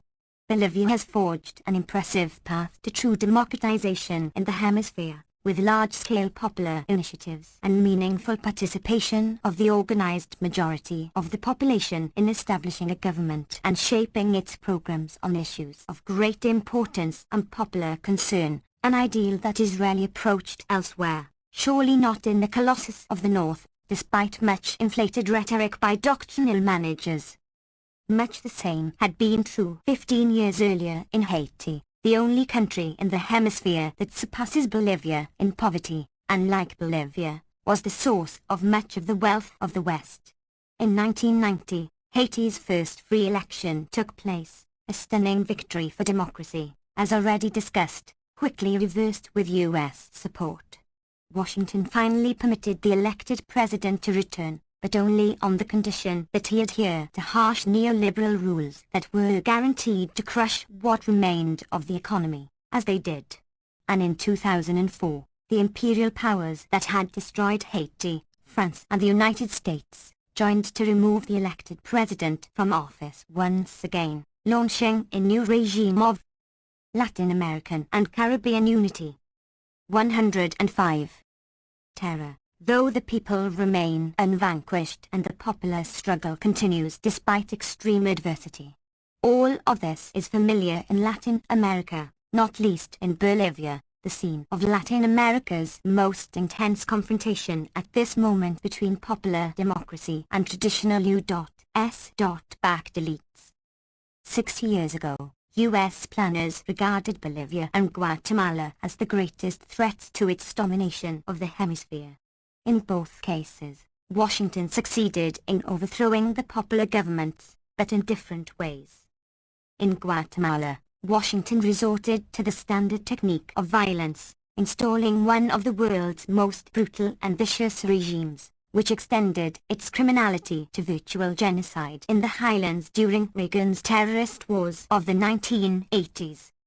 While in Guatemala, the Eisenhower administration overcame the threat of democracy and independent development by violence, in Bolivia, it achieved much the same results by exploiting Bolivia's economic dependence on the United States, particularly for processing Bolivia's tin exports. Stephen Zunes, one of the leading scholarly analysts of these matters, points out that at a critical point in the nation's effort to become more self-sufficient, in the early 1950s, the U.S. government forced Bolivia to use its scarce capital not for its own development, but to compensate the former mine owners and repay its foreign debts. 1.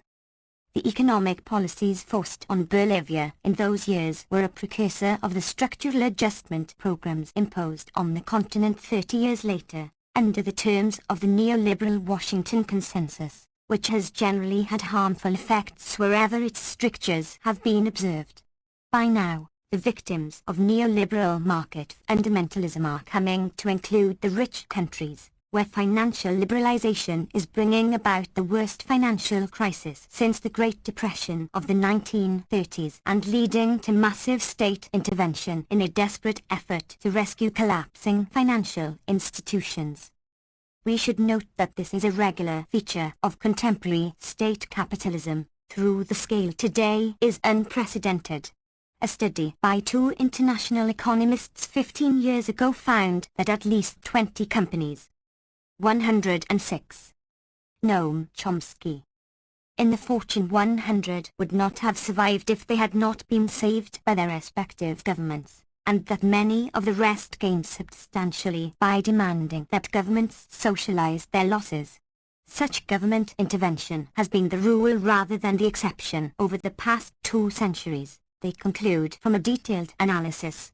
That is apart from the crucial state role, particularly in the post-World War II period, in socializing the costs and risks of R&D while privatizing profit. 2. We might also take note of the striking similarity between the structural adjustment programs imposed on the weak by the IMF and the huge financial bailout that is on the front pages today in the North. The U.S. executive director of the IMF, adopting an image from the mafia, described the institution as the credit community's enforcer. 3. Under the rules of the Western-run international economy, investors make loans to third-world tyrannies, and since the loans carry considerable risk, make high profits. Suppose the borrower defaults. In a capitalist economy, the lenders would incur the loss.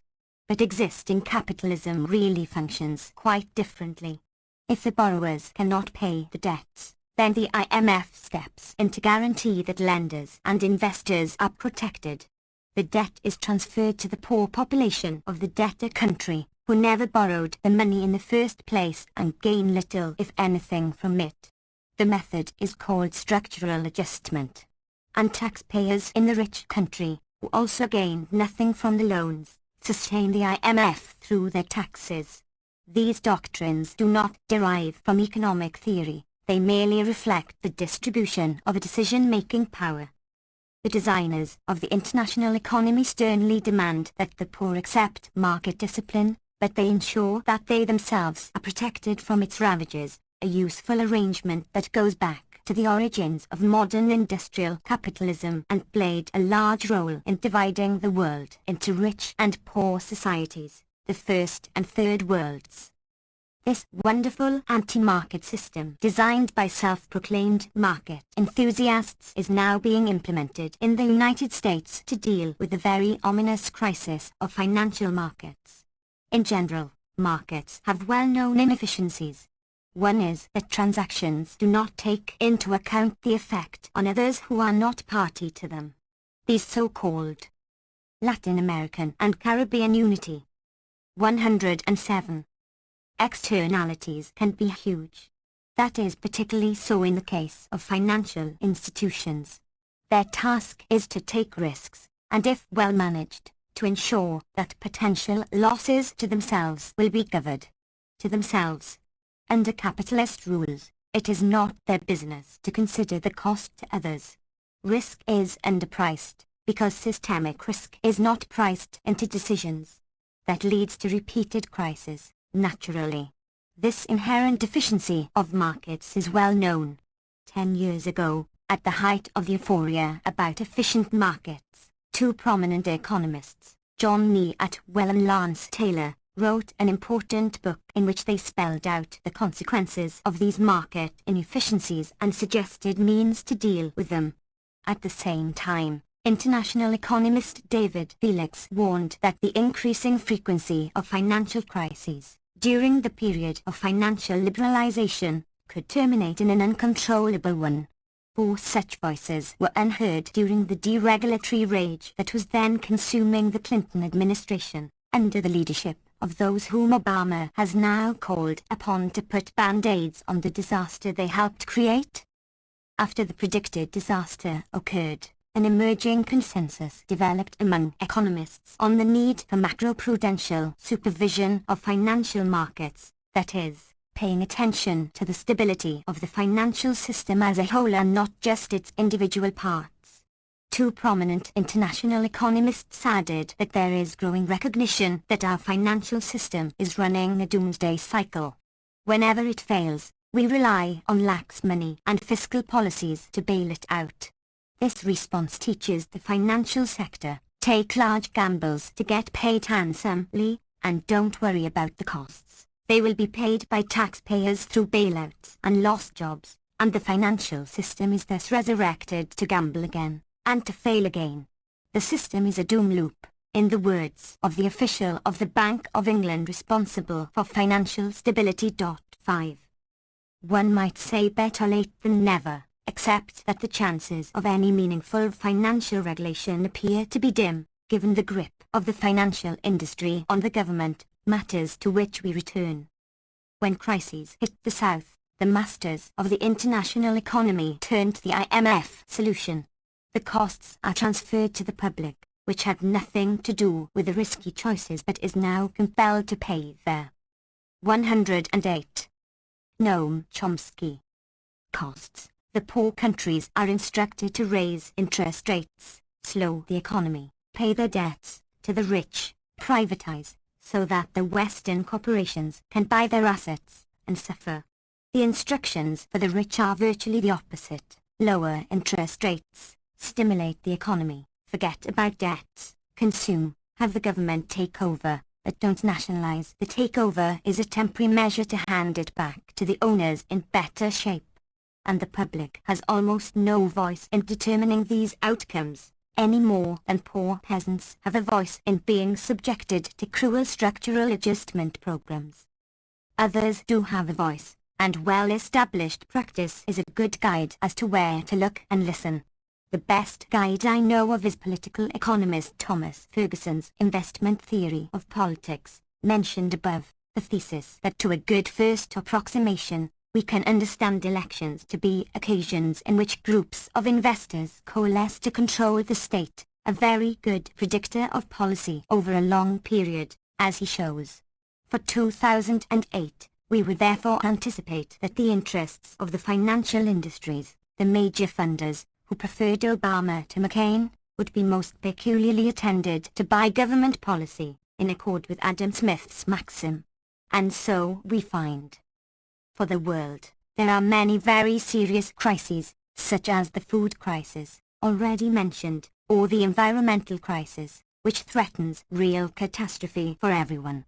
But for the West in 2008-9, the phrase "the crisis" refers unambiguously to the financial crisis that has its deeper roots in inherent market inefficiencies, neoliberal doctrines about the alleged value of financial liberalization, dogmas about efficient markets and rational expectations, 6 deregulation, exotic financial instruments that yielded profits beyond the dreams of avarice for a few, all brought to a head by an $8 trillion housing bubble that somehow regulators and economists did not perceive, portending ultimate disaster, as a few warned all along, notably economist Dean Baker.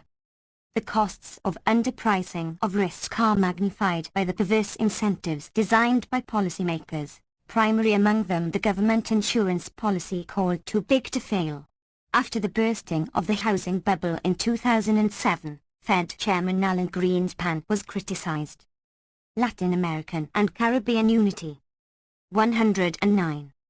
Because he hadn't followed through on his brief warning about irrational exuberance at the height of the late 90s tech bubble. But that is the wrong criticism. It was quite rational exuberance, when the taxpayer is there to bail you out under the operative principles of state capitalism. The doctrine has been observed with precision by Obama and his advisers, selected from the leading figures who were largely responsible for creating the crisis, while excluding those, among them Nobel laureates, who had been issuing warnings about it. And the doctrine appears to have worked very well. The big financial institutions that were the immediate culprits have been making out like bandits, bigger than ever, reporting great profits and paying huge bonuses to the culprits, enjoying even a more lavish government insurance policy, and therefore encouraged to set the stage for the next and worse crisis. That is recognized, but the managers who play by the rules cannot really be criticized. These are institutional decisions. Managers either play the game, or someone else replaces them who will. As for those who are too small to matter, they suffer. That includes the general population, whose real wages have stagnated for 30 years while benefits decline, and now face huge unemployment and loss of their homes. It also includes the banks that serve the public, going under, while those that engage in risky investments and reap enormous profits are doing just fine, thanks to the nanny state they largely control. In theory, inherent market inefficiencies and perverse incentives could be overcome by efficient regulation. But the same deep-seated tendencies that concentrate wealth and power in private tyrannies reduce the likelihood of such steps. In late 2009 there seemed to be one faint hope that Congress might institute some meaningful regulation, proposals by Senator Christopher Dodd, chair of the Senate Banking Committee. But Dodd succumbed to Wall Street pressure and abandoned his proposal in December 2009. One of its components was a new consumer financial protection agency intended to crack down on abusive and risky lending practices that helped fuel last year's financial crisis, Michael Granish commented in a rare press report. Banks and other financial institutions have fought hard to kill the proposal, he adds. And 110. Noam Chomsky succeeded. He quotes Elizabeth Warren, the Harvard law professor who originated the idea for the agency. When all the dust settles, the real question for the history books will be whether Congress was able to create an independent consumer agency with the tools necessary to end abusive practices and to prevent future crises. The answer appears to be a loud no, in our business-run democracy. More generally, Granish observes, despite being portrayed as responsible for myriad national ills, Wall Street bankers, oil and coal companies, and health industry executives bounced back in Congress this year with remarkable success, stalling or weakening the biggest regulatory threats on President Obama's domestic agenda, after a $1 billion lobbying blitz. The decline of the threat of financial regulation coincided with a major victory of the insurance industry when Democratic leaders scuttled a government insurance option in the health care reform plan, incidentally, overruling support for the measure by a considerable majority of the population. 7. In a narrow sense, the financial crisis will presumably be patched up somehow or other, but leaving the institutions that created it pretty much in place. There are many indications.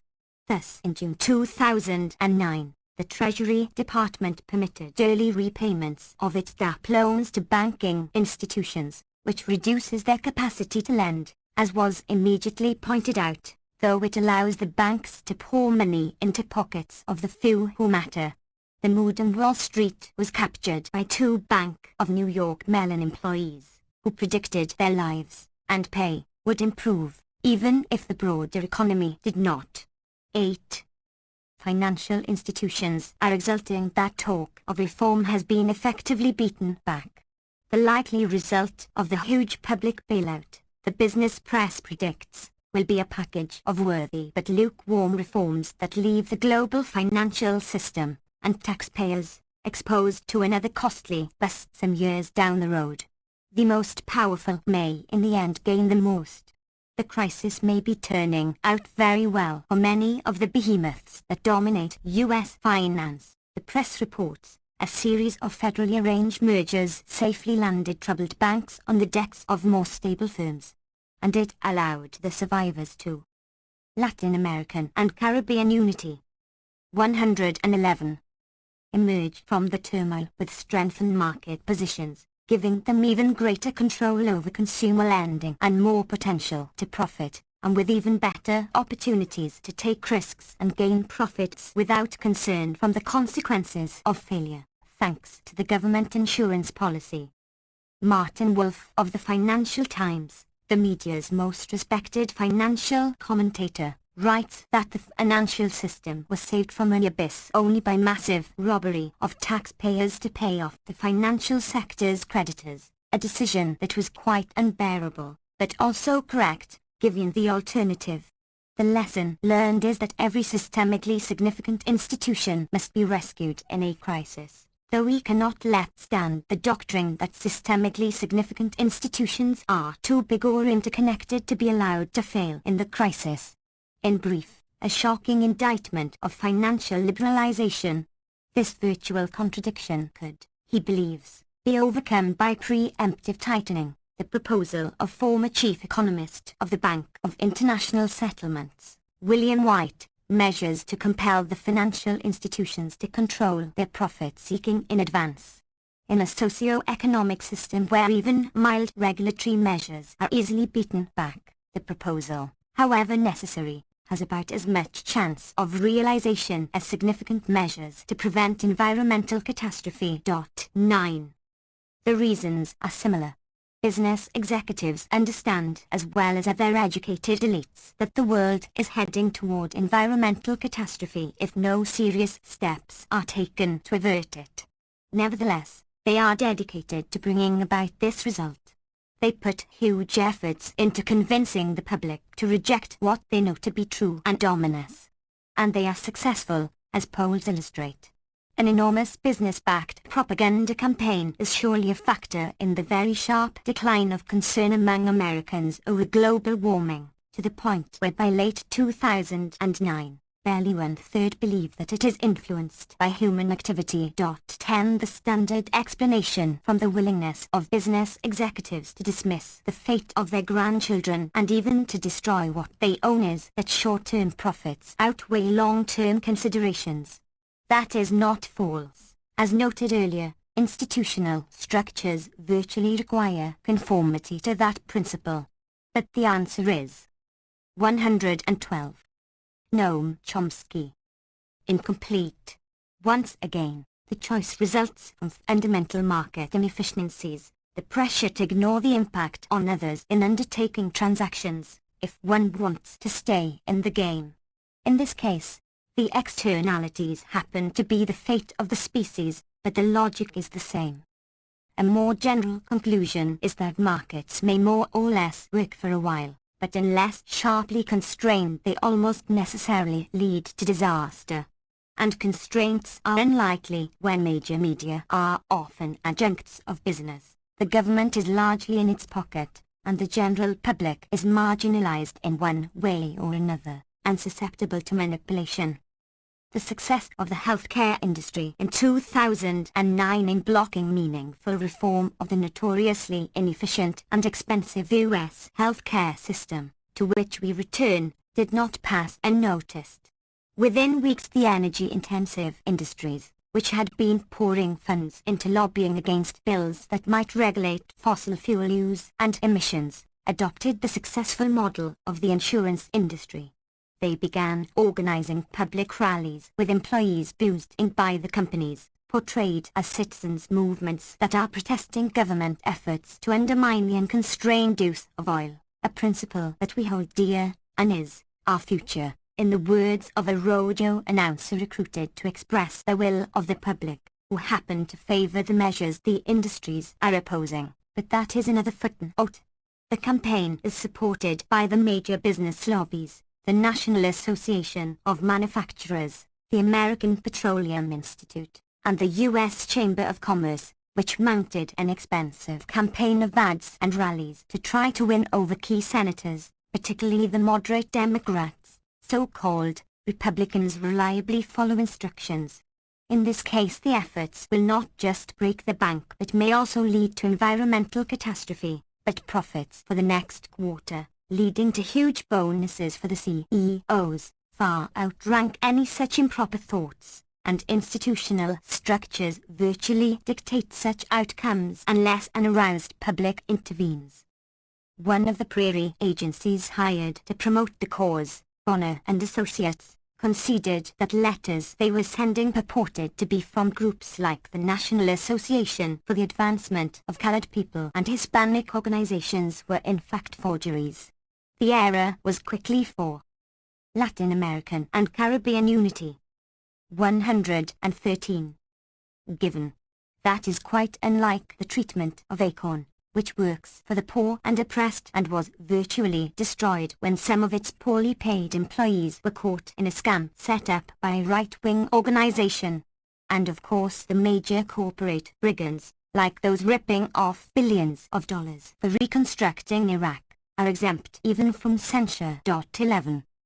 No less impressive is the assault of the financial institutions on regulation of the practices that led to the near collapse of the international economy in 2007-8, and are now even better placed for the next chapter of rational exuberance, with the world's 10 largest banks, all deemed too big to fail, having increased their share of assets from 18% of the top 1,500 banks at the end of 2008 to 26% a year later. The measures by which they ensured that the moderate Democrats, that is, the pro-business Democrats whose ties to Wall Street are strong, would join the Republicans in blocking any serious regulation at the behest of the major business lobbies, are spelled out in a Business Week cover story, aptly entitled "In Wall Street's Pocket, the Inside Story of Who's Really Running Financial Regulation." 12. No unanswerable to the public, surely. Recalling the dismal truth that nothing succeeds like failure, economics correspondent Gretchen Morgensen observes that even though calamitous lending practices laid waste to the nation's economy, surprisingly little has changed about how the financial arena operates and is supervised. Sure, a couple of venerable brokerage firms have vanished, but many of the same players remain on the scene, in the same positions of power. As for the regulators, the senior regulators who stood idly by for years as financial firms built their houses of cards have been rewarded with even bigger jobs or are jockeying for increased responsibilities. The Federal Reserve Board, for example, wants to become the financial system's uber-regulator, even though its officials did nothing as banks made deadly decisions to lend recklessly and leverage themselves to the max. 13. The chair of the prestigious law firm Sullivan and Cromwell is very likely right in predicting that Wall Street, after getting billions of taxpayer dollars, will emerge from the financial crisis looking much the same as before markets collapsed. 14. 114. Noam Chomsky. Only the naive should be surprised.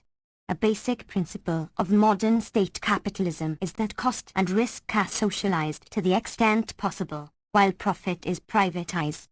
That principle extends far beyond financial institutions. The current focus after the financial meltdown of 2007-8.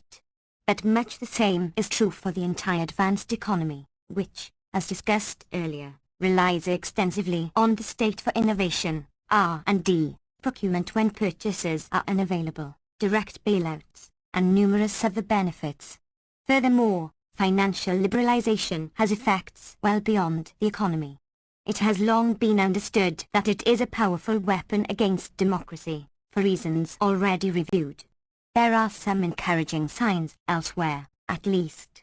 Germany and Spain are well in the lead in development and use of solar energy, and China, though it remains a very poor country with enormous internal problems, is dedicating substantial resources to a green revolution and may soon surpass them. It already makes 1/3 of the world's solar cells, is in the leading mass production of electric cars and the latest generation of the clean coal power stations, and is predicted to surpass the United States as the largest market for wind turbines. China is also providing the most successful model for financial institutions. Martin Wolf concludes, China has emerged as the most significant winner from the financial and economic crisis because of its successful management, and not coincidentally, it rejected the financial liberalization of the neoliberal era. 15 The primary victims of military terror and economic strangulation are the poor and weak, within the rich countries themselves and far more brutally in the South. But there are significant signs of change. In South America and elsewhere there are promising efforts to bring about desperately needed structural and institutional changes. And not surprisingly, these efforts to promote democracy, social justice, and cultural rights are facing harsh challenges from the traditional rulers, at home and internationally. For the first time in half a millennium, South America is beginning to take its fate into its own hands. There have been attempts before, but they have been crushed by outside force, in cases too numerous and too. Latin American and Caribbean unity. 115. Familiar to review. But there are now significant departures from a long and shameful history. The departures are symbolized by the Andean Crisis Summit in Santiago in September 2008. At the summit, the presidents of the South American countries issued a strong statement of support for the elected Morales government, which was under attack by the traditional rulers, privileged Europeanized elites who bitterly oppose Bolivian democracy and social justice and, routinely, enjoy U.S. backing. The South American leaders gathered at the Andean summit declared their full and firm support from the constitutional government of President Evo Morales, whose mandate was ratified by a big majority referring to his overwhelming victory in the recent referendum. Morales thanked Andean for its support, observing that for the first time in South America's history, the countries of our region are deciding how to resolve our problems, without the presence of the United States. 16. A matter of no slight significance. The significance of the endless support for democracy in Bolivia is underscored by the fact that the leading media in the United States scarcely reported what happened, or not at all, though editors and correspondents surely knew all about it. Ample information was available on wire services. That has been a familiar pattern.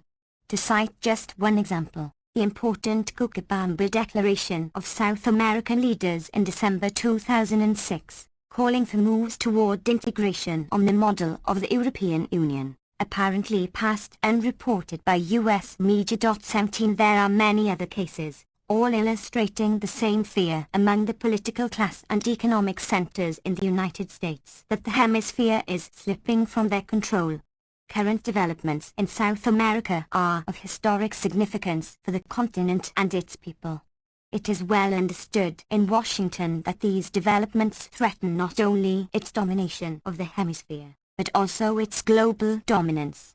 Control of Latin America was the earliest goal of U.S. foreign policy, tracing back to the earliest days of the Republic, with ambitious expectations already discussed. Through the more extreme aspirations, those of Jefferson, for example, were not achieved, Nevertheless, control of Latin America has remained a central policy goal, partly. 116. Noam Chomsky. For resources and markets, but also for broader ideological and geostrategic reasons. As already discussed, the Nixon administration regarded control of Latin America as a necessary condition for establishing a successful order elsewhere in the world, while devoting itself to barring a successful social democracy in Chile that could be a model for others. Nixon's right-hand man Henry Kissinger warned that success for democratic socialism in Chile might have reverberations as far as southern Europe, not because Chilean hordes would descend on Madrid and Rome, but because success might inspire popular movements to achieve their goals by means of parliamentary democracy, an ideal upheld as an abstract value in the West, but with crucial reservations. In Nixon's own words, "Our main concern in Chile is the prospect that Allende can consolidate himself and the picture projected to the world will be his success. If we let the potential leaders in South America think they can move like Chile and have it both ways, we will be in trouble. No impression should be permitted in Latin America that they can get away with this, that it's safe to go this way. All over the world it's too much the fashion to kick us around." Even mainstream scholarship recognizes that Washington has supported democracy if and only if it contributes to strategic and economic interests, a policy that continues without change through all administrations, to the present. 18. These pervasive concerns are the rational form of the domino theory, sometimes more accurately called the threat of a good example. For such reasons, even the tiniest departure from strict obedience is regarded as an existential threat that calls for a harsh response. Peasant organizing in remote communities of northern Laos, fishing cooperatives in Grenada, and so on throughout the world. It is necessary to ensure that the virus of successful independent development does not spread contagion elsewhere, that a rotten apple does not spoil the barrel, in the terminology of the highest level planners. Such concerns have motivated U.S. military intervention, terrorism, and economic warfare throughout the post-World War II era, in Latin America and throughout much of the world. These are leading features of the Cold War. The superpower confrontation regularly provided pre-Latin American and Caribbean unity. 117. Texts, mostly fraudulent. Much as the junior partner in world control appealed to the threat of the West when it crushed popular uprisings in its much narrower Eastern European domains. But times are changing. In Latin America, there are important moves toward integration, which has several dimensions. One is regional, moves to strengthen ties among the South American countries of the kind I mentioned. These are now just beginning to reach to Central America, which was so utterly devastated by Reagan's terror wars that it had mostly stayed on the sidelines since, but is now beginning to move, and also eliciting familiar reactions. Of particular significance are recent developments in Honduras, the classic banana republic and Washington's major base for its terrorist wars in the region in the 1980s. Washington's ambassador to Honduras, John Negroponte, was one of the leading terrorist commanders of the period, and accordingly was appointed head of counter-terrorist operations by the Bush II administration, her choice eliciting no comment. In an unexpected development, President Manuel Zelaya not only raised the minimum wage and carried out other internal reforms, but also declared that USA does not make us vassals or give Washington the right to humiliate the nation, and began to improve ties with Venezuela, joining the Venezuelan subsidized oil program Petrocaribe, then the ALBA as well. 19. The elite reaction was not long in coming. In June 2009, the president was ousted in a military coup and expelled to Costa Rica. As observed by economist Mark Weisbrod, an experienced analyst of Latin American affairs, the social structure of the coup is a recurrent story in Latin America, pitting a reform president who is supported by labor unions and social organizations against a mafia-like, drug-ridden, corrupt political elite who is accustomed to choosing not only the Supreme Court and the Congress, but also the President. 20. The aftermath we have already reviewed. Regional integration of the kind that has been slowly proceeding for several years is a crucial prerequisite for independence, making it more difficult to pick off countries one by one. For that reason, it is causing considerable distress in Washington, and is either ignored or regularly distorted in commentary. 118. Noam Chomsky. A second form of integration is global, the establishment of South-South relations, and the diversification of markets and investment, with China a growing and particularly significant participant in hemispheric affairs. Again, these developments undercut Washington's ability to control what Secretary of War Henry Stimson called our little region over here at the end of World War II, when he was explaining that other regional systems must be dismantled, while our own must be strengthened. The third and in many ways most vital form of integration is internal. Latin America is notorious for its extreme concentration of wealth and power, and the lack of responsibility of privileged elites for the welfare of the nation. It is instructive to compare Latin America with East Asia, as already discussed. Needless to say, development of the East Asian style is hardly a model to which Latin America, or any other region, should aspire.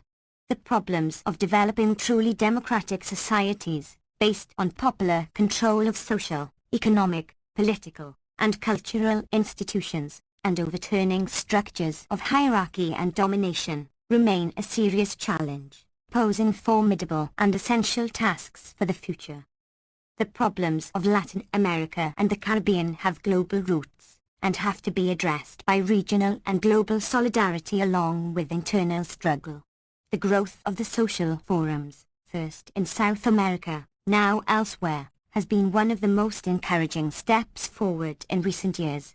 These developments might bear the seeds of the first authentic international, heralding an era of true globalization, international integration in the interests of people, not in investors and other concentrations of power. Those taking part in this social summit today are right at the heart of these dramatic developments, an exciting opportunity, a difficult challenge, a responsibility of historic proportions. Part 2. North America. 5. Good news, Iraq and beyond. Not long before the presidential campaign of 2008, it was taken for granted that the Iraq War would be the central issue, as it was in the midterm election of 2006. But it virtually disappeared, eliciting some puzzlement. There should have been none. Iraq remained of significant concern for the population, but that is a matter of little moment in a modern democracy.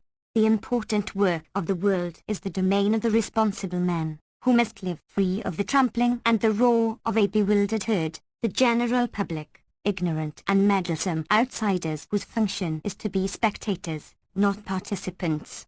And spectators are not supposed to bother their heads with issues. The Wall Street Journal came close to the point in a major front-page article on Super Tuesday, February 5, 2008, the day of many primaries, under the heading Issues Recede in '08 Contest as Voters Focus on Character. To put it more accurately, issues recede as candidates, party managers, and their PR agencies focus on character, qualities, etc. For sound reasons. The population can be dangerous if they come too close to the political arena. The participants in action are surely aware that, on a host of major issues, both political parties are well to the right of the general population and that their positions are quite consistent over time, a matter reviewed in a useful recent study on 121. 122. Noam Chomsky.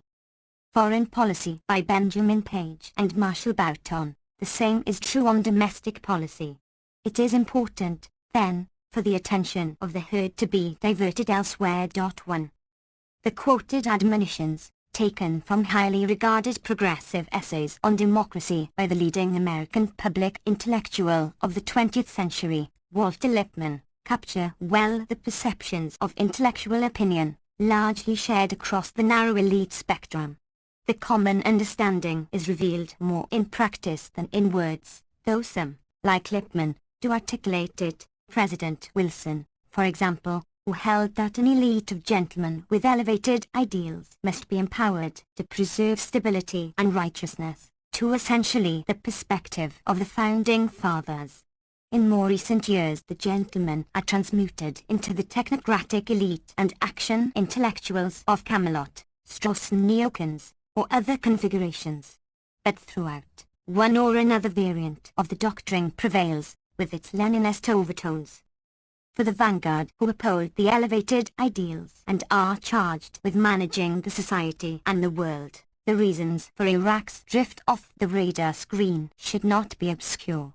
They were cogently explained by the distinguished historian Arthur Schlesinger 40 years earlier, Bitter Heritage, 1966, articulating the position of the Doves when the U.S. invasion of South Vietnam was in its fourth year and Washington was preparing to add another 100,000 troops to the 175,000 already tearing South Vietnam to shreds, though as Schlesinger and others paying attention surely knew, what changed the character of the Vietnam War was not the decision to use American ground troops in South Vietnam in 1965 or to bomb the North, but the decision to wage unlimited aerial warfare inside South Vietnam, at the price of literally pounding the place to bits. Facts reported prominently by the highly respected and bitterly anti-communist military historian and Indochina specialist Bernard Fall, who was soon to warn that Vietnam as a cultural and historic entity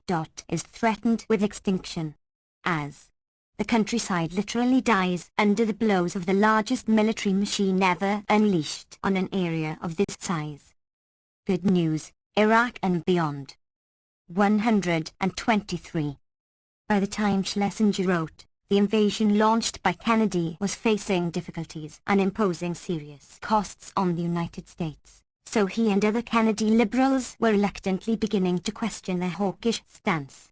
That even included Robert Kennedy, who a year earlier, when Fall published his bitter account of the war in the South, had condemned withdrawal as a repudiation of commitments undertaken and confirmed by 3 administrations which would gravely, perhaps irreparably, weaken the Democratic position in Asia.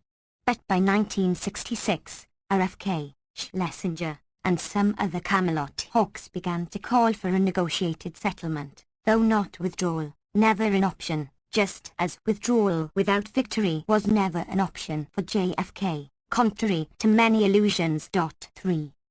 While reconsidering his earlier stance, Schlesinger wrote that of course we all pray that the hawks are right in thinking that the surge of the day will be able to suppress the resistance, and if it does, we may all be saluting the wisdom and statesmanship of the American government in winning victory while leaving the tragic country gutted and devastated by bombs, burned by napalm, turned into a wasteland by chemical defoliation, the land of ruin and wreck, with its political and institutional fabric pulverized. But escalation probably won't succeed, and will prove to be too costly for ourselves, so perhaps strategy should be rethought.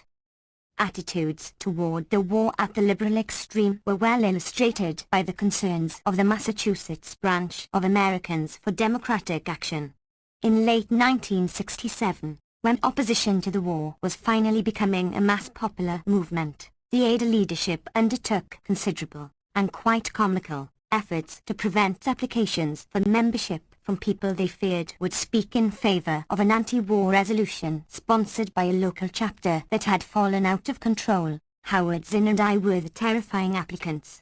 A few months later came the Tet Offensive, leading the business world to turn against the war because of its costs to us, while the more perceptive were coming to realize that Washington had already achieved its major war aims, destroying the virus of successful independent development that might spread contagion throughout there. 124. Noam Chomsky. Region, to borrow Kissingerian rhetoric, and inoculating the potential victims by imposing vicious dictatorships. 4. It soon turned out that everyone had always been a strong opponent of the war, in deep silence. The Kennedy memoirists sharply revised their accounts to fit the new requirement that JFK was a secret dove, consigning the rich documentary record, including their own earlier version of events, to the dustbin of history, where the wrong facts wither away in blessed peace and oblivion. 5 others preferred silence, assuming correctly that the truth would disappear. The preferred version soon took hold. The radical and self-indulgent anti-war movement had disrupted the sober efforts of the responsible early opponents of the war to bring it to an end. By the new millennium, even terminology had reversed. In the 1960s, historical revisionists were lambasted for raising the outrageous idea that intervention in Vietnam was less than pure and noble in intent, and even going so far as to suggest that perhaps U.S. actions played some role in instigating and sustaining the Cold War. 40 years later, revisionism refers to the doctrine that the United States was on the verge of victory in Vietnam when it was sabotaged from within, challenging the mainstream view that the noble cause was unwinnable, an error in judgment. And so the debate rages in scholarship and intellectual discourse.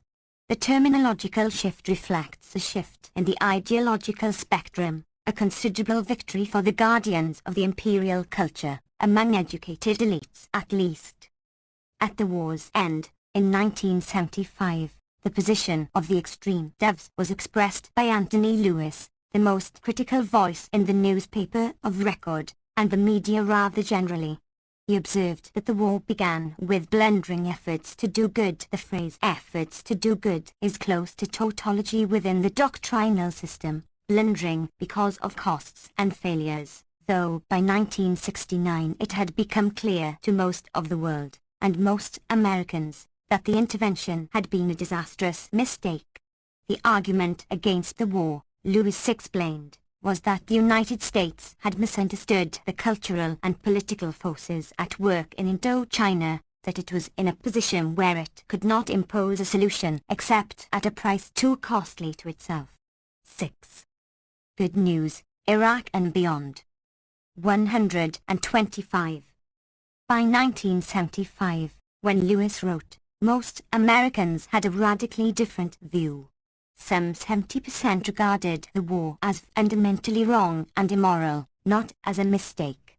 But they are just ignorant and meddlesome outsiders whose voices can be dismissed, or on the rare occasions when they are noticed, explained away without evidence by attributing to them self-serving motives lacking any moral basis. 7.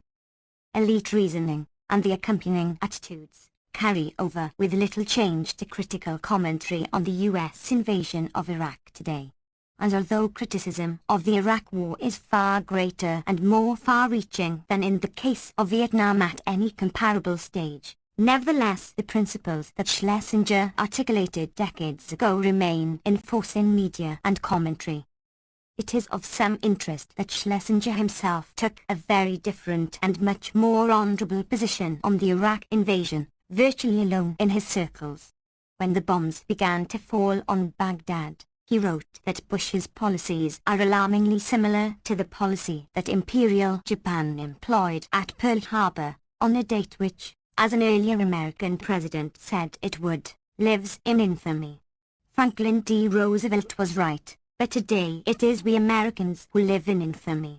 It would be instructive to determine how Schlesinger's principled objection to U.S. war crimes fared in the tributes to him that appeared when he died, and in the many reviews of his journals, which do not mention Vietnam until the Johnson years, consistent with the early version of his Memoirs of Camelot. It is hardly necessary to investigate. 8. That Iraq is a land of ruin and wreck is not in question. There should no longer be any need to review the facts in any detail. The British polling agency Opinion Research Business recently updated its estimate of extra deaths resulting from the war to 1.03 million, that's excluding Karbala and Anbar provinces, two of the worst regions. 9. Whether that is correct, or the true numbers are much lower as some claim, there is no doubt that the toll is horrendous. There are several million internally displaced. thanks to the generosity of Jordan and Syria, the millions of refugees fleeing the wreckage of Iraq, including most of the professional classes, those who were not assassinated, that is, have not been simply 126. Noam Chomsky. Wiped out. But that welcome is fading, for one reason because Jordan and Syria receive no meaningful support from the perpetrators of the crimes in Washington and London. The idea that they themselves might admit their victims, beyond trickle, is too outlandish to consider. Previously dormant sectarian conflicts that erupted after the invasion, surprising Iraqis who were convinced that it could not happen, have devastated the country. Baghdad and other areas have been subjected to brutal ethnic cleansing and left in the hands of warlords and militias, the primary thrust of the current counterinsurgency strategy developed by General Petraeus, who won his fame by pacifying Mosul, soon to become the scene of some of the most extreme violence. The truth of the matter does not escape the most knowledgeable and respected observers. David Gardner, Middle East correspondent of the Financial Times, describes the wreckage left by Petraeus in Mosul. He also reviews the reasons for the decline of violence at the time of the surge and the dramatic contrast between the Pentagon media version and the House of Cards exposed by the General Accountability Office, Congress's independent research bureau. He goes on to review as well the post-surge strategic catastrophe, not only for Iraq but for the region, the sectarian rivalries that have been unleashed along with other threatening forces as this latest, malign intervention, which the Arab and Muslim worlds perceive as a modern version of the Crusades, has buried the idea of democracy in the rubble of Iraq while hugely enhancing the influence of Shia Islamist Iran. 10. We may usefully recall other occasions when enthusiastic partisans of violence were euphoric about the wonders that war would bring. August 1914, for a classic illustration, on all sides, soon followed by misery and despair over the terrible consequences of their patriotic enthusiasm. Not a unique example. One of the most dedicated and informed journalists who has been immersed in the shocking tragedy, Rosen, recently published an epitaph entitled The Death of Iraq. He writes that Iraq has been killed, never to rise again. The American occupation has been more disastrous than that of the Mongols, who sacked Baghdad in the 13th century. A common good news, Iraq and beyond. 127. Perception of Iraqis as well. Only fools talk of solutions now. There is no solution. The only hope is that perhaps the damage can be contained. 11. After Rosen wrote his epitaph, conditions declined further. By August 2009, the New York Times reported that the once rich agricultural system had been so devastated during the past few years, that is, during the U.S. occupation, that there are increasing doubts about whether it makes much sense to grow dates, or much of anything for that matter. As recently as the 1980s, the report continues, Iraq was self-sufficient in producing wheat, rice, fruits, vegetables, and sheep and poultry products. Its industrial sector exported textiles and leather goods, including purses and shoes, as well as steel and cement. But wars, sanctions, poor management, international competition and disinvestment have left each industry a shadow of its former self.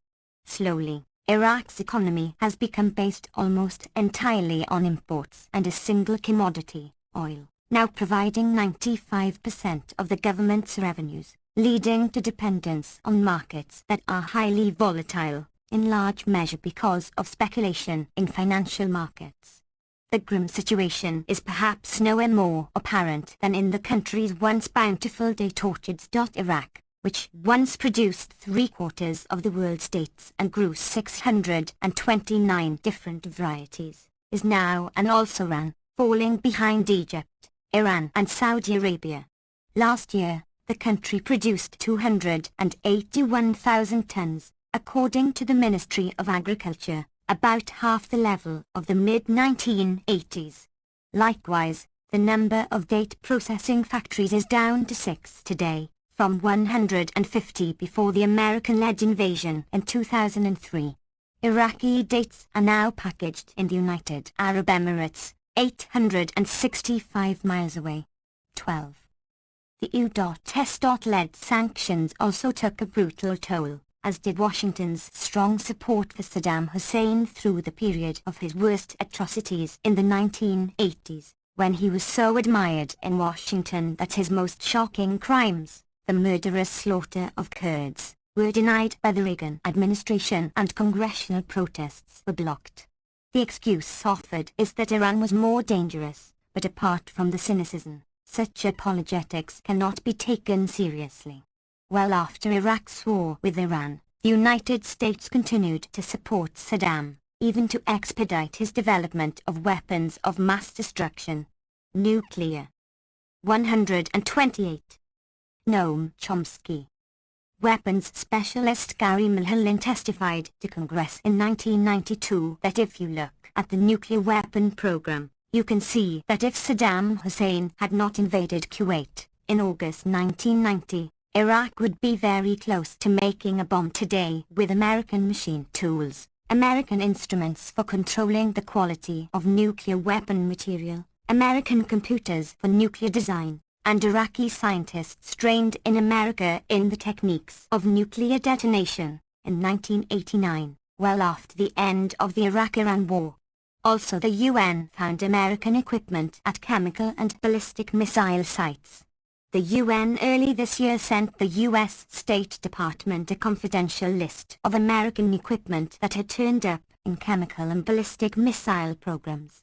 In April 1990, President Bush even sent a high-level congressional delegation, led by Senate Majority Leader Bob Dole, later the Republican presidential candidate, to convey his personal greetings to his good friend and to assure him that he should disregard criticisms by the haughty and pampered press, who are out of control. 13. A few months later, Saddam defied or misunderstood orders, and shifted from admired friend to the embodiment of evil. All such matters have been consigned to the usual repository of unwelcome fact.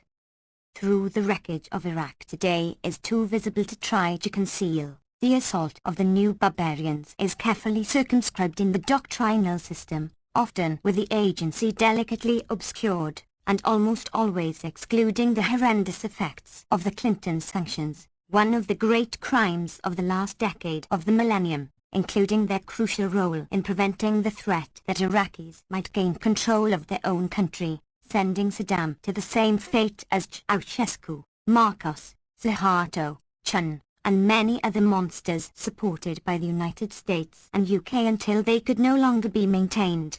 Information about the effect of the sanctions is hardly lacking, in particular about the humanitarian phase of the sanctions regime. The Oil for Peace program initiated when the early impact became so shocking that UN Ambassador Madeleine Albright had to mumble on TV that the price was right whatever the parents of hundreds of thousands of dead Iraqi children might think.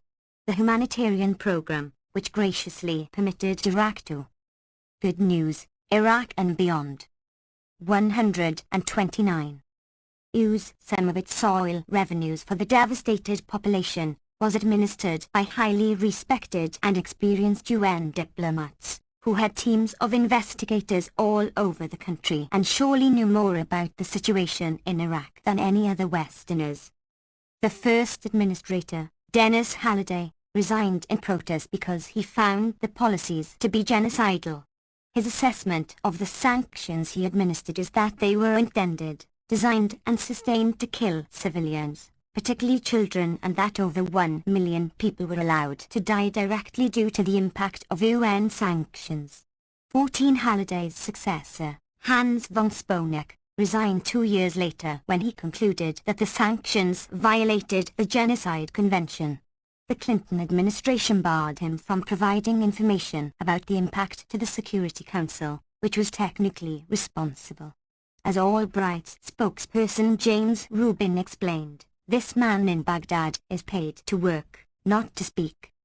Von Sponeck does, however, speak in extensive detail, particularly in his mooted but horrifying review of the sanctions regime. 15. But the State Department ruling prevails. One will have to search diligently to find even a mention of these revelations or what they imply. Knowing too much, Halliday and von Sponeck were also barred from the U.S. media during the build-up to the invasion of Iraq, and to my knowledge since. None of this can ever be mentioned, even in passing, by those who strike heroic poses about the alleged genocides perpetrated by official enemies, while scrupulously avoiding or denying our own crimes, a form of depravity that is not unusual among sectors of educated opinion. 16.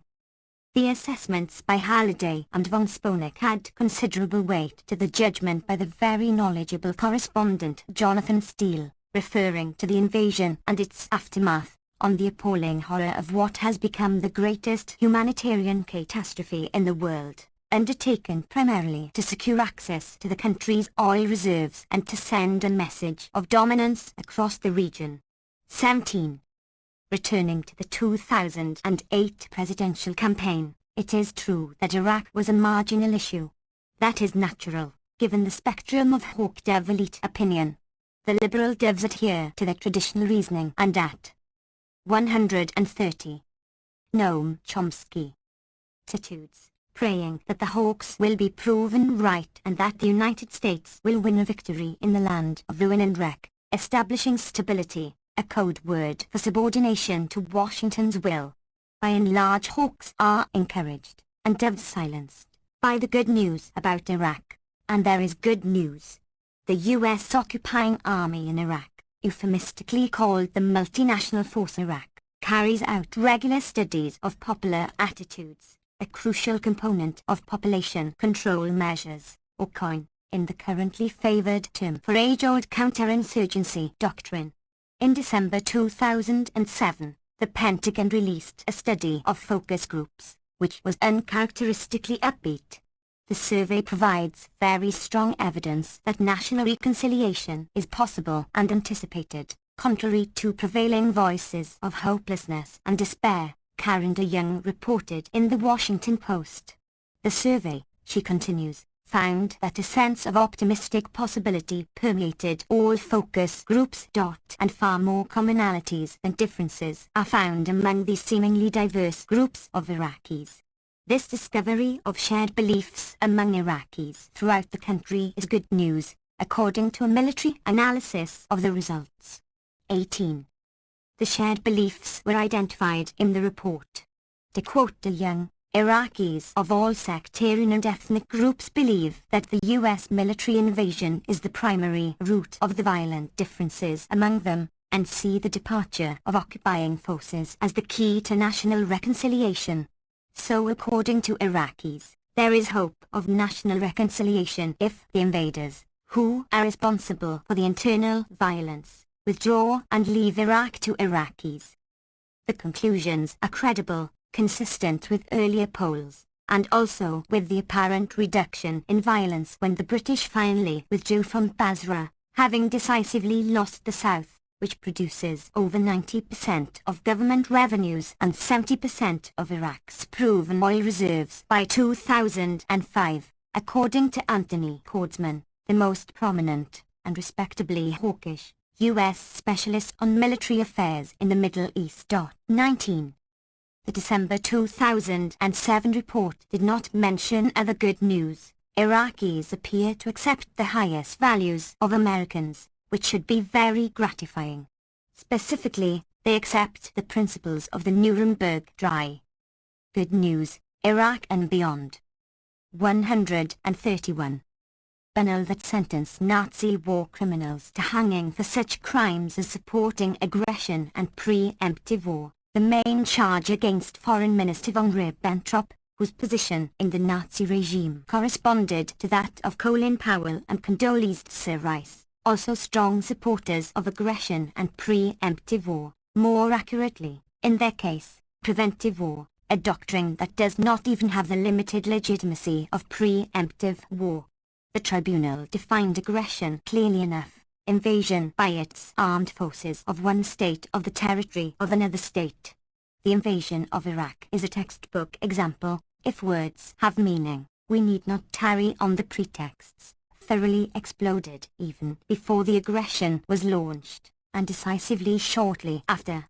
The tribunal went on to define aggression as the supreme international crime, differing only from other war crimes in that it contains within itself the accumulated evil of the whole, in the case of Iraq, containing within itself the murderous sectarian violence and ethnic cleansing, the destruction of the national culture and the irreplaceable treasures of the origins of Western civilization under the eyes of Stuff Happens Rumsfeld and his associates, and every other crime and atrocity as the inheritors of the Mongols have followed the path of Imperial Japan. Since Iraqis attribute the accumulated evil of the whole primarily to the invasion, it follows that they accept the core principle of Nuremberg. Presumably, they were not asked whether their acceptance of American values extended to the conclusion of the Chief Prosecutor for the United States, U.S. Supreme Court Justice Robert Jackson, who forcefully insisted that the tribunal would be mere farce if we do not apply its principles to ourselves. Needless to say, U.S. elite opinion, shared with Western counterparts generally, rejects with virtual unanimity the lofty American values professed at Nuremberg and adopted by Iraqis, indeed regards them as bordering on obscene. All of this provides an instructive illustration of some of the reality that lies behind the famous clash of civilizations. A January 2008 poll by World Learning, Aspen Institute found that 75% of Americans believe U.S. foreign policy is driving dissatisfaction with America abroad, and more than 60% believe that dislike of American values, 39%, and of the American people, 26%. 132. Noam Chomsky.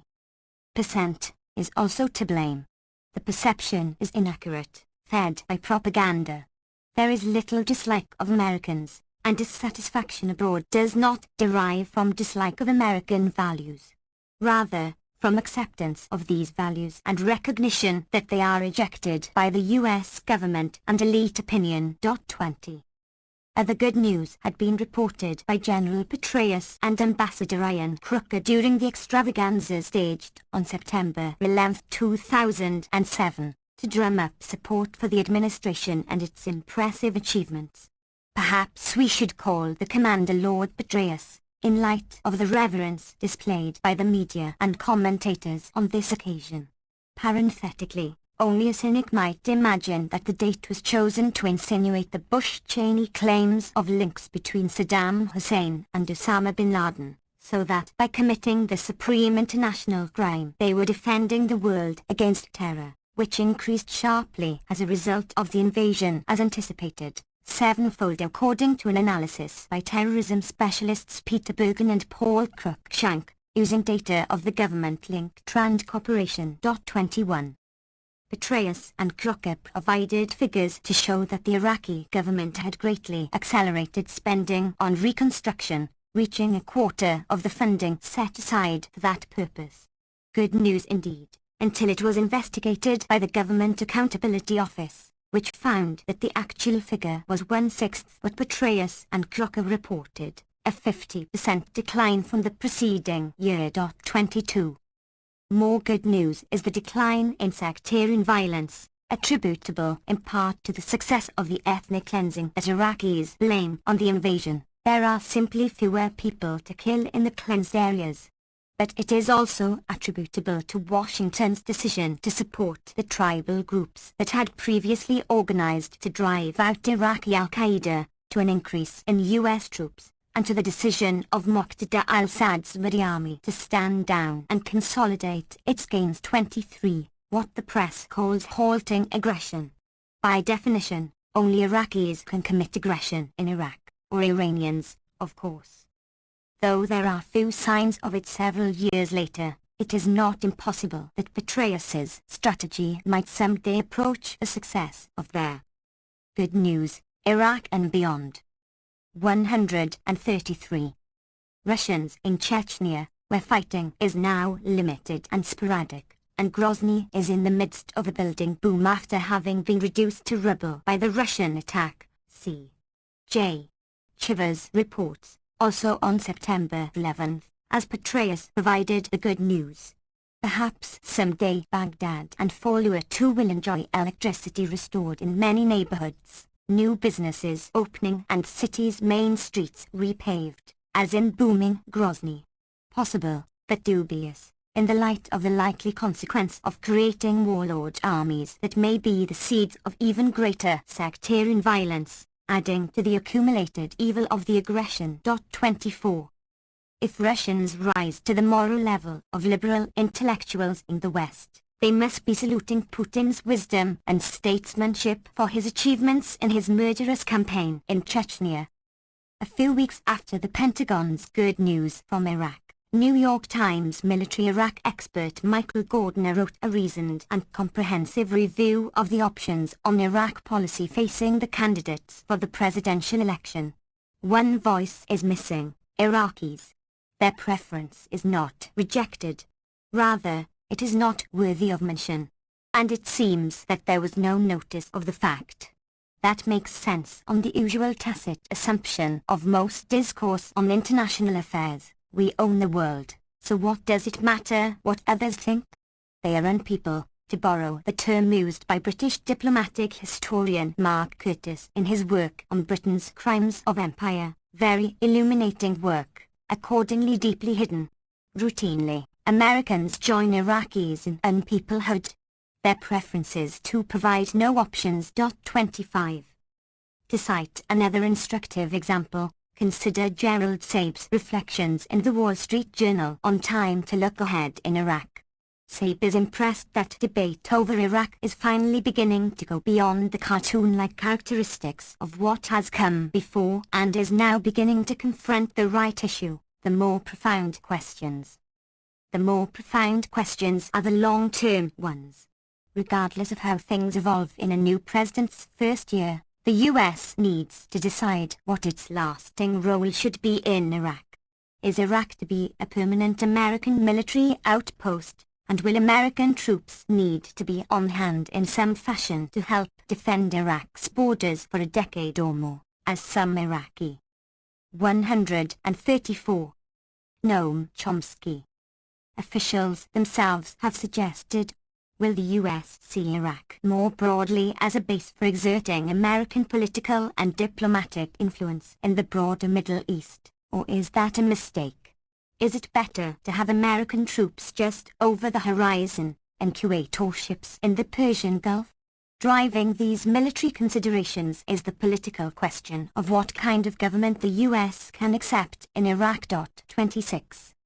No soft-headed nonsense here about Iraqis having a voice on the lasting role of the United States in Iraq or on the kind of government they would prefer.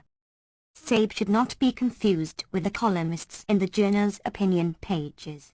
He is a rational centrist analyst, who could easily be writing in the liberal media or journals of the Democratic Party like the New Republic, and he grasps quite accurately the fundamental principles guiding the political class.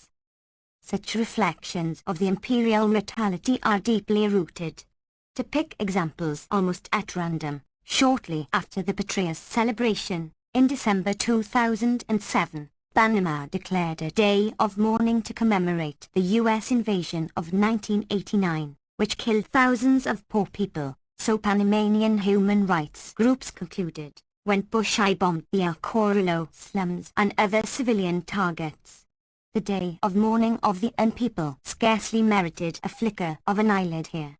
It is also of no interest that Bush's invasion of Panama, another textbook example of aggression, appears to have been more deadly than Saddam's invasion of Kuwait a few months later. Similarly unworthy of note is the fact that Washington's greatest fear was that Saddam would imitate its behavior in Panama, installing a client government and then leaving. The main reason Washington blocked diplomacy with almost complete media cooperation, the sole serious exception I know of before the war commenced, was Canute Joyce in Long Island Newsday. Through the December day of mourning passed with little notice, there was a lead story when the Panamanian National Assembly was opened by President Pedro González, who is charged by Washington with killing American soldiers during a protest against President Bush's visit 2 years after his invasion. Charges dismissed by Panamanian courts but still upheld by the owner of the world. 27. Good news, Iraq and beyond. 135. To take another illustration of the depth of the imperial mentality, correspondent Elaine Ziolino writes that Iran's intransigence about nuclear enrichment appears to be defeating attempts by the rest of the world to curtail Tehran's nuclear ambitions. The phrase "the rest of the world," conventional terminology, happens to exclude the large majority of the world, the non-aligned movement, which forcefully endorses Iran's right to enrich uranium as a signer of the Non-Proliferation Treaty, NPT. But they are not part of the world in conventional discourse, since they do not reflexively accept U.S. government orders. 28. We might tarry for a moment to ask whether there is any solution to the U.S. Iran confrontation over nuclear weapons. Here is one idea. 1. Iran should have the right to develop nuclear energy, but not weapons, in accord with the NPT. 2. A nuclear weapons-free zone should be established in the region, including Iran, Israel, and U.S. forces deployed there. 3. The United States should accept the NPT. 4. The United States should end threats against Iran and turn to serious diplomacy. The proposals are not original. These are the preferences of the large majority of Americans, and also Iranians, in polls by World Public Opinion, which found that Americans and Iranians agree on basic issues.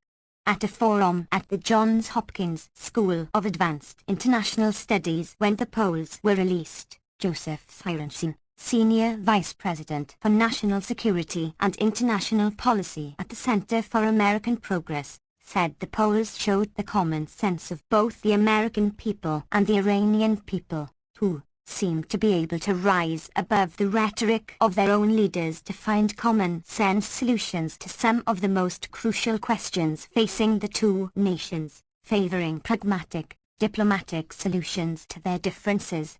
The results suggest that if the U.S. and Iran were functioning democratic societies, this very dangerous confrontation could probably be resolved peaceably. 29. The opinions of Americans on this issue too are not regarded as worthy of consideration. They are not options for candidates or commentators. They were apparently not even reported, perhaps considered too dangerous because of what they reveal about the democratic deficit in the United States, and about the extremism of the political. 136. Noam Chomsky. Class across the spectrum.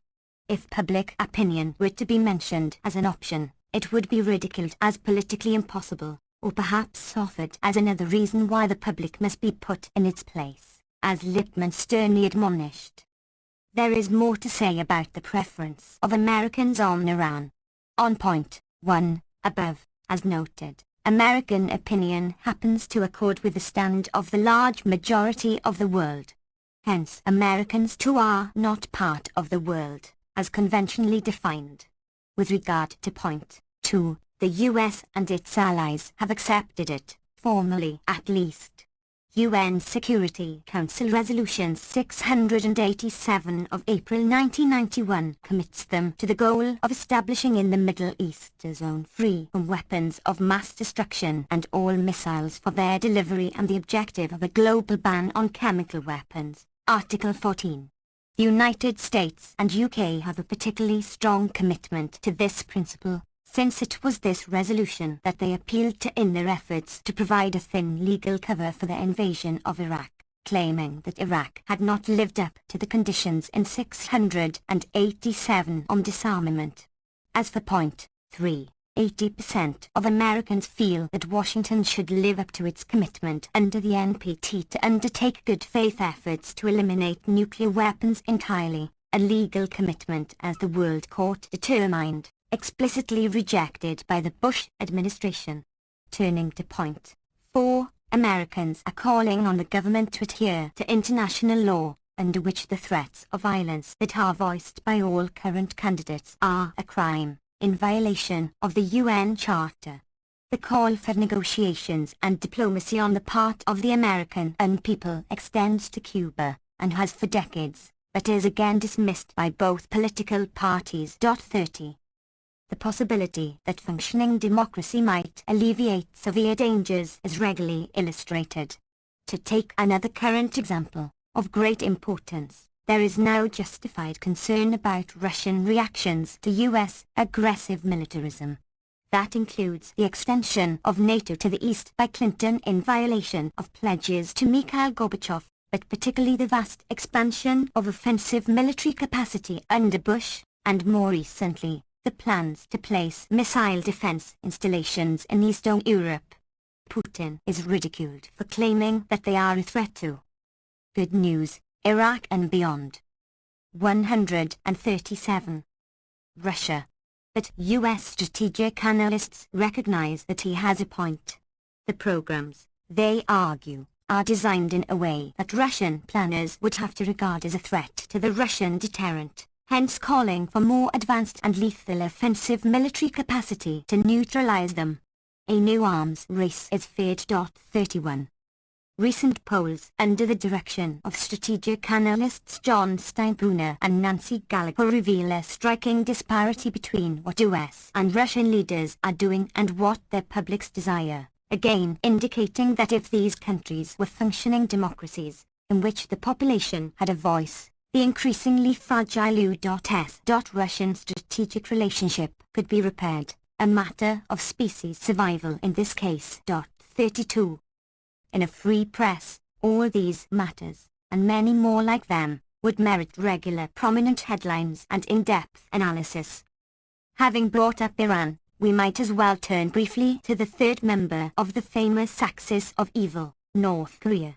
The official story is that after having been forced to accept an agreement on dismantling its nuclear weapons facilities, North Korea is again trying to evade its commitments in its usual devious way. Good news for superhawks like John Bolton, who have held all along that North Korea understands only the mailed fist and will exploit negotiations only to trick us. A New York Times headline reads, US sees stalling by North Korea on nuclear pact. The article by Helene Cooper details the charges. In the last paragraph we discover that the US has not fulfilled its pledges. North Korea has received only 15% of the fuel that was promised by the United States and others, and the United States has not undertaken steps to improve diplomatic relations, as promised. Several weeks later, McClatchy newspaper's Kevin Hall reported that the chief U.S. negotiator with North Korea, Christopher Hill, confirmed in Senate hearings that North Korea has slowed the dismantling of its nuclear reactor because it hasn't received the amount of fuel oil it was promised. 33.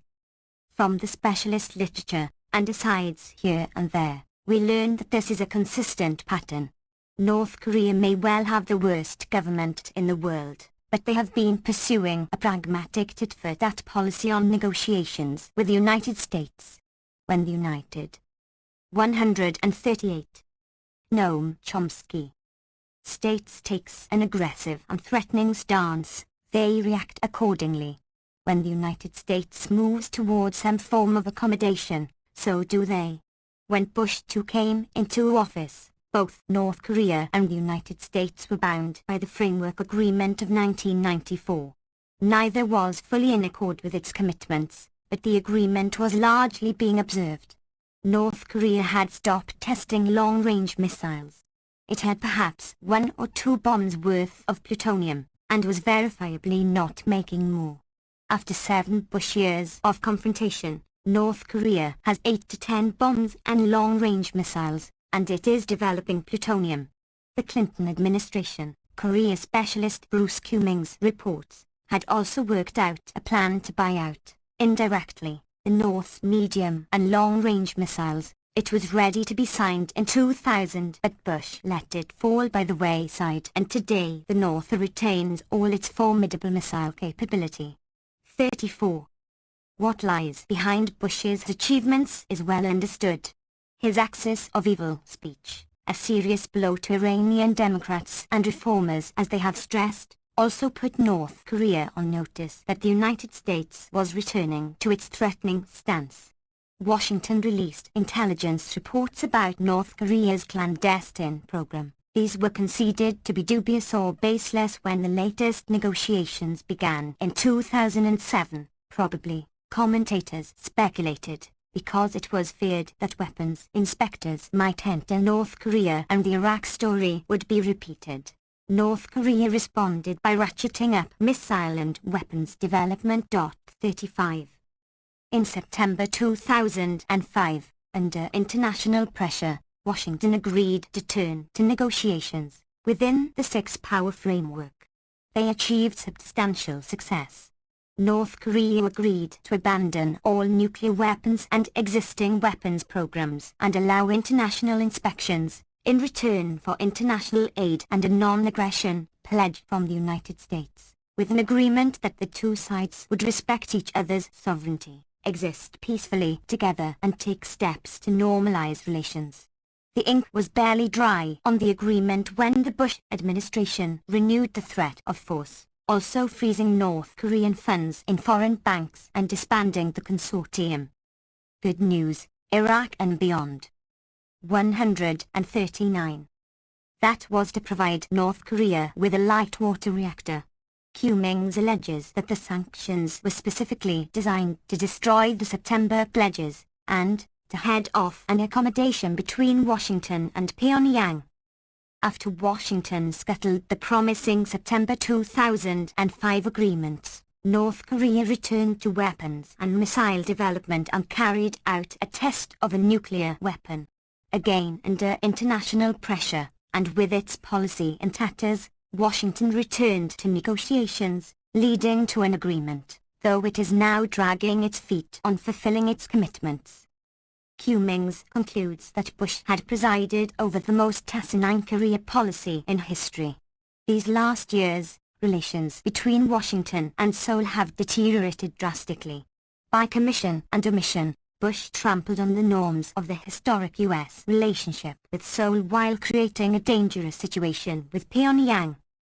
Charges against North Korea escalated in September 2007, when Israel bombed an obscure site in northern Syria, an act of war, as at least one prominent American correspondent recognized. 36 charges at once surfaced that Israel attacked a nuclear installation being developed with the help of North Korea. An attack compared with Israel's bombing of the Osirak reactor in Iraq in 1981, which, according to available evidence, convinced Saddam Hussein to initiate his nuclear weapons program. 37 Seymour Hersh's tentative conclusion after investigation was that the Israeli actions may have been intended as another threat against Iran, the U.S. Israel have you in their bomb sites. However this may be, there is some important background that should be recalled. In 1993, Israel and North Korea were on the verge of an agreement. Israel would recognize North Korea, and in return, North Korea would end any weapons-related involvement in the Middle East. The significance for Israeli security is clear. Clinton ordered the deal terminated, and Israel had no choice but to obey. 38 Ever since its fateful decision in 1971 to reject peace and security in favor of expansion, maintained since, Israel has been compelled to rely on the United States for protection, hence to obey Washington's commands. 140. Noam Chomsky. Whether or not there is any truth to current charges about North Korea and Syria, it appears that the threat to the security of Israel and the region might have been avoided by peaceful means, had security been a high priority. Let us return to the first member of the axis of evil, Iraq. Washington's war aims were clearly outlined in a U.S. proposed Declaration of Principles for the U.S. and Iraqi governments, in November 2007. The declaration allows U.S. forces to remain indefinitely to deter foreign aggression and for internal security. The only aggression in sight is from the United States, but that is not aggression, by definition. and only the most naive will entertain the thought that the United States would sustain the government by force if it moved toward independence, going too far in strengthening relations with Iran, for example. The declaration also committed Iraq to facilitate and encourage the flow of foreign investments to Iraq, especially American investments. 39. The unusually brazen expression of imperial will was underscored when Bush quietly issued yet another signing statement, expanding his historical record, declaring that he would reject crucial provisions of congressional legislation that he had just signed, including the provision that forbids spending taxpayer money to establish any military installation or base for the purpose of providing for the permanent stationing of United States armed forces in Iraq or to exercise United States control of the oil resources of Iraq.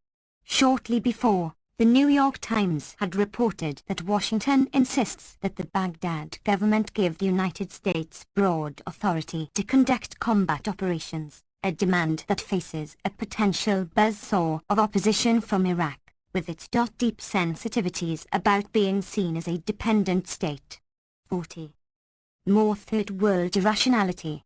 In brief, Iraq was to agree to allow permanent U.S. military installations, called enduring in the preferred Orwellism, grant the United States the right to conduct combat operations freely and indefinitely, and ensure U.S. control over oil resources of Iraq while privileging U.S. investors. It is of some interest that these official statements and actions did not influence discussion about the reasons for the U.S. invasion of good news, Iraq and beyond. 141. Iraq. These had never been obscure, but any effort to spell them out was dismissed with ridicule. Now the reasons are openly conceded, eliciting no retraction or even a reflection, or perhaps even a report. Not long after, Bush was compelled to withdraw these demands, the latest step in a record of backtracking that began not long after the invasion, as the U.S. invaders had to abandon their war aims, step by step, in the face of determined non-violent Iraqi resistance, an impressive achievement that should be better known. Obama has indicated that he will abide by the concessions forced on Bush. We return to the matter. Iraqis are not alone in lacking proper respect for the invaders, so it appears from polls in Afghanistan and other considerations to which we turn below. Recent polls in Pakistan also provide good news for Washington. Fully 5% favor allowing U.S. or other foreign troops to enter Pakistan to pursue or capture al-Qaeda fighters. 9% favor allowing U.S. forces to pursue and capture Taliban insurgents who have crossed over from Afghanistan. Almost half favor allowing Pakistani troops to do so. And only a little over 80% regard the U.S. military presence in Asia and Afghanistan as a threat to Pakistan, while an overwhelming majority believe that the United States is trying to harm the Islamic world. 41. The good news is that these results are a considerable improvement over October 2001, when a Newsweek poll found that 83% of Pakistanis surveyed say they side with the Taliban, with a mere 3% expressing support for the United States, while over 80% described Osama bin Laden as a guerrilla and 6% as a terrorist. 42. Turning elsewhere, major polls are not such good news for conventional Western doctrines. Few are upheld with such passion and unanimity as the thesis that Hugo Chavez is a tyrant bent on destroying freedom and democracy in Venezuela and beyond. The annual polls on Latin American opinion by the respected Chilean polling agency Latinobarometro, already discussed, are therefore bad news that gave the wrong answers, and were accordingly suppressed, very efficiently. As noted, editorial offices are well aware of the polls, as selective citation reveals, but evidently understand what may pass through doctrinal filters. 142. Noam Chomsky.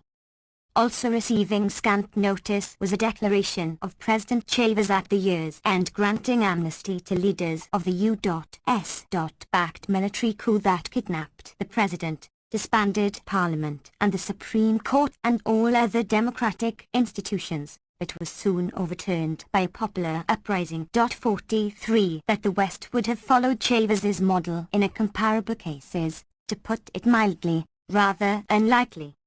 Perhaps all of this too provides some further insight into the clash of civilizations, a question that should be prominent in our minds, I think. 6. Free elections, good news and bad. Events in the Levant in 2008 add further understanding to the good news of those days.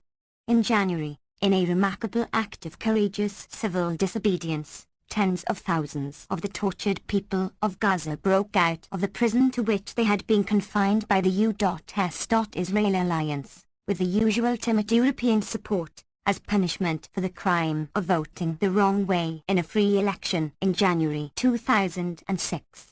It was instructive at the time to see the front pages with stories reporting the brutal U.S. response to a genuinely free election, alongside others lauding the Bush administration for its noble dedication to democracy promotion, or sometimes gently chiding it because it was going too far in its idealism, failing to recognize that the people of the Middle East are too backward to appreciate democracy. There are virtually no limits to the soaring rhetoric about the marvels of free elections when they are believed to have come out the right way. Accordingly, the 2008 election in Lebanon was greeted with euphoria. New York Times columnist Thomas Friedman gushed that he is a sucker for free and fair elections, so it warms my heart to watch what happened in Lebanon in an election that was indeed free and fair. Not like the pretend election you are about to see in Iran, where only candidates approved by the supreme leader can run. No, in Lebanon it was the real. 143. 144. Noam Chomsky. Deal, and the results were fascinating. President Barack Obama defeated President Mohammad Ahmadinejad of Iran. Crucially, a solid majority of all Lebanese, Muslims, Christians and Druze, voted for the March 14th coalition led by Saad Hariri, the U.S.-backed candidate and son of the murdered ex-Prime Minister Rafik Hariri, so that to the extent that anyone came out of this election with the moral authority to lead the next government, it was the coalition that wants Lebanon to be run by and for the Lebanese, not for Iran, not for Syria and not for fighting Israel. We must give credit where it is due for this triumph of free elections, without George Bush standing up to the Syrians in 2005, and forcing them to get out of Lebanon after the Hariri killing. This free election would not have happened. Mr. Bush helped create the space. Power matters. Mr. Obama helped stir the hope. Words also matter. Friedman was echoed by many others, if less effusively. By Elliot Abrams, for example, who also compared Obama's victory in Lebanon with the Iranian elections. Under the heading Lebanon's Triumph, Iran's Travesty, Abrams compared these twin tests of U.S. efforts to spread democracy to the Muslim world. The lesson is clear: what the United States should be promoting is not elections, but free elections. And the voting in Lebanon passed any realistic test. The majority of Lebanese have rejected Hezbollah's claim that it is not a terrorist group but a national resistance. The Lebanese had a chance to vote against Hezbollah, and took the opportunity. Reactions were similar elsewhere. A few small problems were, however, overlooked. The most prominent problem, apparently unreported in the United States, is the actual vote. The Hezbollah-based March 8th coalition won handily, by approximately the same figure as Obama versus McCain in November 2008, about 53% of the popular vote, according to Ministry of Interior figures. Hence by the Friedman-Abrams argument, we should be lamenting Ahmadinejad's defeat of President Obama, and the moral authority won by Hezbollah, as the majority of Lebanese took the opportunity to reject the charges that Friedman-Abrams and others repeat uncritically from Washington propaganda. 1. Free elections, good news and bad. 145. Like others, Friedman and Abrams are referring to representatives in Parliament. These numbers are skewed by the confessional voting system, which sharply reduces the seats granted to the largest of the sects, the Shiites, who overwhelmingly back Hezbollah and its ally. Furthermore, as analysts concerned with fact have pointed out, the confessional ground rules undermine free and fair elections in even more far-reaching ways than this. Asaf Khafari observes that they leave no space for non-sectarian parties and erect a barrier to introducing socio-economic policies and other real issues into the electoral system. They also open the door to massive external interference, low voter turnout, and vote rigging and vote buying, all features of the June 2008 election, even more so than before. Thus in Beirut, home of more than half the population, less than a fourth of eligible voters could vote without returning to their usually remote districts of origin. The effect is that migrant workers and the poorer classes are effectively disenfranchised in a form of extreme gerrymandering, Lebanese style, favoring the privileged and pro-Western classes. 2. Such glaring illustrations of elite hatred and contempt for democracy appear regularly, apparently with no awareness of what they signify, which tells us a good deal about how deeply rooted in the intellectual culture are the sentiments and the doctrines tacitly upheld. To pick another illustration, Cam Simpson reports in the Wall Street Journal that despite the harsh U.S. Israeli punishment of Gaza, and flooding the West Bank's Western-backed Fatah-led government with diplomatic and economic support, to persuade Palestinians in both territories to embrace Fatah and isolate Hamas, the opposite is happening. Hamas's popularity is increasing in the West Bank. As Simpson casually explains, Hamas won Palestinian elections in January 2006, prompting the Israeli government and the Bush administration to lead a worldwide boycott of the Palestinian Authority, along with much more severe measures. The goal, unconcealed, is to punish the miscreants who fail to grasp the essential principle of democracy: do what we say, or else. 3. It is important not to overlook the fact that the U.S. Israel operate in tandem. Israel relies crucially on U.S. military, economic, diplomatic. 146. Noam Chomsky. And ideological support. It will proceed as far as the United States allows. Its criminal actions are U.S. crimes.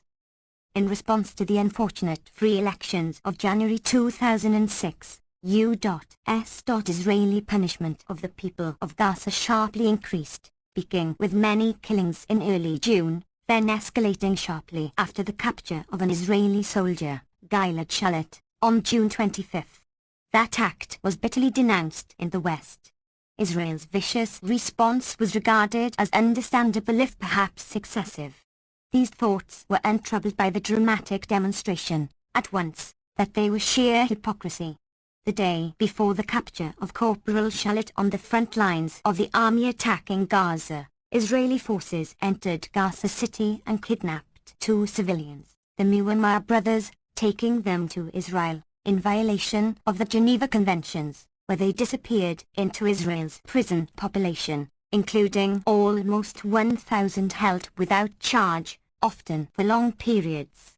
The kidnapping, a far more serious crime than the capture of Shalit, received a few scattered lines of comment, but no noticeable criticism. 4. That is perhaps understandable, because it is hardly news. U.S. backed Israeli forces have been engaged in such practices, and far more brutal ones like them, for decades. And in any event, as a client state, Israel inherits the right of criminality from its master. Western hypocrisy on this score is stunning. Thus Thomas Friedman, while instructing us on how the lesser breeds must be educated by terrorist violence, writes that Israel's invasion of Lebanon in 2006, once again destroying much of southern Lebanon and Beirut while killing another 1,000 civilians, was a just act of self-defense, responding to Hezbollah's crime of launching an unprovoked war across the U.N. recognized Israel-Lebanon border, after Israel had unilaterally withdrawn from Lebanon. The shocking crime was the capture of Israeli soldiers on the border, with the apparent intention of a prisoner exchange, the first recorded significant border violation by Hezbollah in 6 years despite Israel's almost daily border violations since the Hezbollah-led resistance forced it to withdraw from its occupation of southern Lebanon in violation of UN Security Council Orders. 5. The veteran Middle East specialist of the New York Times surely knows about Israel's criminal practices in Lebanon and on the high seas. Free elections, good news and bad. 147. Which vastly exceed Hezbollah's crime of capturing 2 soldiers at the border. At least, he knows if he reads his own newspaper, for example, the 18th paragraph of a story on prisoner exchange, which observes that 37 of the Arab prisoners had been seized recently by the Israeli Navy as they tried to make their way from Cyprus to Tripoli, north of Beirut, many held for years as hostages, sometimes in secret prisons reported in Israel and Europe, but not the United States. 6. Such crimes continue, barely eliciting a yawn. In September 2009, the Israeli army invaded the North Gaza district south of the town of Beit Lahiya and kidnapped 5 Palestinian children on their way home after grazing sheep. Details are reported by the Gaza-based Al-Mazin Center for Human Rights. No coverage could be discovered in the English-language press, though the capture of Shalit, a soldier of an attacking Red Army, receives regular wide coverage, and is regularly depicted as a prime obstacle to peace. 7.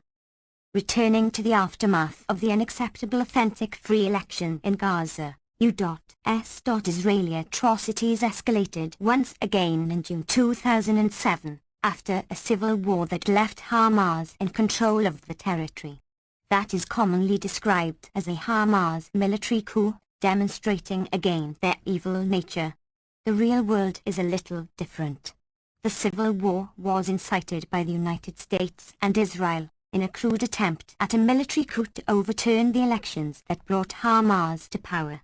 That has been public knowledge at least since April 2008, when David Rose published a detailed and documented account of how Bush, Condoleezza Rice, and Deputy National Security Advisor Elliot Abrams backed an armed force under Fatah strongman Mohammed Dahlan, touching off a bloody civil war in Gaza and leaving Hamas stronger than ever. The account was corroborated by Norman Olson, who served for 26 years in the Foreign Service, including 4 years working in the Gaza Strip and 4 years at the U.S. Embassy in Tel Aviv, and then moved on to become Associate Coordinator for Counterterrorism at the Department of State. Olson and his son detailed the State Department shenanigans intended to ensure that their candidate, Abbas, would win in the January 2006 elections, in which case it would have been hailed as a triumph of democracy, warming the hearts of loyalists. After the election fixing failed, the United States and Israel. 148.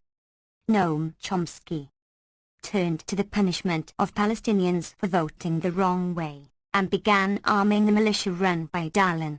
But Dahlan's thugs moved too soon. The Olsons' right, and a Hamas preemptive strike undermined the coup attempt. 8. As U.S.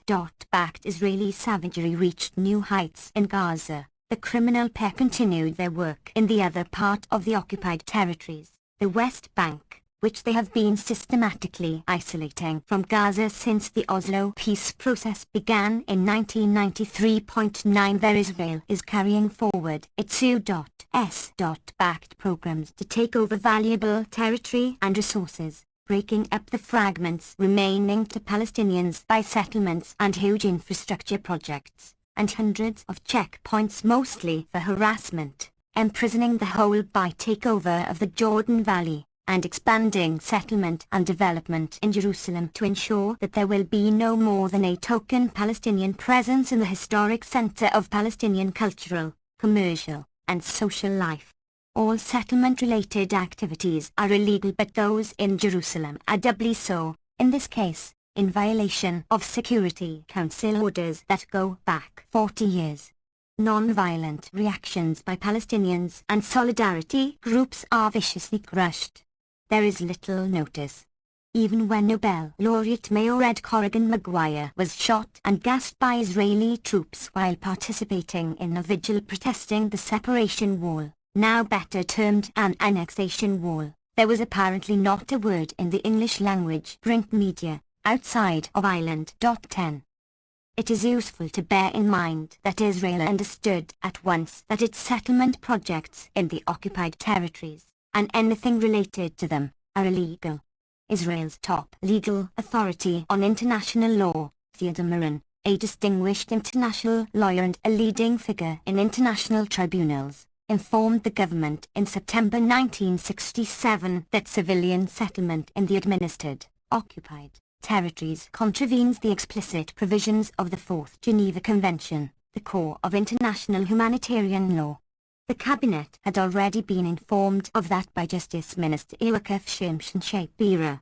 A few weeks later, Defense Minister Moshe Dayan, who was in charge of the occupied territories, informed his fellow ministers that we must consolidate our hold so that over time we will succeed in digesting Judea and Samaria, the West Bank, and merging free elections, good news and bad. 149. Them with little Israel, meanwhile dismembered.